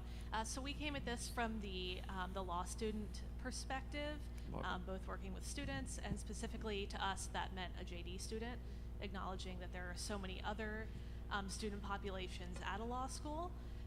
And we questioned how might we act to make JD students feel supported, recognizing that feeling supported could mean so many different things, and there's a lot to unpack there. Great. That's great. Yeah. Oh, you guys are overachievers. Yes. This group has 2 How Might We's. Yeah. So we just wanted to add this because it was sort of related to the group over there. How might we encourage senior lawyers to be receptive to different ways of doing things? Oh, I like that one. Yes, over here.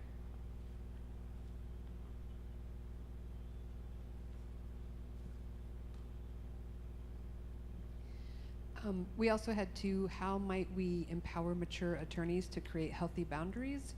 And how might we increase feelings of psychological safety among mature attorneys? Great. Anybody else? Any group that didn't share theirs? That No? wants to? Okay. Don't want So, to. Okay. do you want me to explain the Audible? Yes. Okay. please. So originally, not knowing what we would hear, we planned to have us agree on one that we would all address. But having heard basically what seems like very impassioned how might we's from every group, it seems like it would make more sense to allow everyone to pursue the how might we that seems to relate to them, so they're not sort of putting it, because we love the idea that you have students, juniors, seasoned individuals, and really like that should be something we are cultivating and having a conversation around. So for the next step, we're going to be using whatever how might we you choose in your group that you think is the one you really want to address to move this conversation forward. And diverge again through ideation.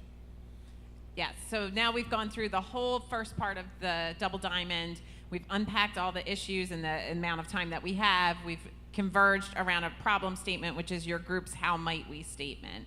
And now we are going to move into the second diamond and flare again with ideation, which is my favorite part. Great. So something I want to emphasize about this phase of the process is that we want to focus on quantity over quality.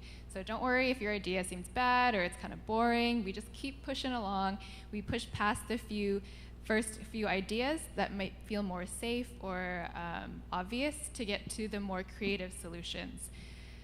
And I know some of you might be thinking, I'm not that creative. I'm not good at thinking out of the box. I don't really like, coming up with crazy ideas. I'm the same way. And so these are some really great tricks that we use in human-centered design to help our brains come up with new solutions and think differently from how we normally would.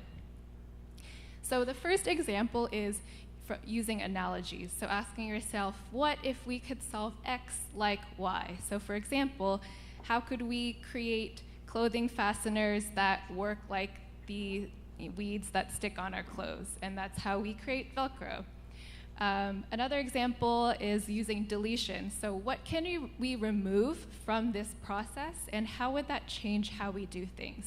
So for example, for EasyPass, I guess the question was, how can we just remove the step of people throwing their coins out the window to pay their tolls? And then that's how EasyPass came. I love that tagline, by the way. Whoever wrote that should get a bonus. Another method that we can use is using inspiration. So it could be, how would Oprah solve this problem? How would a big company, how would a certain brand or some other model or some kind of figure, how would they solve this problem? And kind of taking inspiration from that.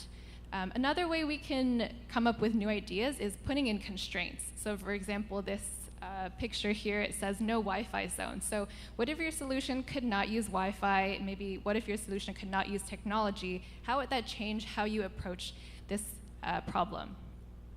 And then the last is designing for delight. So how can we embed delight, joy or surprise into the experience, into our solution, and come up with different ways of addressing this. So these are a bunch of different tools that we can use to ideate and generate new ideas. And so we'll practice a couple today, but we won't go through all of them, but just some examples that you can take forward with you. I just want to stop and see if anybody has any questions for you, Catherine, about any of those techniques before we focus on one in particular. All right. Okay, so before we hop into kind of the other techniques that I mentioned earlier, we're going to start off with an activity we call bad idea generation. So you're going to take one of the how might we statements that you came up with together as a group, and you're going to solve for that how might we in the worst possible way. So on your own, you'll take a few minutes just to jot down some ideas on your sticky notes about the worst possible ways to solve that problem. And then together, you'll share your ideas, build off of one another, hopefully have some fun sharing and hearing the bad ideas that you come up with, and then you'll together pick the worst idea to then share out with the rest of the group. And because this is our sole board per group, if you want to flip them around, you can use the other side to put up these Post-it notes as you work. Any questions before we get started?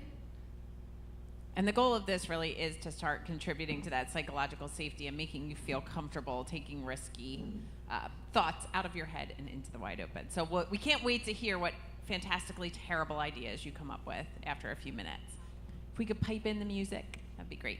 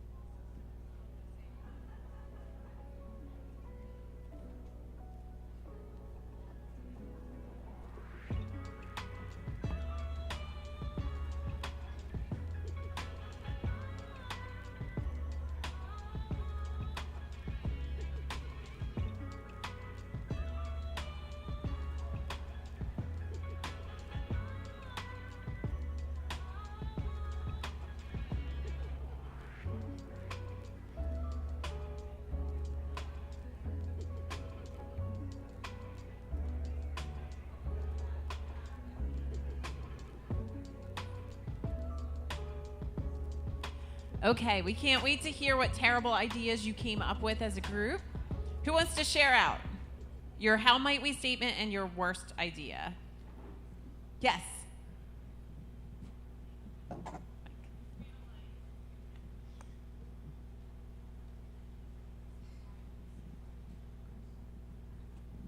Thank you. So our how might we statement was, how might we act to make JD students feel supported?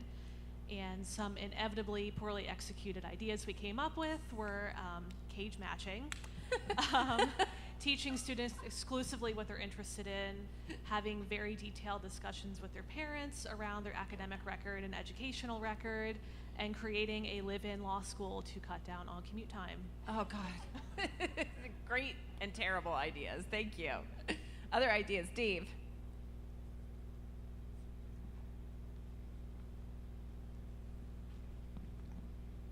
Our statement was, how might we inspire and enable newer lawyers to achieve a healthy level of well-being? So we had so many bad ideas, we've combined them into the managing partner is going to call a meeting with the associates to tell them that they seem stressed and that we have a surprise when they go back to their office.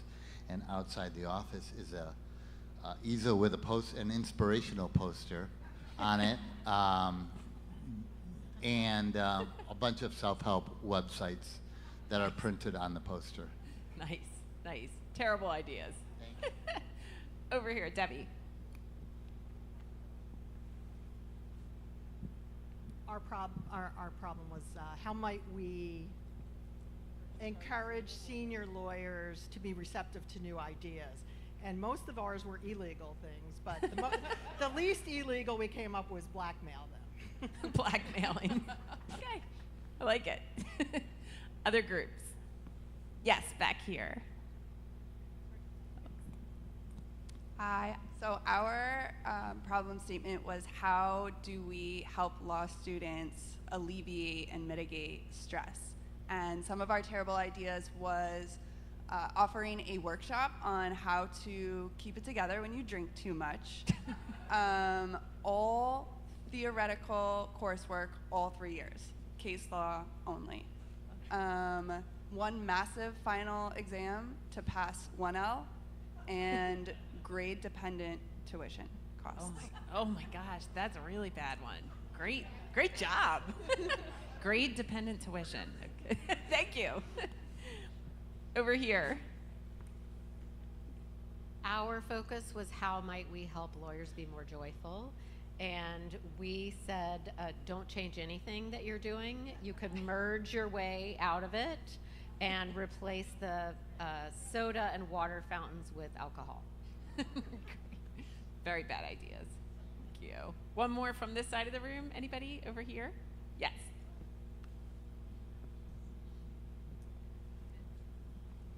Our statement was, how do we change the attorney culture to foster flexibility and supportive environments? And our first thing was to require all attorneys to attend a meeting and then send a memo afterwards. Have a pizza party, or have a one-size-fits-all policy. Lip service to work-life seminar, and have a joy coach. A joy coach? Love it. Meetings and memos. We are pretty talented in that arena, though. Was there another one over here? Angela has one, I think.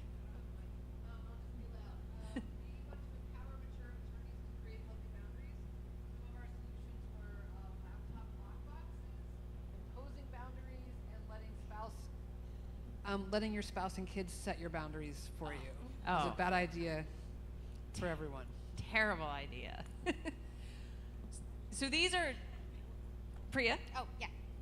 Our how might we statement was, how might we help lawyers to feel empowered to prioritize health and well-being? And our bad ideas included mandatory remedial training on well-being and recording wellness time as part of your annual non-billable hours. Wow. Oh, really bad. I like it. Thank you. So one thing to think about with these, so part of this is just to get everyone talking and laughing and realizing that like we can just throw ideas out there. But another way to use these is actually to like think through why they're so bad. Right, like there might actually be the right answer on, not always, but on the flip side of this, or there might be something in it that you're not realizing is the reason the problem exists is somewhere in that how might we being in the bad idea generation, but you don't know it's there until you've thrown the bad idea out. So it's not just for fun, but it's actually a tool for mining even more information. Much like my actor idea, right? Look how much better it got. And I've done this exercise with my class, with the law students, and it's interesting too doing it with different generations. We did a how might we improve the health and well-being of attorneys in large law firms as our challenge statement. And it was very tongue-in-cheek, but a lot of my students have not ever been in a law firm environment or a legal practice environment, and their worst possible idea was, what if everybody in the firm had to get up at the same time every day, put on really nice clothes, drive or take a train to the same building, stay there for 10 to 12 hours a day, and then go home and only sleep or eat at your house? That would be horrible to make everybody do that. So, you know, new generations have different ideas of what terrible ideas actually are, and some of those terrible ideas are the things that we've done all along. So I love doing this activity with different generations. Okay. Okay, so Catherine laid out a whole bunch of different ways that we can generate good solutions, or at least promising solutions that we can refine into something better. We don't have time today, obviously, to go through all of them, but we are going to practice with an exercise in inspirations and constraints. So this starts by being inspired from other arenas or other products or other brands as to how they might answer your how might we statement. Like Catherine said, how might Oprah solve this problem? Thinking about what the hallmarks of the Oprah brand are and feeding those into your solutions. We have a couple examples here. There's a colleague of ours, Jeffrey Babin. He's not the first to do this, I think, but at Penn Engineering, he teaches engineering entrepreneurs how to make pitches based on the narrative structure of a Pixar story. So taking these really complicated engineering solutions and thinking about Finding Nemo, right? There's a character that you fall in love with. That character has a problem. They get together with the relevant tools and team members. They overcome it, and this is what it looks like on the other side. So he was inspired by Pixar to do that. I've been inspired over the pandemic. I've been watching the Get Back documentary about the Beatles. There's lots of lessons to take from that documentary. Did you watch it? It's amazing, right? It is that long, right? From start to finish, the pandemic was over. But one thing that I thought was really interesting was that none of the Beatles could read sheet music. And they said that if they had actually known what the rules were, they would have never been able to create the music that they created. And it makes me think of lawyers. Like, we have set ideas of how things have to be, and then we can form our solutions to that. So I'm trying to be inspired by the Beatles. I think I'll have an equal measure of success as a result. And I'm happy to describe Lumify if we want. So a recent graduate of Penn Nursing was thinking about the problem that hospitals have when nurses and doctors and healthcare workers are coming in constantly overnight while people are trying to rest, and they're turning on the light, which is disrupting people's sleep, and it's leading to poorer outcomes than necessary. So they said, how might we fix it so that we're not disrupting sleep? And they used the inspiration of a nightlight that we use for children, and they created a lapel nightlight called Lumify that has since been featured on Good Morning America, the New York Times, everything. But they were first inspired by a nightlight and then constrained by how would we get that onto a nurse. Other examples down here. Catherine, did you want to take these ones? So in terms of constraints, we have a couple other examples that we can think of. So for example, on the left, thinking about who is our audience, we could think, depending on the different generations, there could be different constraints in how we frame our solutions. And then even just thinking about constraints of time and money, it'll change depending on maybe if we're in a firm or a nonprofit organization, how many resources that we have for our solutions. And then very literal constraint of a speed limit. Obviously, roads that are 25 miles an hour look different than roads that are 65 or higher miles an hour. So this constraint of speed dictates the way the road is designed. And then one we're all too familiar with, which is, what if you could only do your work over Zoom, right? Like, that is a constraint. What if it has to be a digital interface only, is a classic constraint as well. And as we were putting these slides together, I was thinking about Rohan's work and his speech this morning, and about how with Upsolve, he worked within the constraints. He was inspired by a TurboTax-like interface, but had to work within the constraints of unauthorized practice of law and figured out a way to do that. And then met up against constraints that were really so prohibitive that he fought to challenge them. And I think in our industry, those of us like Jim who are working on regulatory reform are really trying to change the constraints in different ways so that we can generate better solutions. And I'm not sure whether this is going to play in the back, Trevor, if we have this set up. We're good to go. This is an example of another inspiration and constraint. Employment contracts are confusing, wordy, and written for lawyers? Who reads it all? Who really understands it all? As human-centered designers, we wanted to change all that. We wanted to make the complex simple, while being playful with serious intent. We created a succinct and understandable employment contract. Free from legal jargon, these innovative contracts look like a comic strip. They are called visual contracts. Visual contracts are an emerging discipline and part of a broader movement to simplify the law. Oricon and staff are represented by characters or avatars. The light bulb avatar represents employees or ideas people. To redesign the contracts, a talented team was assembled from different disciplines: people and culture, innovation, legal, communication, and graphic design. And we partnered with a visual contracting specialist, Professor Camilla Anderson from the University of Western Australia. Concepts and drawings were developed in design workshops. Each iteration was tested and tweaked. More than 5,000 words were eliminated. The result? A succinct, user-friendly, and easy-to-understand employment contract. A new way to engage with employees to build trust. It's an unconventional approach, but one that will set the tone of what an employee can expect when they join Oricon. Developed for all levels of staff, Oricon's visual employment contracts are a world first and part of our focus on reimagining the future of work. A new and innovative approach to simplifying the law, creating the right foundation for positive employment relationships. So that's a great example from law and also from another country with different structures, with different ideas. One of the things that we're trying to do through the Future of the Profession initiative is connect with some ecosystems in places like Canada, Australia, the UK that have made more progress and have really mature innovation ecosystems. And this is just one example of inspiration for lawyers. And Trevor, I don't know if we can advance this. It's not advancing.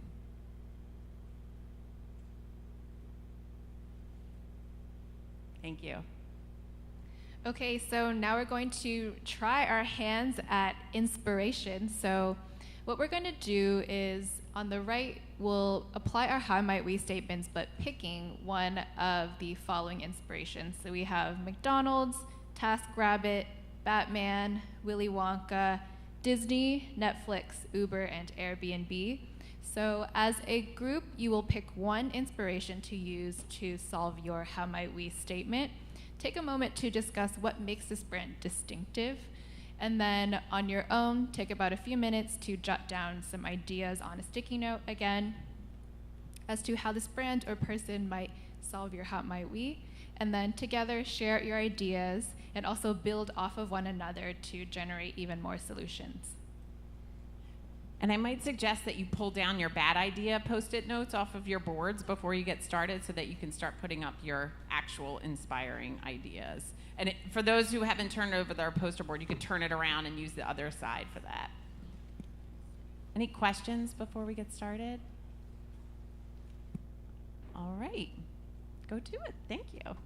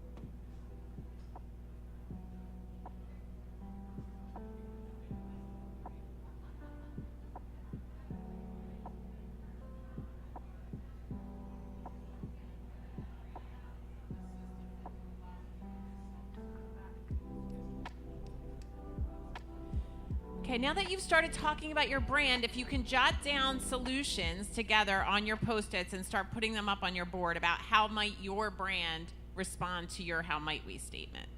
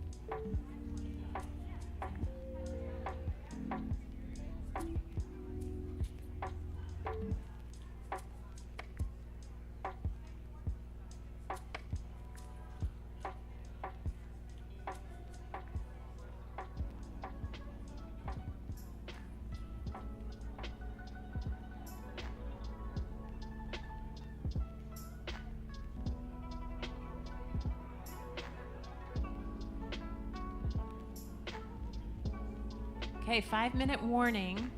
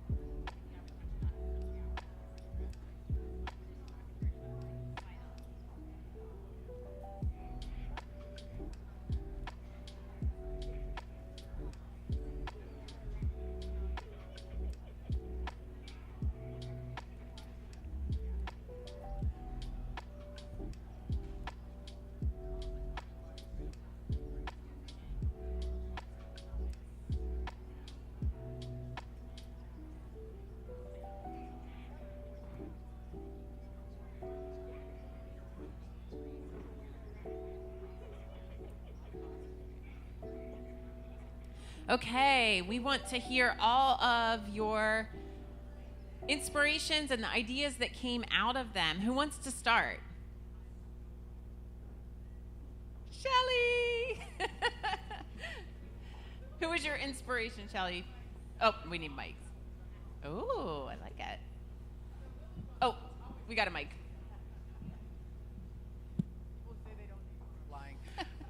Okay, so our inspiration was Willy Wonka, and we thought that what Willy Wonka did was he induced kids to participate in a series of challenges for a prize that ultimately was misleading because the ultimate goal was much larger than what he promised. So our idea was, so the problem we were solving was, again, how to encourage senior lawyers to think in new ways, right? Think in new ways, right, exactly. So we would set up a test that was a series of challenges involving groups of lawyers that were diverse in every way, age, gender, and they would have to go through solve a series of problems, and the solutions to each problem would reflect the values that we wanted to highlight. And if they ended up with a solution that did not choose the correct value, then they would be eliminated from the competition. And they would get to the end, and ultimately with the goal of learning that the best choices were the ones that would be for the greater good of everybody in the organization. And so not just money and not just billable hours, but all of the factors that impact attorney performance and satisfaction and gratification. Amazing, I love that one. Did I leave anything out? out? Think. My only joke was going to be that no one's getting turned into a blueberry. I was going to Well, say. that's exactly what I was going to we say. wanted to, right, when people lose, they would turn into giant blueberries and roll them away. They're right. so good. Exactly. Yes, because we're all thinking of giant blueberries Right, now. right, I love that. right. Great, thank you. Other groups? Yes, Dave. We were inspired by TaskRabbit, and they do unpleasant or unfulfilling tasks. They give you back time, and they provide expertise and experience. So we have a solution that would, it would be an app like TaskRabbit. It would compile and vet subject matter experts on well-being and categorize them by issue. It would be a little bit of a matchmaking app, not that original, but all anonymous, and have verified reviews for these service providers. And maybe they could even find help with legal tasks to reduce the stress on those lawyers. And since every idea, it sounds like, has to end with a punchline, our working title for this is Flask Rabbit. It's what? Flask Rabbit. Oh, Flask Rabbit. Okay. Thank you, Dave. So it's a well-being app where there are like different components of things that you're challenged around with well-being, with reviews of the providers, so you can cross-check and leave reviews. Cool. Thank you. And they help you. Okay. Love it. Thank you. Other groups' inspirations. Hello. Hi. So our inspiration was Netflix. And like I want to take you back to when Netflix was mail order, and like that feeling of getting a movie in the mail and you don't know what it is and it's not a bill. So that was our inspiration. Our how might we question was how might we empower lawyers to feel in control of personal and professional demands. And some of the ideas we came up with, individualized schedules, unlimited PTO, periodic morale boosters, like a prize wheel in the break room that you get to spin once a quarter and get something like a free PTO day or a $10 gift card, incorporating fun and team building activities, and offering resources that address people's like individualized coping mechanisms. So maybe fidget spinners for tactile folks, or like yoga classes, or maybe books for people who like reading. So just more of like the individualized aspect of addressing well-being. Customized Netflix solution. I used to love getting those envelopes in my inbox when I was at a law firm, it was like a real boost. But that builds in the delight piece too, right? It's not only the inspiration and constraints. Thank you. One more group. Yes, over here.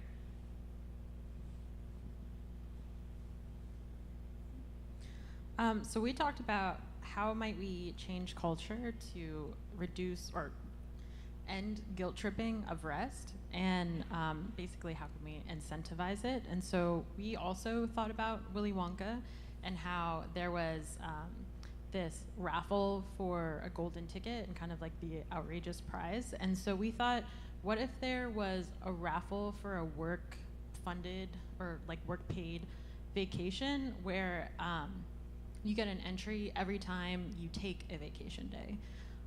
So basically, the more vacation you take, the larger chance you have of work paying for like a larger,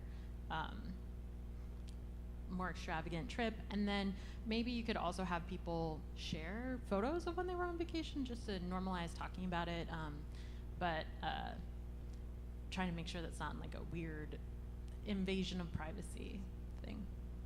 Very cool. So creating better incentives to actually make people take their PTO instead of feeling guilty about it. Great. Just out of curiosity, as a non-lawyer in the room, what if by taking your PTO you had a better chance of working with the more high-profile clients? I mean, it seems like counter. That's why I'm bringing it up. It seems like the more time you're away, you're actually getting incentivized by better work.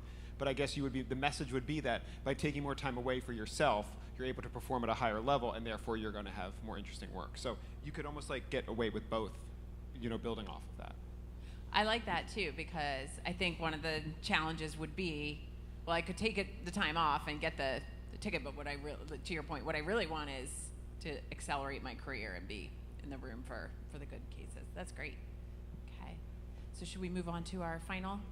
This is our final interactive element. So now we've flared out, we've been inspired by all of these brands and products about how they would solve your problem, but now we're going to throw a monkey wrench into it and apply a constraint. So you have to think about the ideas that you came up with or your favorite idea, and then think about what if your solution had to cost under $1,000 total budget for your organization to execute.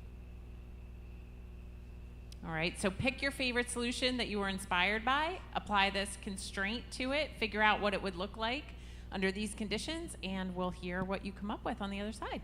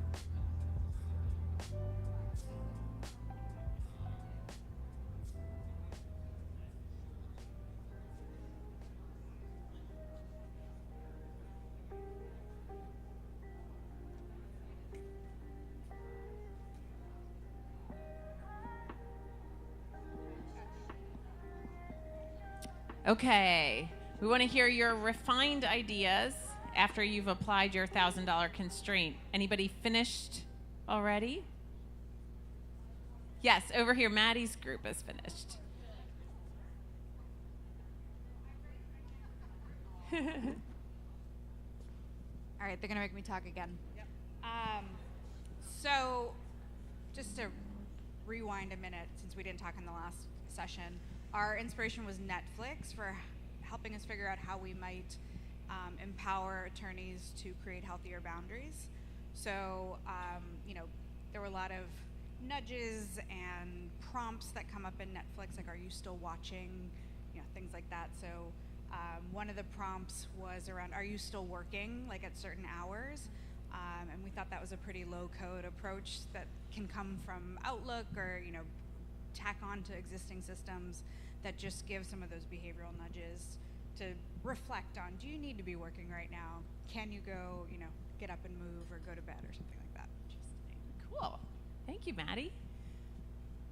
Maybe one more constraint-applied solution from a group. Sorry, Dave. Hi. So we didn't share our company analog last time, but we chose Uber, and our idea had been a gig economy for lawyers where attorneys who want more flexibility with either their time or their caseload can be matched with clients who also have kind of bespoke needs that match with the attorney's availability. And so with our $1,000 constraint, we downsized our marketplace to utilizing another platform that already exists, such as Facebook. Facebook Marketplace is already a go-to for exchanging certain, real-world goods.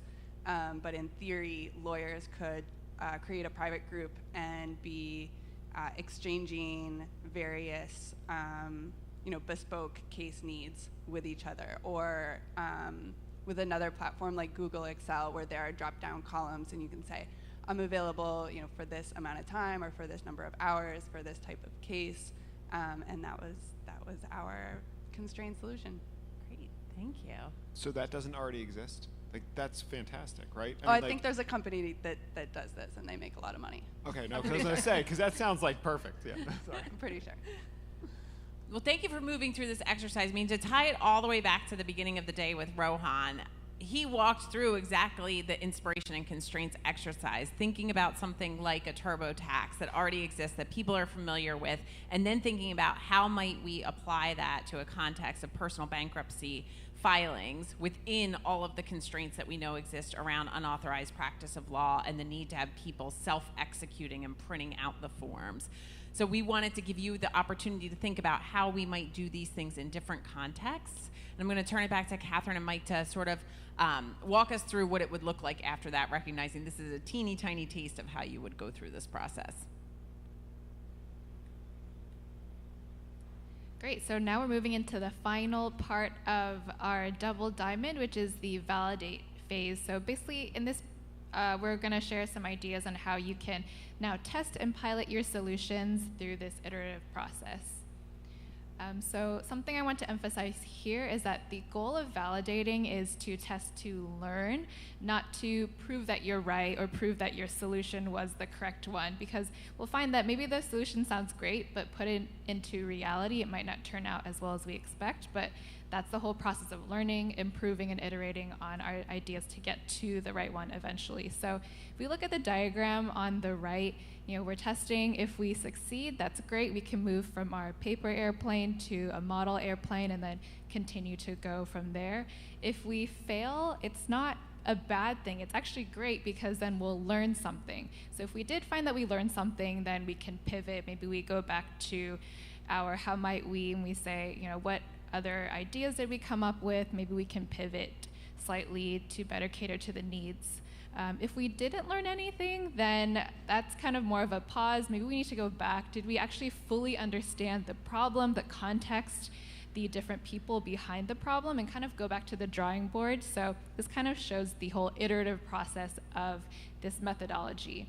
And another thing to note is when we're testing, it's important that we are scientific about it. So we want to gather data to know if we've made an impact in the direction that we want. So we'll gather both qualitative data through feedback, surveys, and just hearing people's reactions and responses, and then also quantitative data to measure if we're moving the needle and making the impact that we want.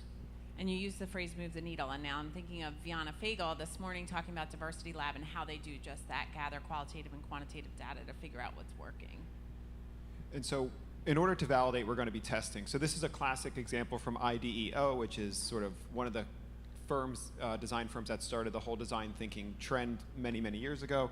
But basically they were talking about a medical instrument and someone said, oh, do you mean like this? And they went over and they grabbed, an old film canister, a clip, and an expo marker. They taped it together. And then you can actually see that it looks very much like the final product. So these ideas about testing and iterating are worth remembering, because just like our $1,000 constraint, if you can test something for a couple $100 right now, maybe you should on a small enough scale to get feedback and move forward versus keeping it in paper or in the computer until it's a big idea. Great, so another way to test this is through a vapor test. So it's really asking the question, do people even want this? So whether that's, putting up a fake advertisement for a taco costume for a dog and seeing how many people try to add it to their cart or be added onto a wait list, or maybe it's putting up a sign-up sheet for a new program that you're going to test out based after today's ideas and seeing how many people sign up for it. It gives you an idea of the interest and excitement around your solution before you invest the thousands of dollars in creating the solution.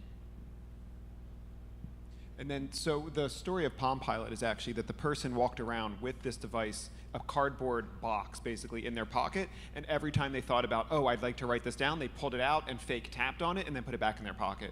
And the story I believe is that after a couple of days, they realized, wow, I've taken this out 200 times.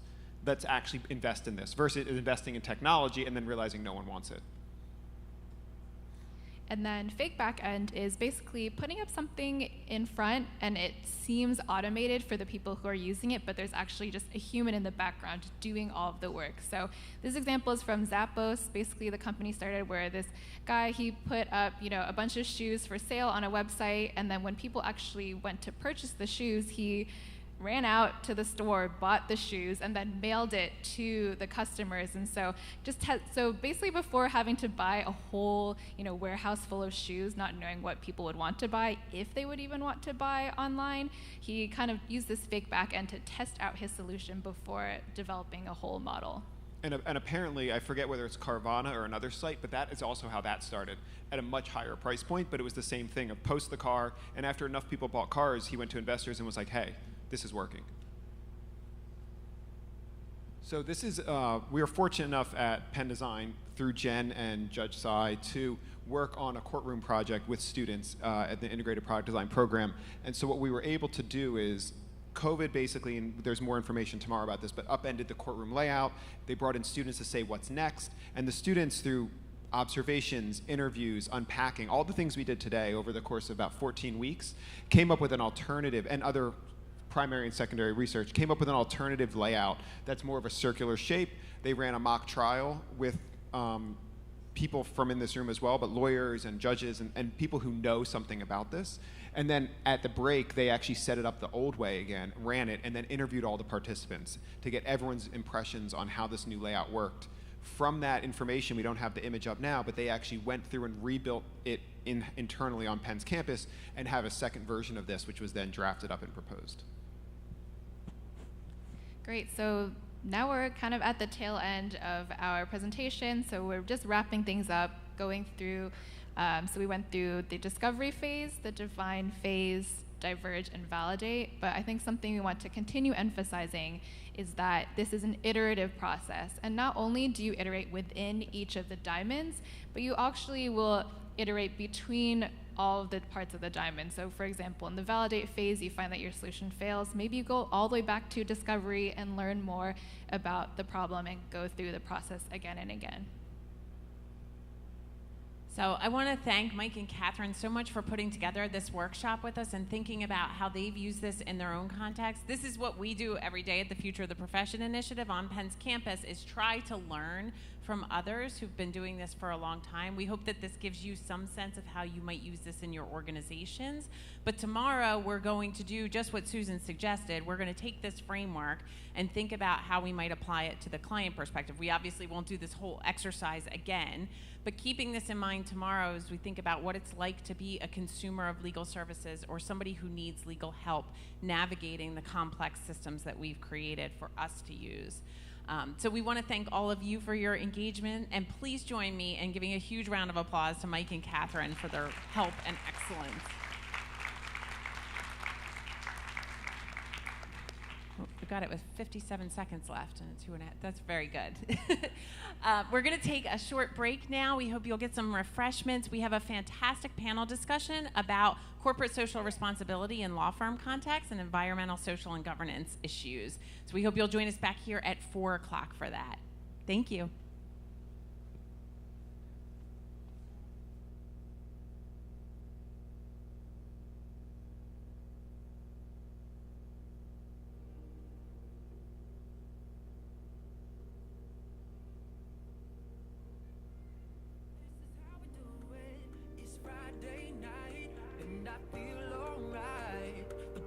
Here on the west side, so I reach for my 4D and I turn it up.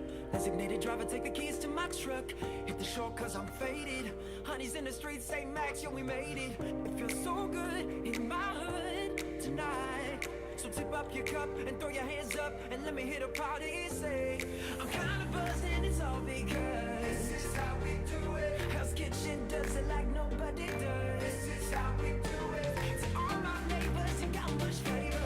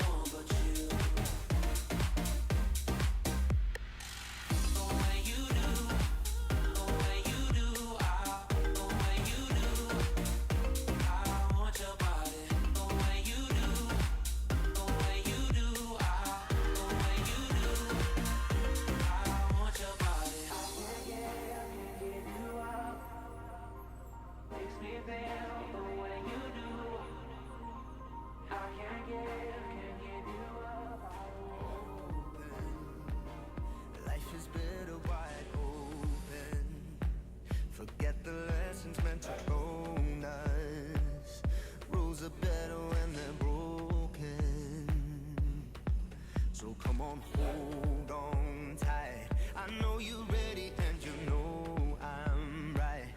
Life is better when you don't think twice. Life is better wide open. I see adventure there in your eyes, your eyes, your eyes, your eyes, your eyes. That's why my intention is that we leave this all behind. Can you hear it tonight? Can you hear the freeway calling? Seeing stars while we dance in the headlights. Don't it feel alright? Can you hear it tonight? Can you hear the freeway calling? Non-stop running one way to paradise. Gonna be alright. Can you hear it tonight? Can you hear the freeway calling? Seeing stars while we dance in the headlights.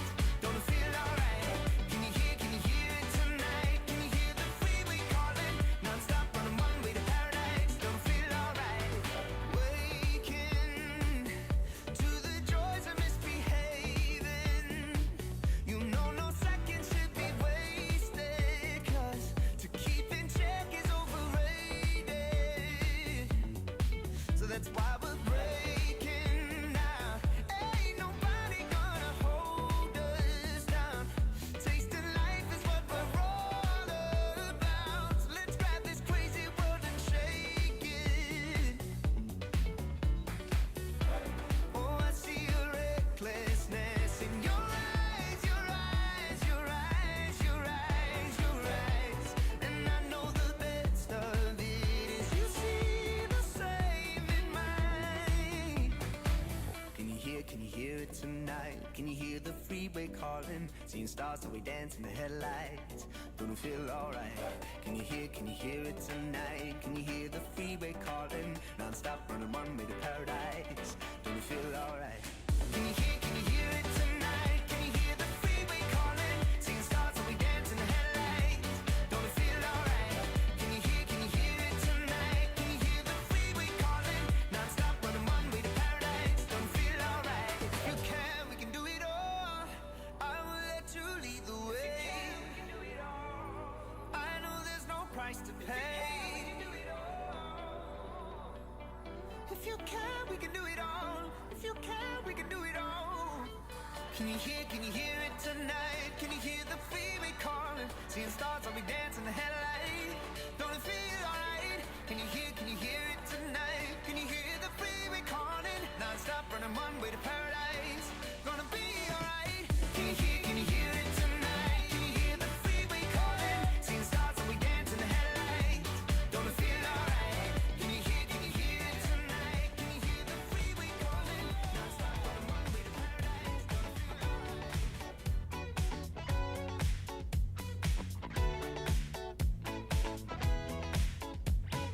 You use your mind and I use my heart. Is this a good place for the future?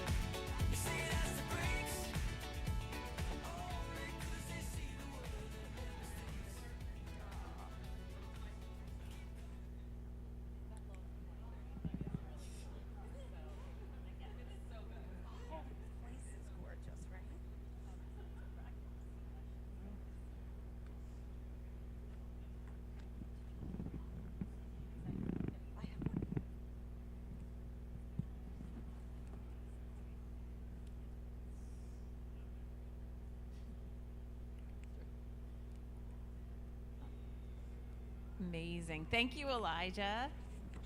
You're never off the clock. Welcome back, everybody, to our final panel of this afternoon. One programming announcement. Brad Karp, who was scheduled to deliver our closing remarks, unfortunately his plane was delayed in Florida and he's not going to be able to join us on time today. So we're very sad not to see Brad. That will mean that we'll start our networking reception promptly at 5 o'clock, so we'll get to continue the great conversations that are about to happen on stage. All day long, we've been talking about the humans of law and the people that populate our practice environments, our learning environments, our teaching environments. But of course, all of those people are also influenced by the outside world and by all the social movements that have been happening in the outside world. And there are lots of complexities around how private sector legal organizations, law firms, corporate legal departments are responding to those social movements. So we're really excited to have an all-star panel here moderated by Gina Passarella, Editor-in-Chief of American Legal Media Global Brands. She is joined by Kathy Jafari, who is a shareholder at Cozen O'Connor and the co-chair of the ESG practice there. Tom Lin, who is one of our graduates and a professor, Feinberg Chair Professor of Law at Temple Beasley School of Law, and also the author of The Capitalist and the Activist, that really explores the historical underpinnings of this movement and where we find ourselves here. I highly recommend Tom's book if you want to get really up to speed on the history of corporate social activism. And last but certainly not least, our fabulous friend Hediye Fakhri-Yazdi, who is the head of corporate social responsibility and the Weil Foundation at Weil Gotshal.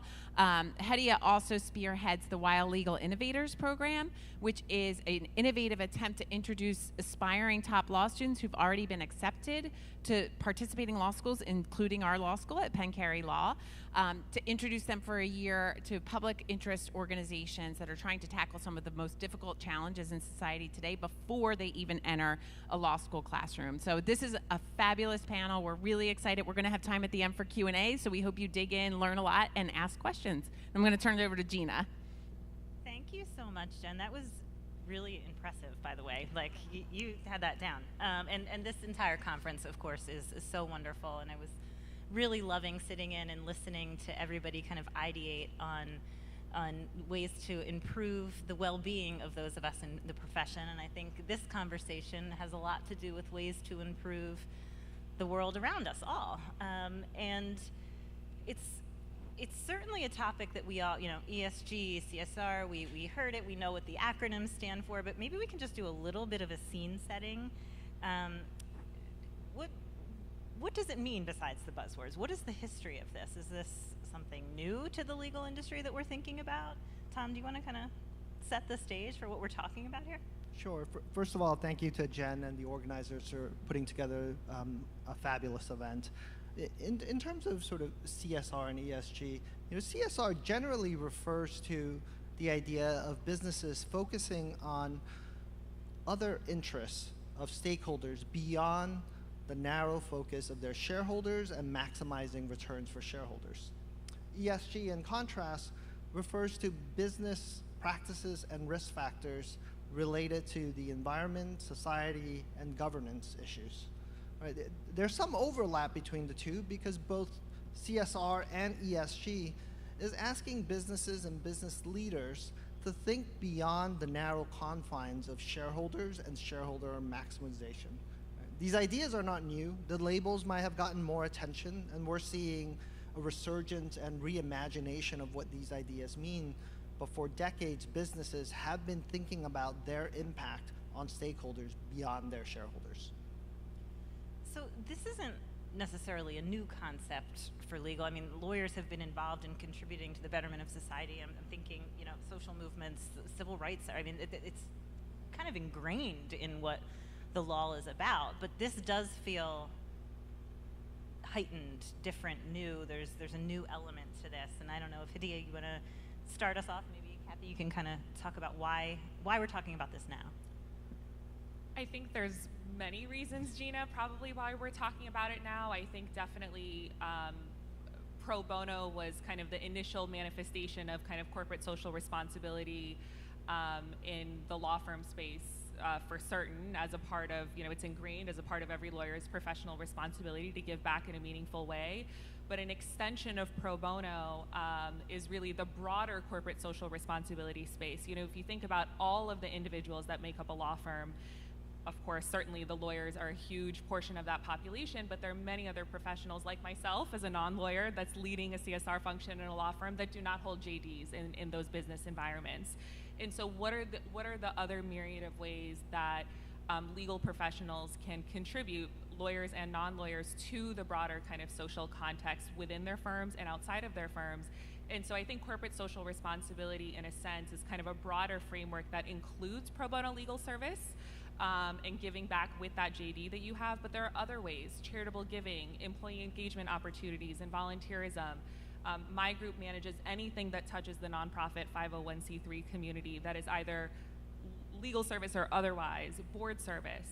Increasingly, sustainability and environmental issues, wellness and health and well-being are all included in this broader CSR framework. So I think one of the levers as to why this work has become so incredibly important is because of what we're seeing in terms of the generational shifts within our workplace.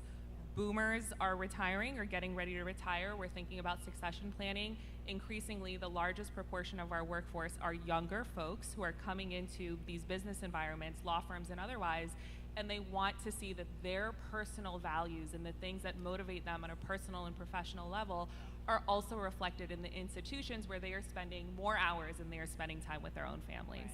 So I think that's a big piece of it. On the ESG side, there's a regulatory climate and a regulatory environment that is forcing our clients to pay attention to these issues, and then that has a trickle-down effect that Kathy knows very, very well, right, in terms of how law firms are then responding to these issues. Yeah. I mean, Kathy, you're co-chair of an ESG practice. That wasn't a thing. It was not too many years that's ago. That's very right? true. It's not a thing, and I'm so glad you brought up the client piece of it, because that's, I think, the one that I'll address.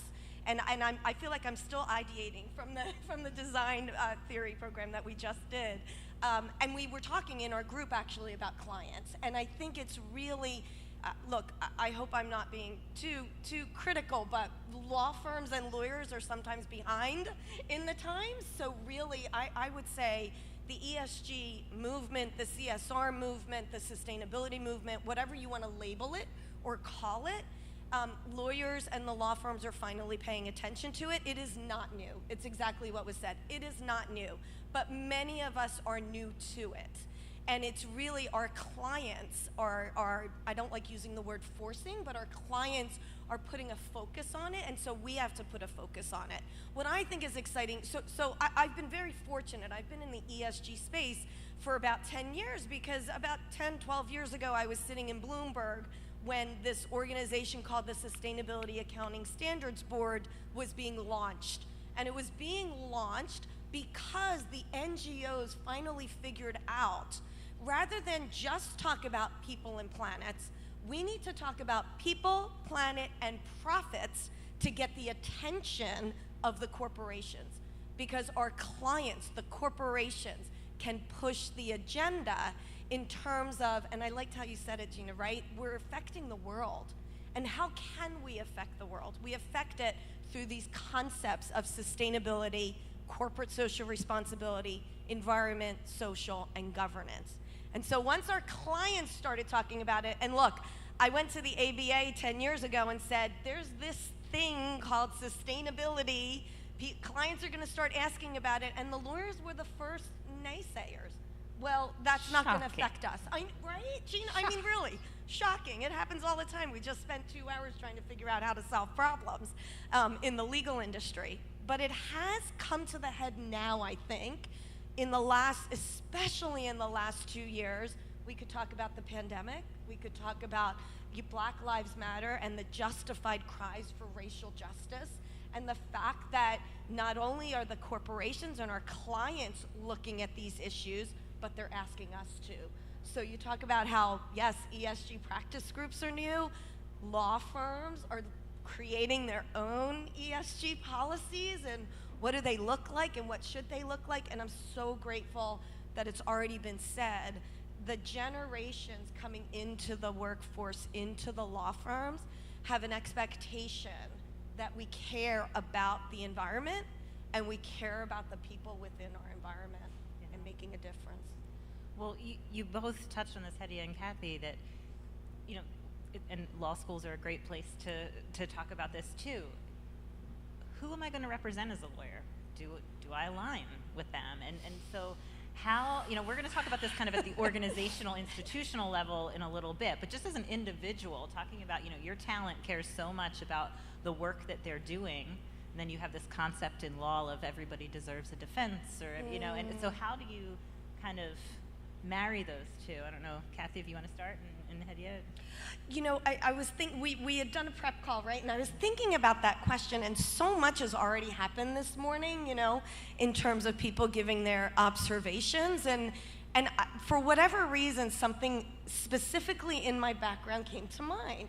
And I was a very, very young associate when there was a war going on, and there were protests for that war here in Philadelphia. And I remember it was like a 2 o'clock time period, and I am pro our military, I am anti-war, and I felt that need to go to the protest.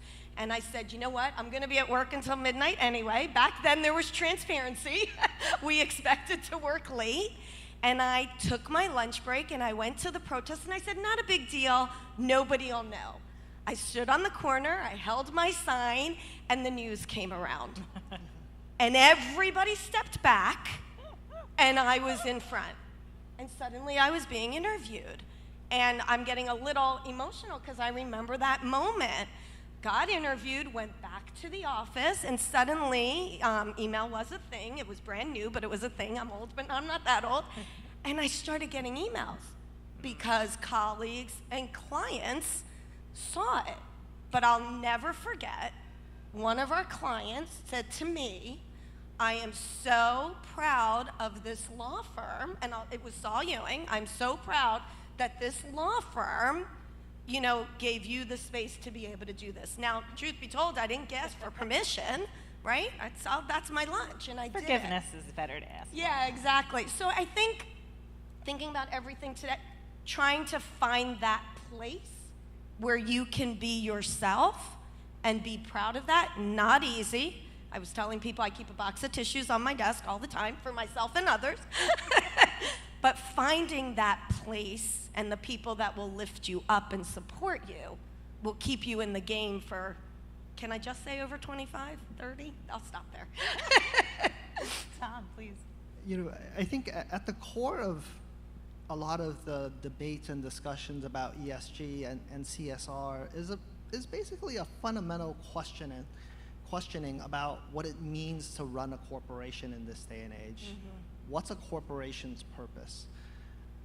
And many of these questions are animated by a new generation of lawyers and citizens thinking hard about what they want to do in their lives and how to give their lives meaning. And I think one of the positive outgrowths that we're seeing from these debates, from these discussions, both within legal education, both within law practice, and in corporate America, is that it's pushing students to reimagine what their careers can look like. Right? If you're interested in protecting the environment or working on environmental law, you don't necessarily have to go work at the EPA or the Sierra Club anymore. You can go work at Apple's ESG program, or Walmart's Green Energy Initiative, or a large law firm working on corporate governance issues concerning ESG. The opportunities are more expansive.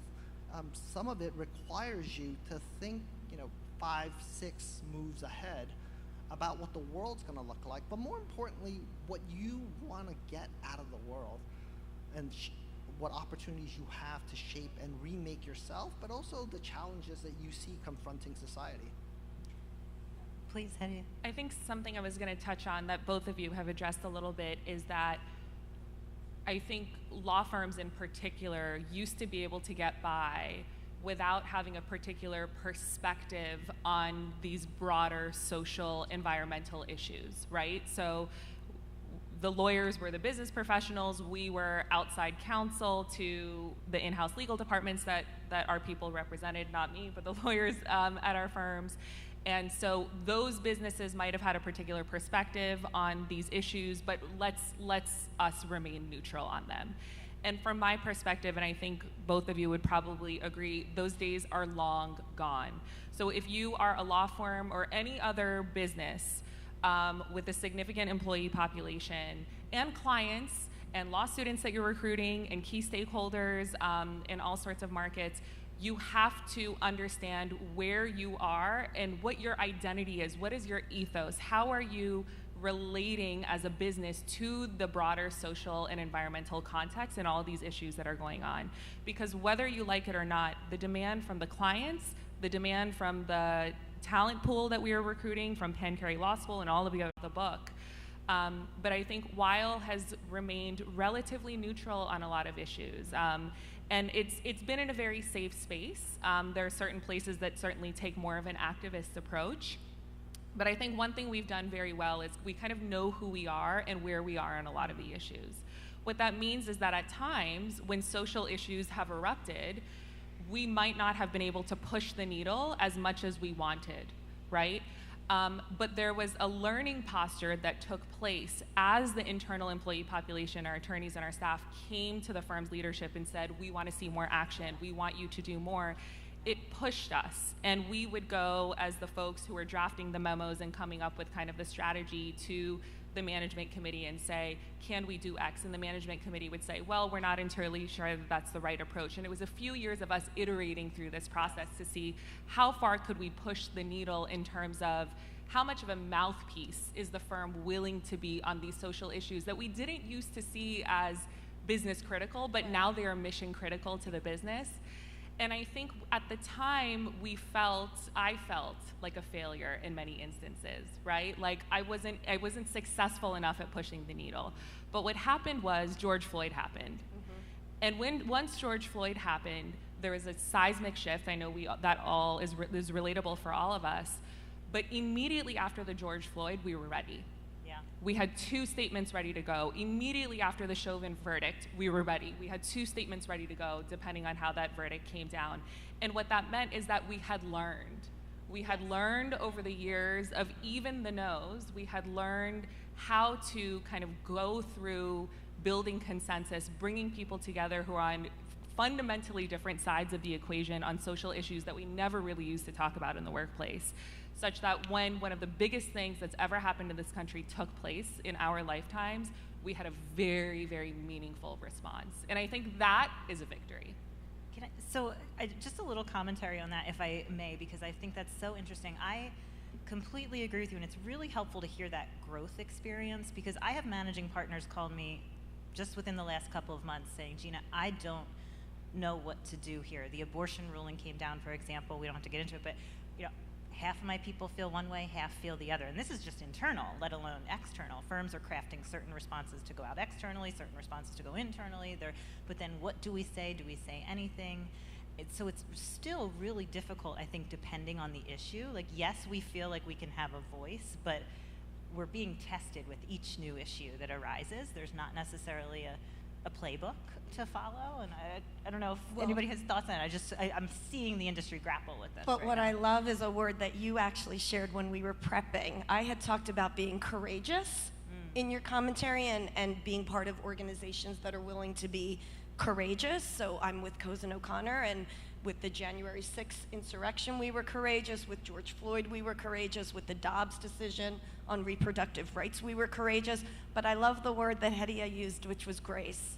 Courage and grace, because there are going to be moments when maybe there will be a misstep, or maybe we don't address something the way some of the fellow lawyers or employees at Cozen O'Connor. We're a corporation, so we're all in it together, and it's not just lawyers or staff, it's everyone all over the country in all different states. And so there had to be some courage, but at least I think that when you think about CSR and ESG, you cannot be silent anymore. And it goes back to what's being said, right? There's going to be an expectation that at least internally say something, because whether or not we're giving guidance to clients, what we talk about in ESG or CSR is, knowing who you are, being authentic, being committed, and then being willing to communicate and understand what all of your stakeholders are interested in. Your employees are a major stakeholder in the conversation, and silence can be deafening.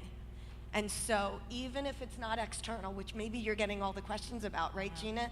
Sometimes at least, knowing, having the information internally. Right. So many of us, when our law firm came out and said, regardless of what state you're in, we're gonna pay for you to travel, we took a breath of, many of us, and some did not agree with it. Yeah. But there was at least a willingness to make a statement, because I think silence, I just don't think you can be silent anymore. Yeah. I would add to Kathy's last point. I think it's important to recognize how difficult and complicated these decisions are for business leaders and law firm leaders, right? They are overseeing organizations that number in the thousands, and you're not going to get everyone to come on board with your position. But it's important to speak out and take a position, and it could be a multivariate position that varies on region, because big businesses, major law firms like Coase & O'Connor operate across the world, and not every region is going to have the same preferences. Having said that, I think I would echo something Kathy alluded to, is that silence and inaction is not necessarily neutrality. Sometimes not speaking out, not taking a position, is perpetuating the status quo. So if you're not happy with the status quo, you should say something about it or take a position about it, right? We could think about an issue that is less sort of contentious these days, but was pretty contentious decades ago. Paid parent leave, right? Paid parental leave. Still right? contentious. It still is in many respects, but less so, right? Yes, you could be silent on it and say, we're neutral on this, but by not offering paid parental leave for your employees, you're saying something about your company and what you value and what you think about them. Well, I'll just give one more example where we could not get a single firm to comment on when everything was going on in Hong Kong, and they would comment on other issues, they would comment on what's happening in the States, on things that were clear cut, but nobody wanted to mess with their business in China. Nobody wanted, and so there are these, it's tricky, and it's tough to take that stand, or at least firms are finding it difficult to take that stand still on certain issues. But maybe that's a really bad transition into a conversation about global versus U.S. regulatory, but we'll go there. Hedia, maybe you can kind of talk us through, I have traditionally heard global law firms talk a bit more earlier on about ESG issues, CSR, and helping clients with it at least. But now it's certainly here in the States and maybe even surpassing what's happening around the globe. I don't know if you have thoughts on kind of how optimistic you are about these rules sticking and growing and the movement growing. I think if we borrow our lessons from Europe and the UK in particular, which is doing a fantastic job on a lot of climate issues in particular and ESG more broadly, I think it's a space that's definitely here to stay. I think for a lot of us that have traditionally been CSR professionals, I think the 2.0 version is really ESG. I think the extent to which we can continue having conversations like this, educating younger students, folks in the pipeline, but also those of us that are existing within the law firm space about the fact that ESG is here to stay, again, because it is of critical importance. It is one of the top priorities for the major clients, the tech companies, the financial institutions that we represent, the insurance companies. It is not something that's going away for them. So long as it's not going away for them, it is not going to go away for us. And so now is the time where we need to be upskilling ourselves as quickly as possible to have our finger on the pulse of the issues in the regulatory environment. We were having this conversation earlier with a friend from Paul Weiss around the fact that what we often see and we saw for many years prior to like ESG really proliferating the law firm space was diversity surveys coming to us from our clients. And there are full-time people in multiple departments whose entire jobs it is to complete diversity surveys and aligning timekeepers and billable hours and all of that in response to a demand from our clients. And I actually think it's fantastic because they're putting pressure on us to do the right thing. We're now seeing that extend to sustainability-related questions, but more broadly, questions related to human rights policies, questions related to fair labor standards. And I get those questions because I've kind of carved out a niche for myself as somewhat of an ESG expert within my firm. But I recognize that as I'm reviewing a lot of these questions that are coming in, for others in the firm, it's a relatively newer space. So people are not entirely appreciating that the questions that we are now receiving that seem a little bit odd from our clients are ESG related questions, and where those questions are coming from. Those questions, there's a trickle-down effect in terms of the GRI reporting that our clients need to do that then turns into the question that shows up on the survey that Weil Gotshal receives, right? And so I think for us to kind of get smart and try to do a better job of helping to understand the reality of our clients is ultimately going to lead to our success within the law firm environment. Well, I'm glad you mentioned the clients, and I love how you said that this is kind of 2.0 to the CSR, because right now clients are dealing with ESG issues. I mean, this is board level issues. They're really trying to figure it out. They're trying to educate their boards, and they're coming to firms for advice. But really, firms can learn a lot from their clients in this space, right? I mean, I don't know, Kathy, do you want to? That's how we learned. I mean, I told the SASB story. I contacted one of my clients, which is an energy company, and I said, they're talking about this thing called sustainability. What are you all doing? And they said, we just, this is 2011, excuse me, we just hired our first chief sustainability officer. And I'm like, great, I want to know what that is and who that is. So I really do think we are learning from our clients. I mean, I actually think our clients are driving this. I think, again, the lawyers and the law firms, if they learn it for their clients, they're going to also learn it for their firms. I think, I don't know if the two of you are feeling that way, but I feel like that's almost how it's coming into the firms. There's definitely was a trend and continues to be a trend on the corporate social responsibility and law firms and charitable contributions and pro bono. But I think the concept of sustainability and ESG is really client-driven, and now, I'll never forget, you were talking about the questionnaires. 10 years ago, we got a questionnaire from a client saying, we want to know how your water is used, or, it was one of the water questionnaires, and the law firm was like, what do we do with this? And we had to figure it out, and so I do think the clients are driving it. It's a shame that we're behind, but I think we are catching up, and I think practice groups like Paul Weiss's and Weil Gotshals and Coase and O'Connor's, I think they all are helping us, really make sure that we stay at least with the game and hopefully ahead of the game. Yeah, what I would say is, many large law firms and many partners at large law firms are fairly conservative, and in terms of business operations and how to run their firms, and understandably so, because they're running pretty successful, complicated enterprises. But one catalyst that can sort of encourage them to change is their clients. Correct. And what's encouraging their clients to change is sort of the business environment has shifted and the investor outlook has shifted, right? In 2021, $17 trillion of managed financial assets were ESG related. That made up a third of all managed financial assets. And estimates by JP Morgan and others suggest that in 2024, half of all managed financial assets are going to be ESG related. And so if you're raising capital out in the financial markets, you better have a good ESG story to tell and substance to back up that story. And that's moving businesses, and businesses are then pushing their legal advisors to make corresponding changes. So that brings us to a really good point. I mean, we're in the current economic environment that we're in. We're seeing some pushback from shareholders at times, pushback from politicians at times on ESG initiatives. Mm-hmm. Is ESG sustainable? I like that. I mean, might we see things revert, or do you feel like, nah, bring the headwinds. This isn't going anywhere.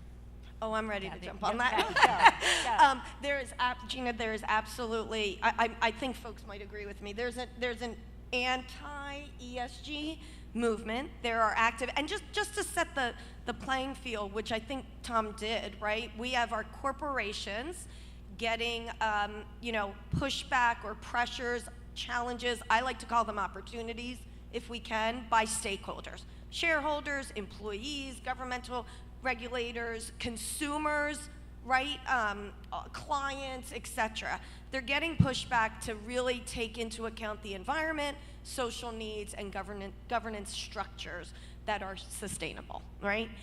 And so there's this trend saying you're spending all your time thinking about diversity or pay equity. We want you to think about the bottom line. Where's our dividends? Where's our, ROI? We talked about that. Return on investment, right? Where is all that? So there's actually this trend now of even activists and shareholder proposals saying, we don't want you to publish your EEO-1 report, your report on equity or diversity or pay equality, etc. Pay equity, excuse me.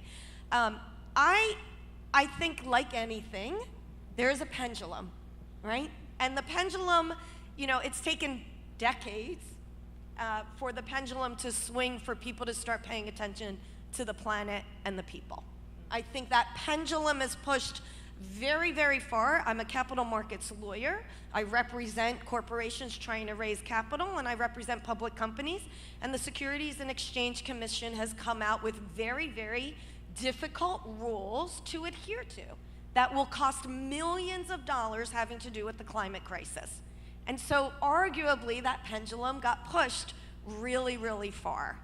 I think, like anything, there's a hope. I always am optimistic. I'm hopeful that the pendulum will come and swing in the middle, and we will get to a place that makes sense. But I do not believe ESG is going away. One of my best teachers taught me that sustainability for any organization, law firm or corporation, is the capacity to endure in light of limited or challenged resources.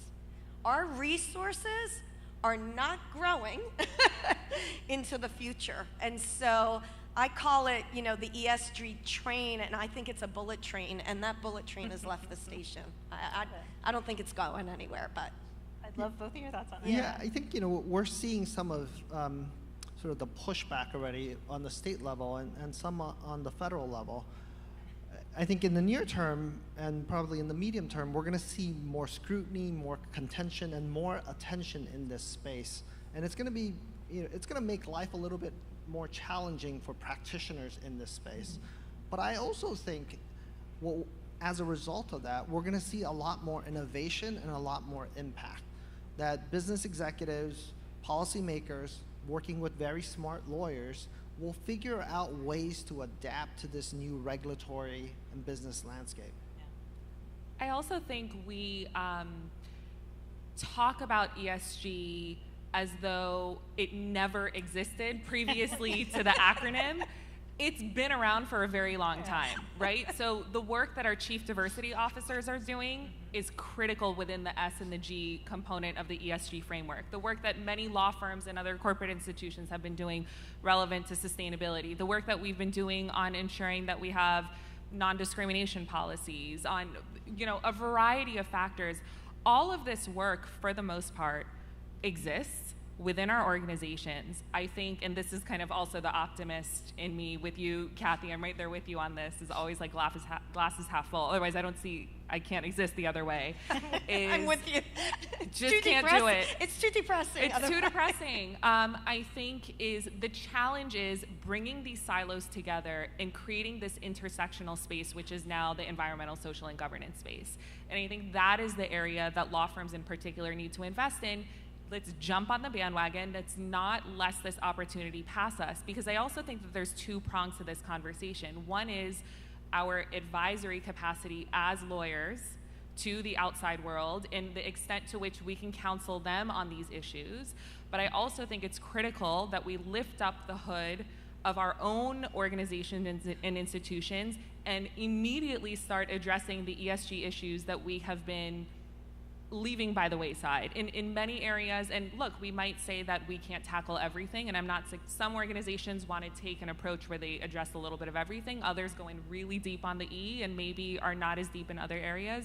But I think in order for us really to have a leg to stand on as the law firms that are representing these amazing corporate institutions who are always going to do far better than us with regards to ESG, we have to be the experts on this space, both in terms of our advisory capacity, but also in terms of how we are running our own organizations within the ESG framework. We have to get that in order. And I think that is what will differentiate law firms from one another as outside counsel, as the inside legal departments come to determine who they want to hire as their lawyers. It's really, really good points. And Tom, I wonder if you can give us a little perspective. I mean, the regulation is coming, but I think, you know, there was a lot of work, as Hedy mentioned, happening well before that. Is there any concern with giving the private sector too much control in kind of defining where this goes and implementing things? Should it be a public sector thing? How do you balance that?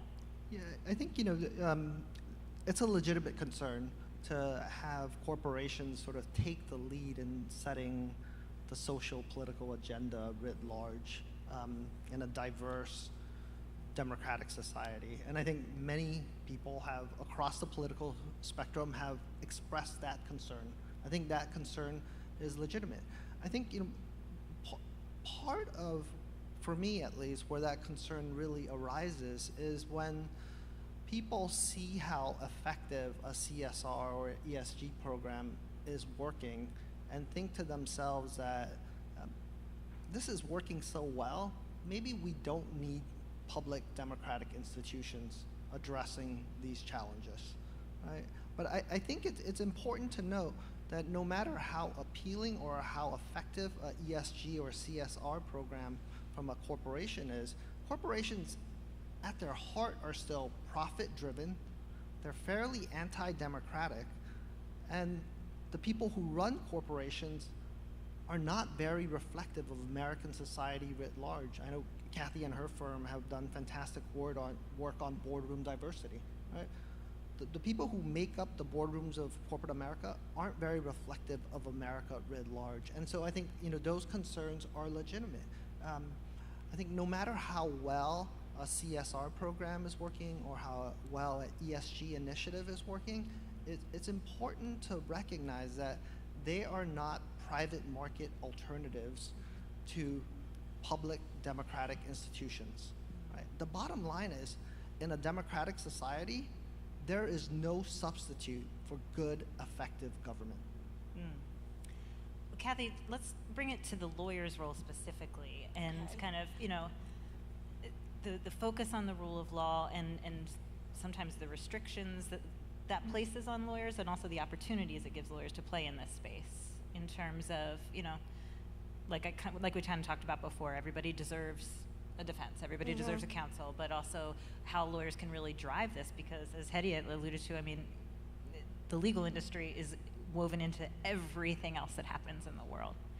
Yeah, so that one's a hard one, right? I think so to be blunt, I think the rule of law is being very challenged right now, okay?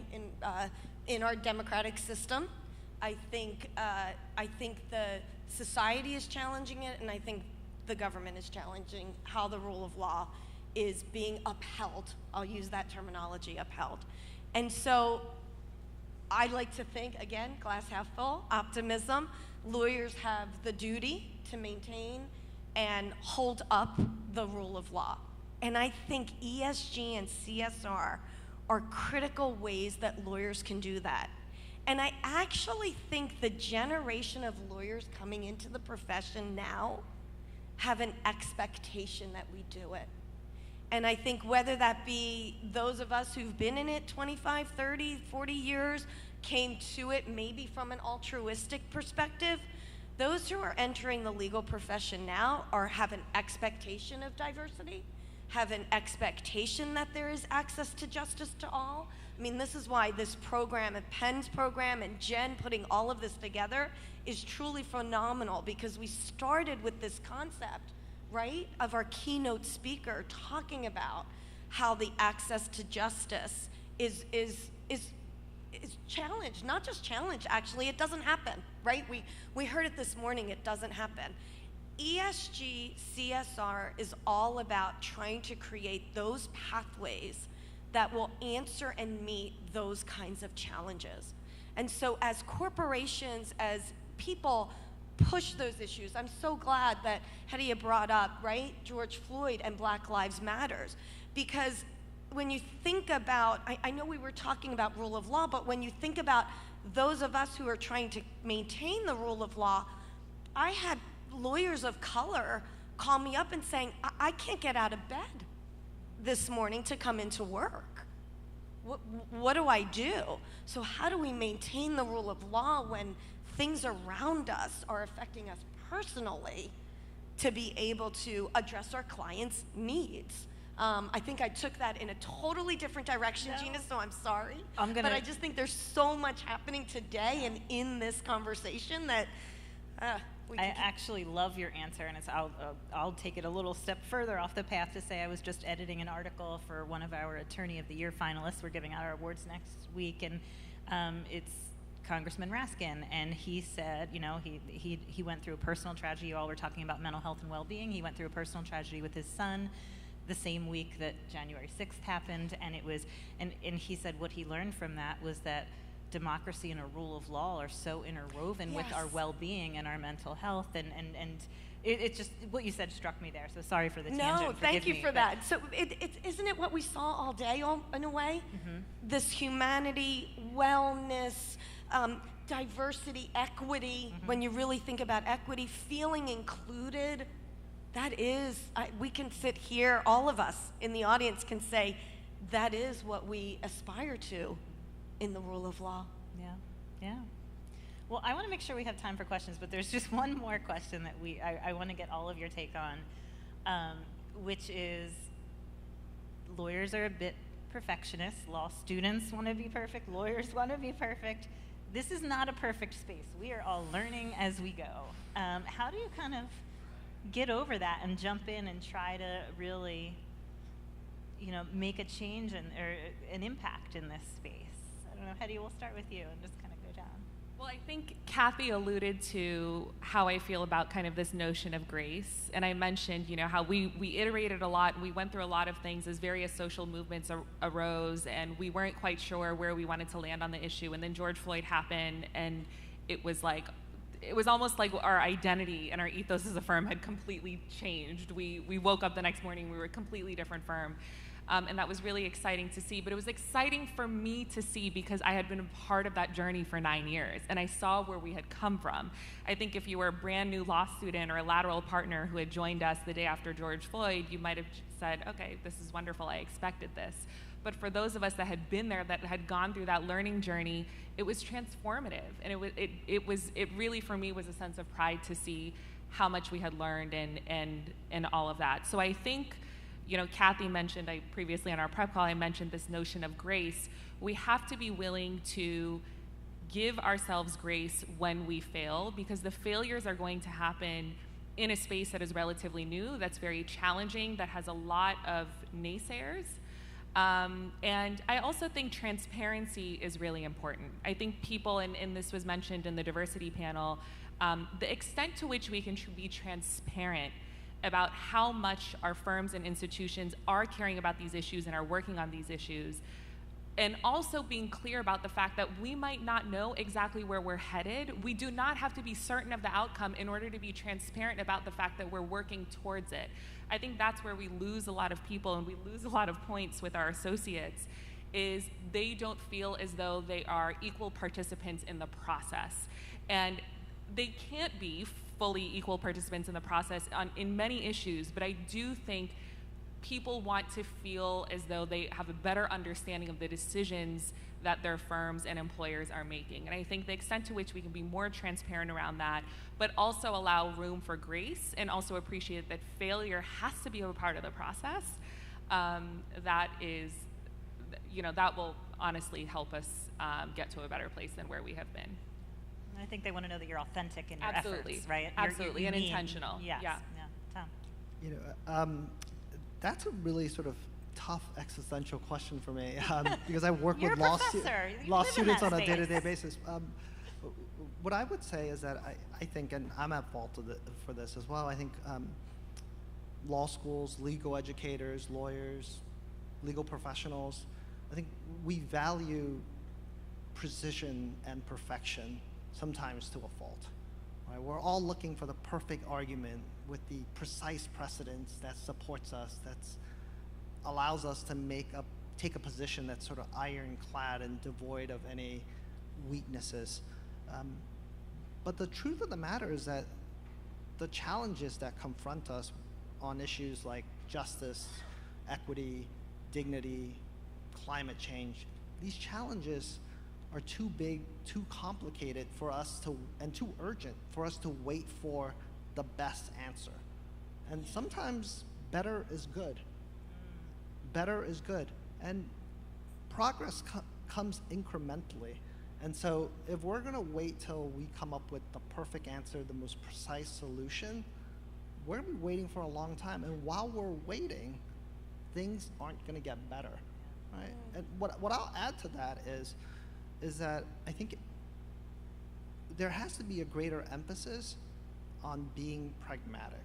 And I see this sort of in my students and in my peers, is there has to be a greater emphasis on being pragmatic, I think, and being pragmatic in how we solve problems and who we partner with. Because I think too often arbitrary notions of being pure and being perfect stand in the way of progress and partnerships that can make a meaningful difference. We can't only work with folks who we agree with 100% of the time on 100% of the issues. I don't know any people like that. I agree with 100% of the time. No, that's such excellent points. Kat, did you want to add anything? No. Can I say ditto? Yeah. I can't follow that. You know, I do want to thank Jen for having me as part of this panel, because I did learn that courage with grace from Hediya. And I love the word better. A lot of people say good enough, and that just doesn't feel good. So I love that Tom used the word better. I do believe it is so true that these issues that we are looking at, diversity, equity, inclusion, social justice, climate crisis, climate change, too big, can't wait any longer, can't hope for perfection, but we have to keep moving. And I just want to reiterate, the generations coming into the workforce are expecting it. Yeah. Well, we are among friends here, so let's please Dean, go for it. All right. Sorry, there should be microphones around somewhere. Okay. Thank you so much for this panel, and it's so exciting to see all these issues being addressed. And we like to think we're partnering with you as an elite university. So this is a very pro ESG comment, but it's about this principle of limitation that I think every one of you alluded to in one way or another. So, and I'm in a lot of brainstorming sessions about the 3 or 5 biggest problems facing our society, and you hit on every one of them except one, and that is income inequality, wealth inequality, both between individuals and wealthy institutions like so many of us represent. And this is not a knock on ESG, it's that saying ESG should do everything it can on the issues it can address, but could you comment, is there any role for wealthy institutions and generally wealthy individuals with the kind of client pressure you mentioned, Carey? I suspect they're not pressuring you to change the partnership tax rate or raise the marginal tax rate. And so, is that just something that is not going to happen through this private sector, and we need to look, as Tom said, to other institutions? If we care about income inequality, is that going to come through other parts of the political process, and ESG should do all that it can do, or are there ways that even these institutions that you represent and are talking about can address wealth and income inequality? Yeah, no, that is such a great question, and I don't want to put Tom on the spot, but I'm thinking about your article and your research. So can you start? Do you want to take this one first? I do have a response, but I want to hear from him if that's okay. Sure, happy to do it. I think the dean hit on one of the most sensitive topics for many business leaders who consider themselves and their institutions good corporate citizens. And that's the issue of income inequality, right? you raise it in a boardroom or in private lunchtime talks with them, and they're like, yeah, that's terrible, but I don't know what to do about it.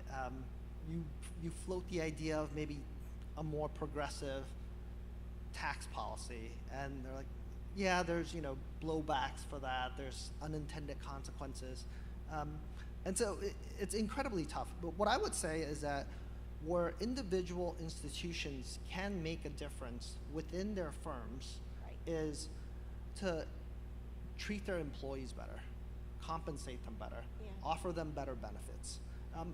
What I think is telling about this issue, and that is helpful for us for thinking about larger issues like climate change, is that if you see the problem in the macro sense of a warming planet, it can make creating solutions or thinking about progress incredibly difficult and daunting.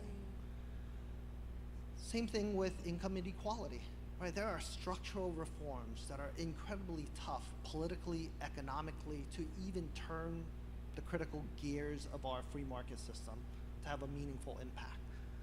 But if you think about income inequality within the firm, right, how can I make sure that people who work within my company full-time can make a decent living so that they can buy what they need, so they have proper access to healthcare, so forth and so on, then that question becomes more addressable.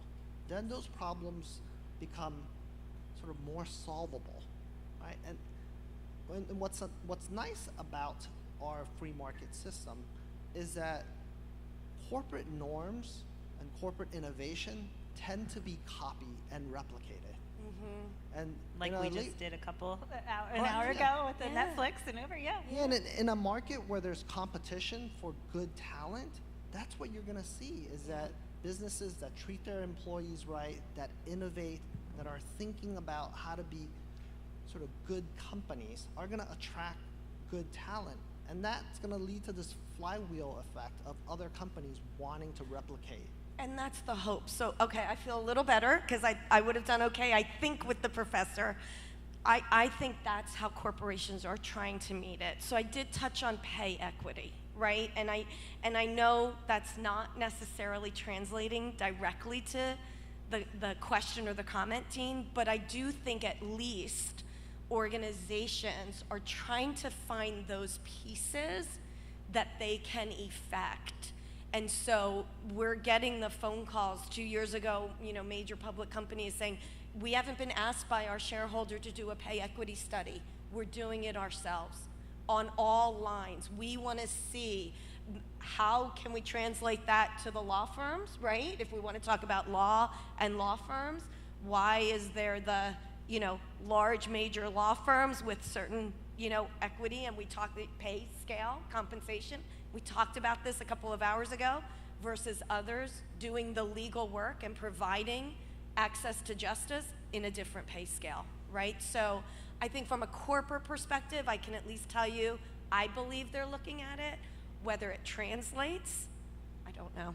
I'm also thinking, Dean Ruger, about the international context and the major multinational corporations that many of our firms represent that are consumer facing. So those that are in kind of the consumer products industries that have a massive international footprint, and there are significant ESG indicators and metrics looking at fair labor, supply chain sustainability, human rights, and I used to work at Bloomberg. Kathy, that's a conversation we need to have offline because I didn't know we had that connection. But I remember when I first started learning about the ESG space, there was a key metric on the social and governance side of that Bloomberg measured, which was percentage of fatalities on the job. And I think there are many metrics in the ESG framework that ultimately speak to income inequality and can lead to income inequality. I just don't know that law firms, you guys address definitely kind of in the law firm context what it might look like, pay equity and all of that, and that's definitely an important part of the conversation. But I do think that the broader ESG framework from a human perspective without calling it that it's addressing income That's inequality. true. Many of the metrics are. And, but it really only is going to most significantly impact those businesses that are working at a very large scale and have significant supply chain and kind of procurement processes, I think. But if we can follow Tom's, guidance, right? If we can look at it in pieces, that's the brilliant way to do it. What other questions? Anybody else? Have a couple more minutes. Yes, please. Could you, grab a mic just so the folks who are listening in can hear too. Thank you. Hi, I'm a law student at Penn, Carey Law, and I was listening to how, I guess Kathy was talking about how ESG is very client-driven within the law firm, and I'm just wondering what the role is, if there is, for a law firm to exert ESG pressure on their clients.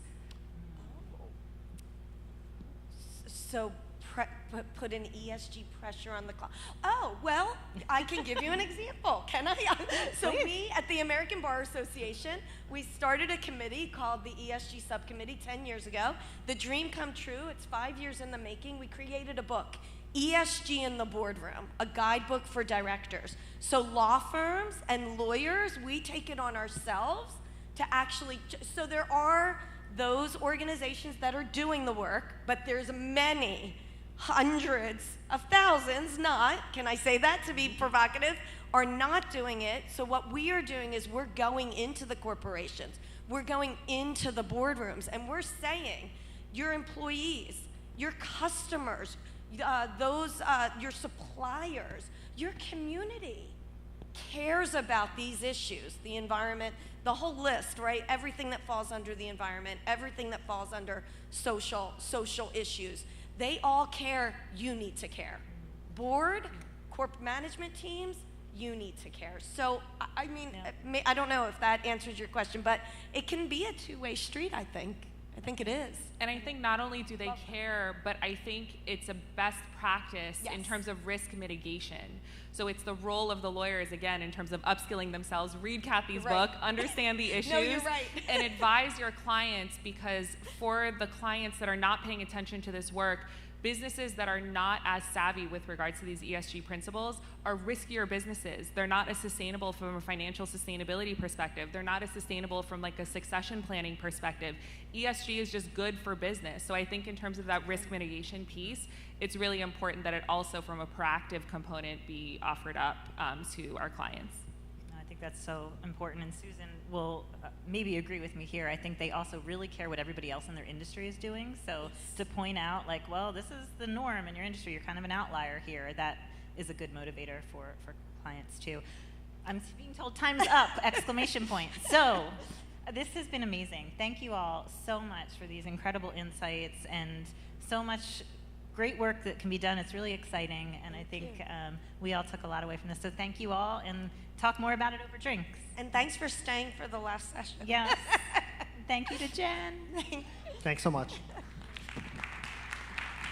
Thank you so much. That was a fantastic conversation. As Gina so wonderfully put it, we'll continue the conversation over drinks and snacks. Just so that you know, Brad Karp is moving heaven and earth to get here from the Philadelphia International Airport. I did suggest that maybe when he got here, we could sort of huddle where we are, network with him, hear his thoughts about all of these issues. He's really, really excited to be here. I don't know what the traffic, when that will happen, but hopefully we'll be able to welcome him here when we get here. And thank you to everybody for such a fantastic day, so many topics, such great ideas from all of you and engagement, and we look forward to more tomorrow and right now over at the bar. Thank you so much.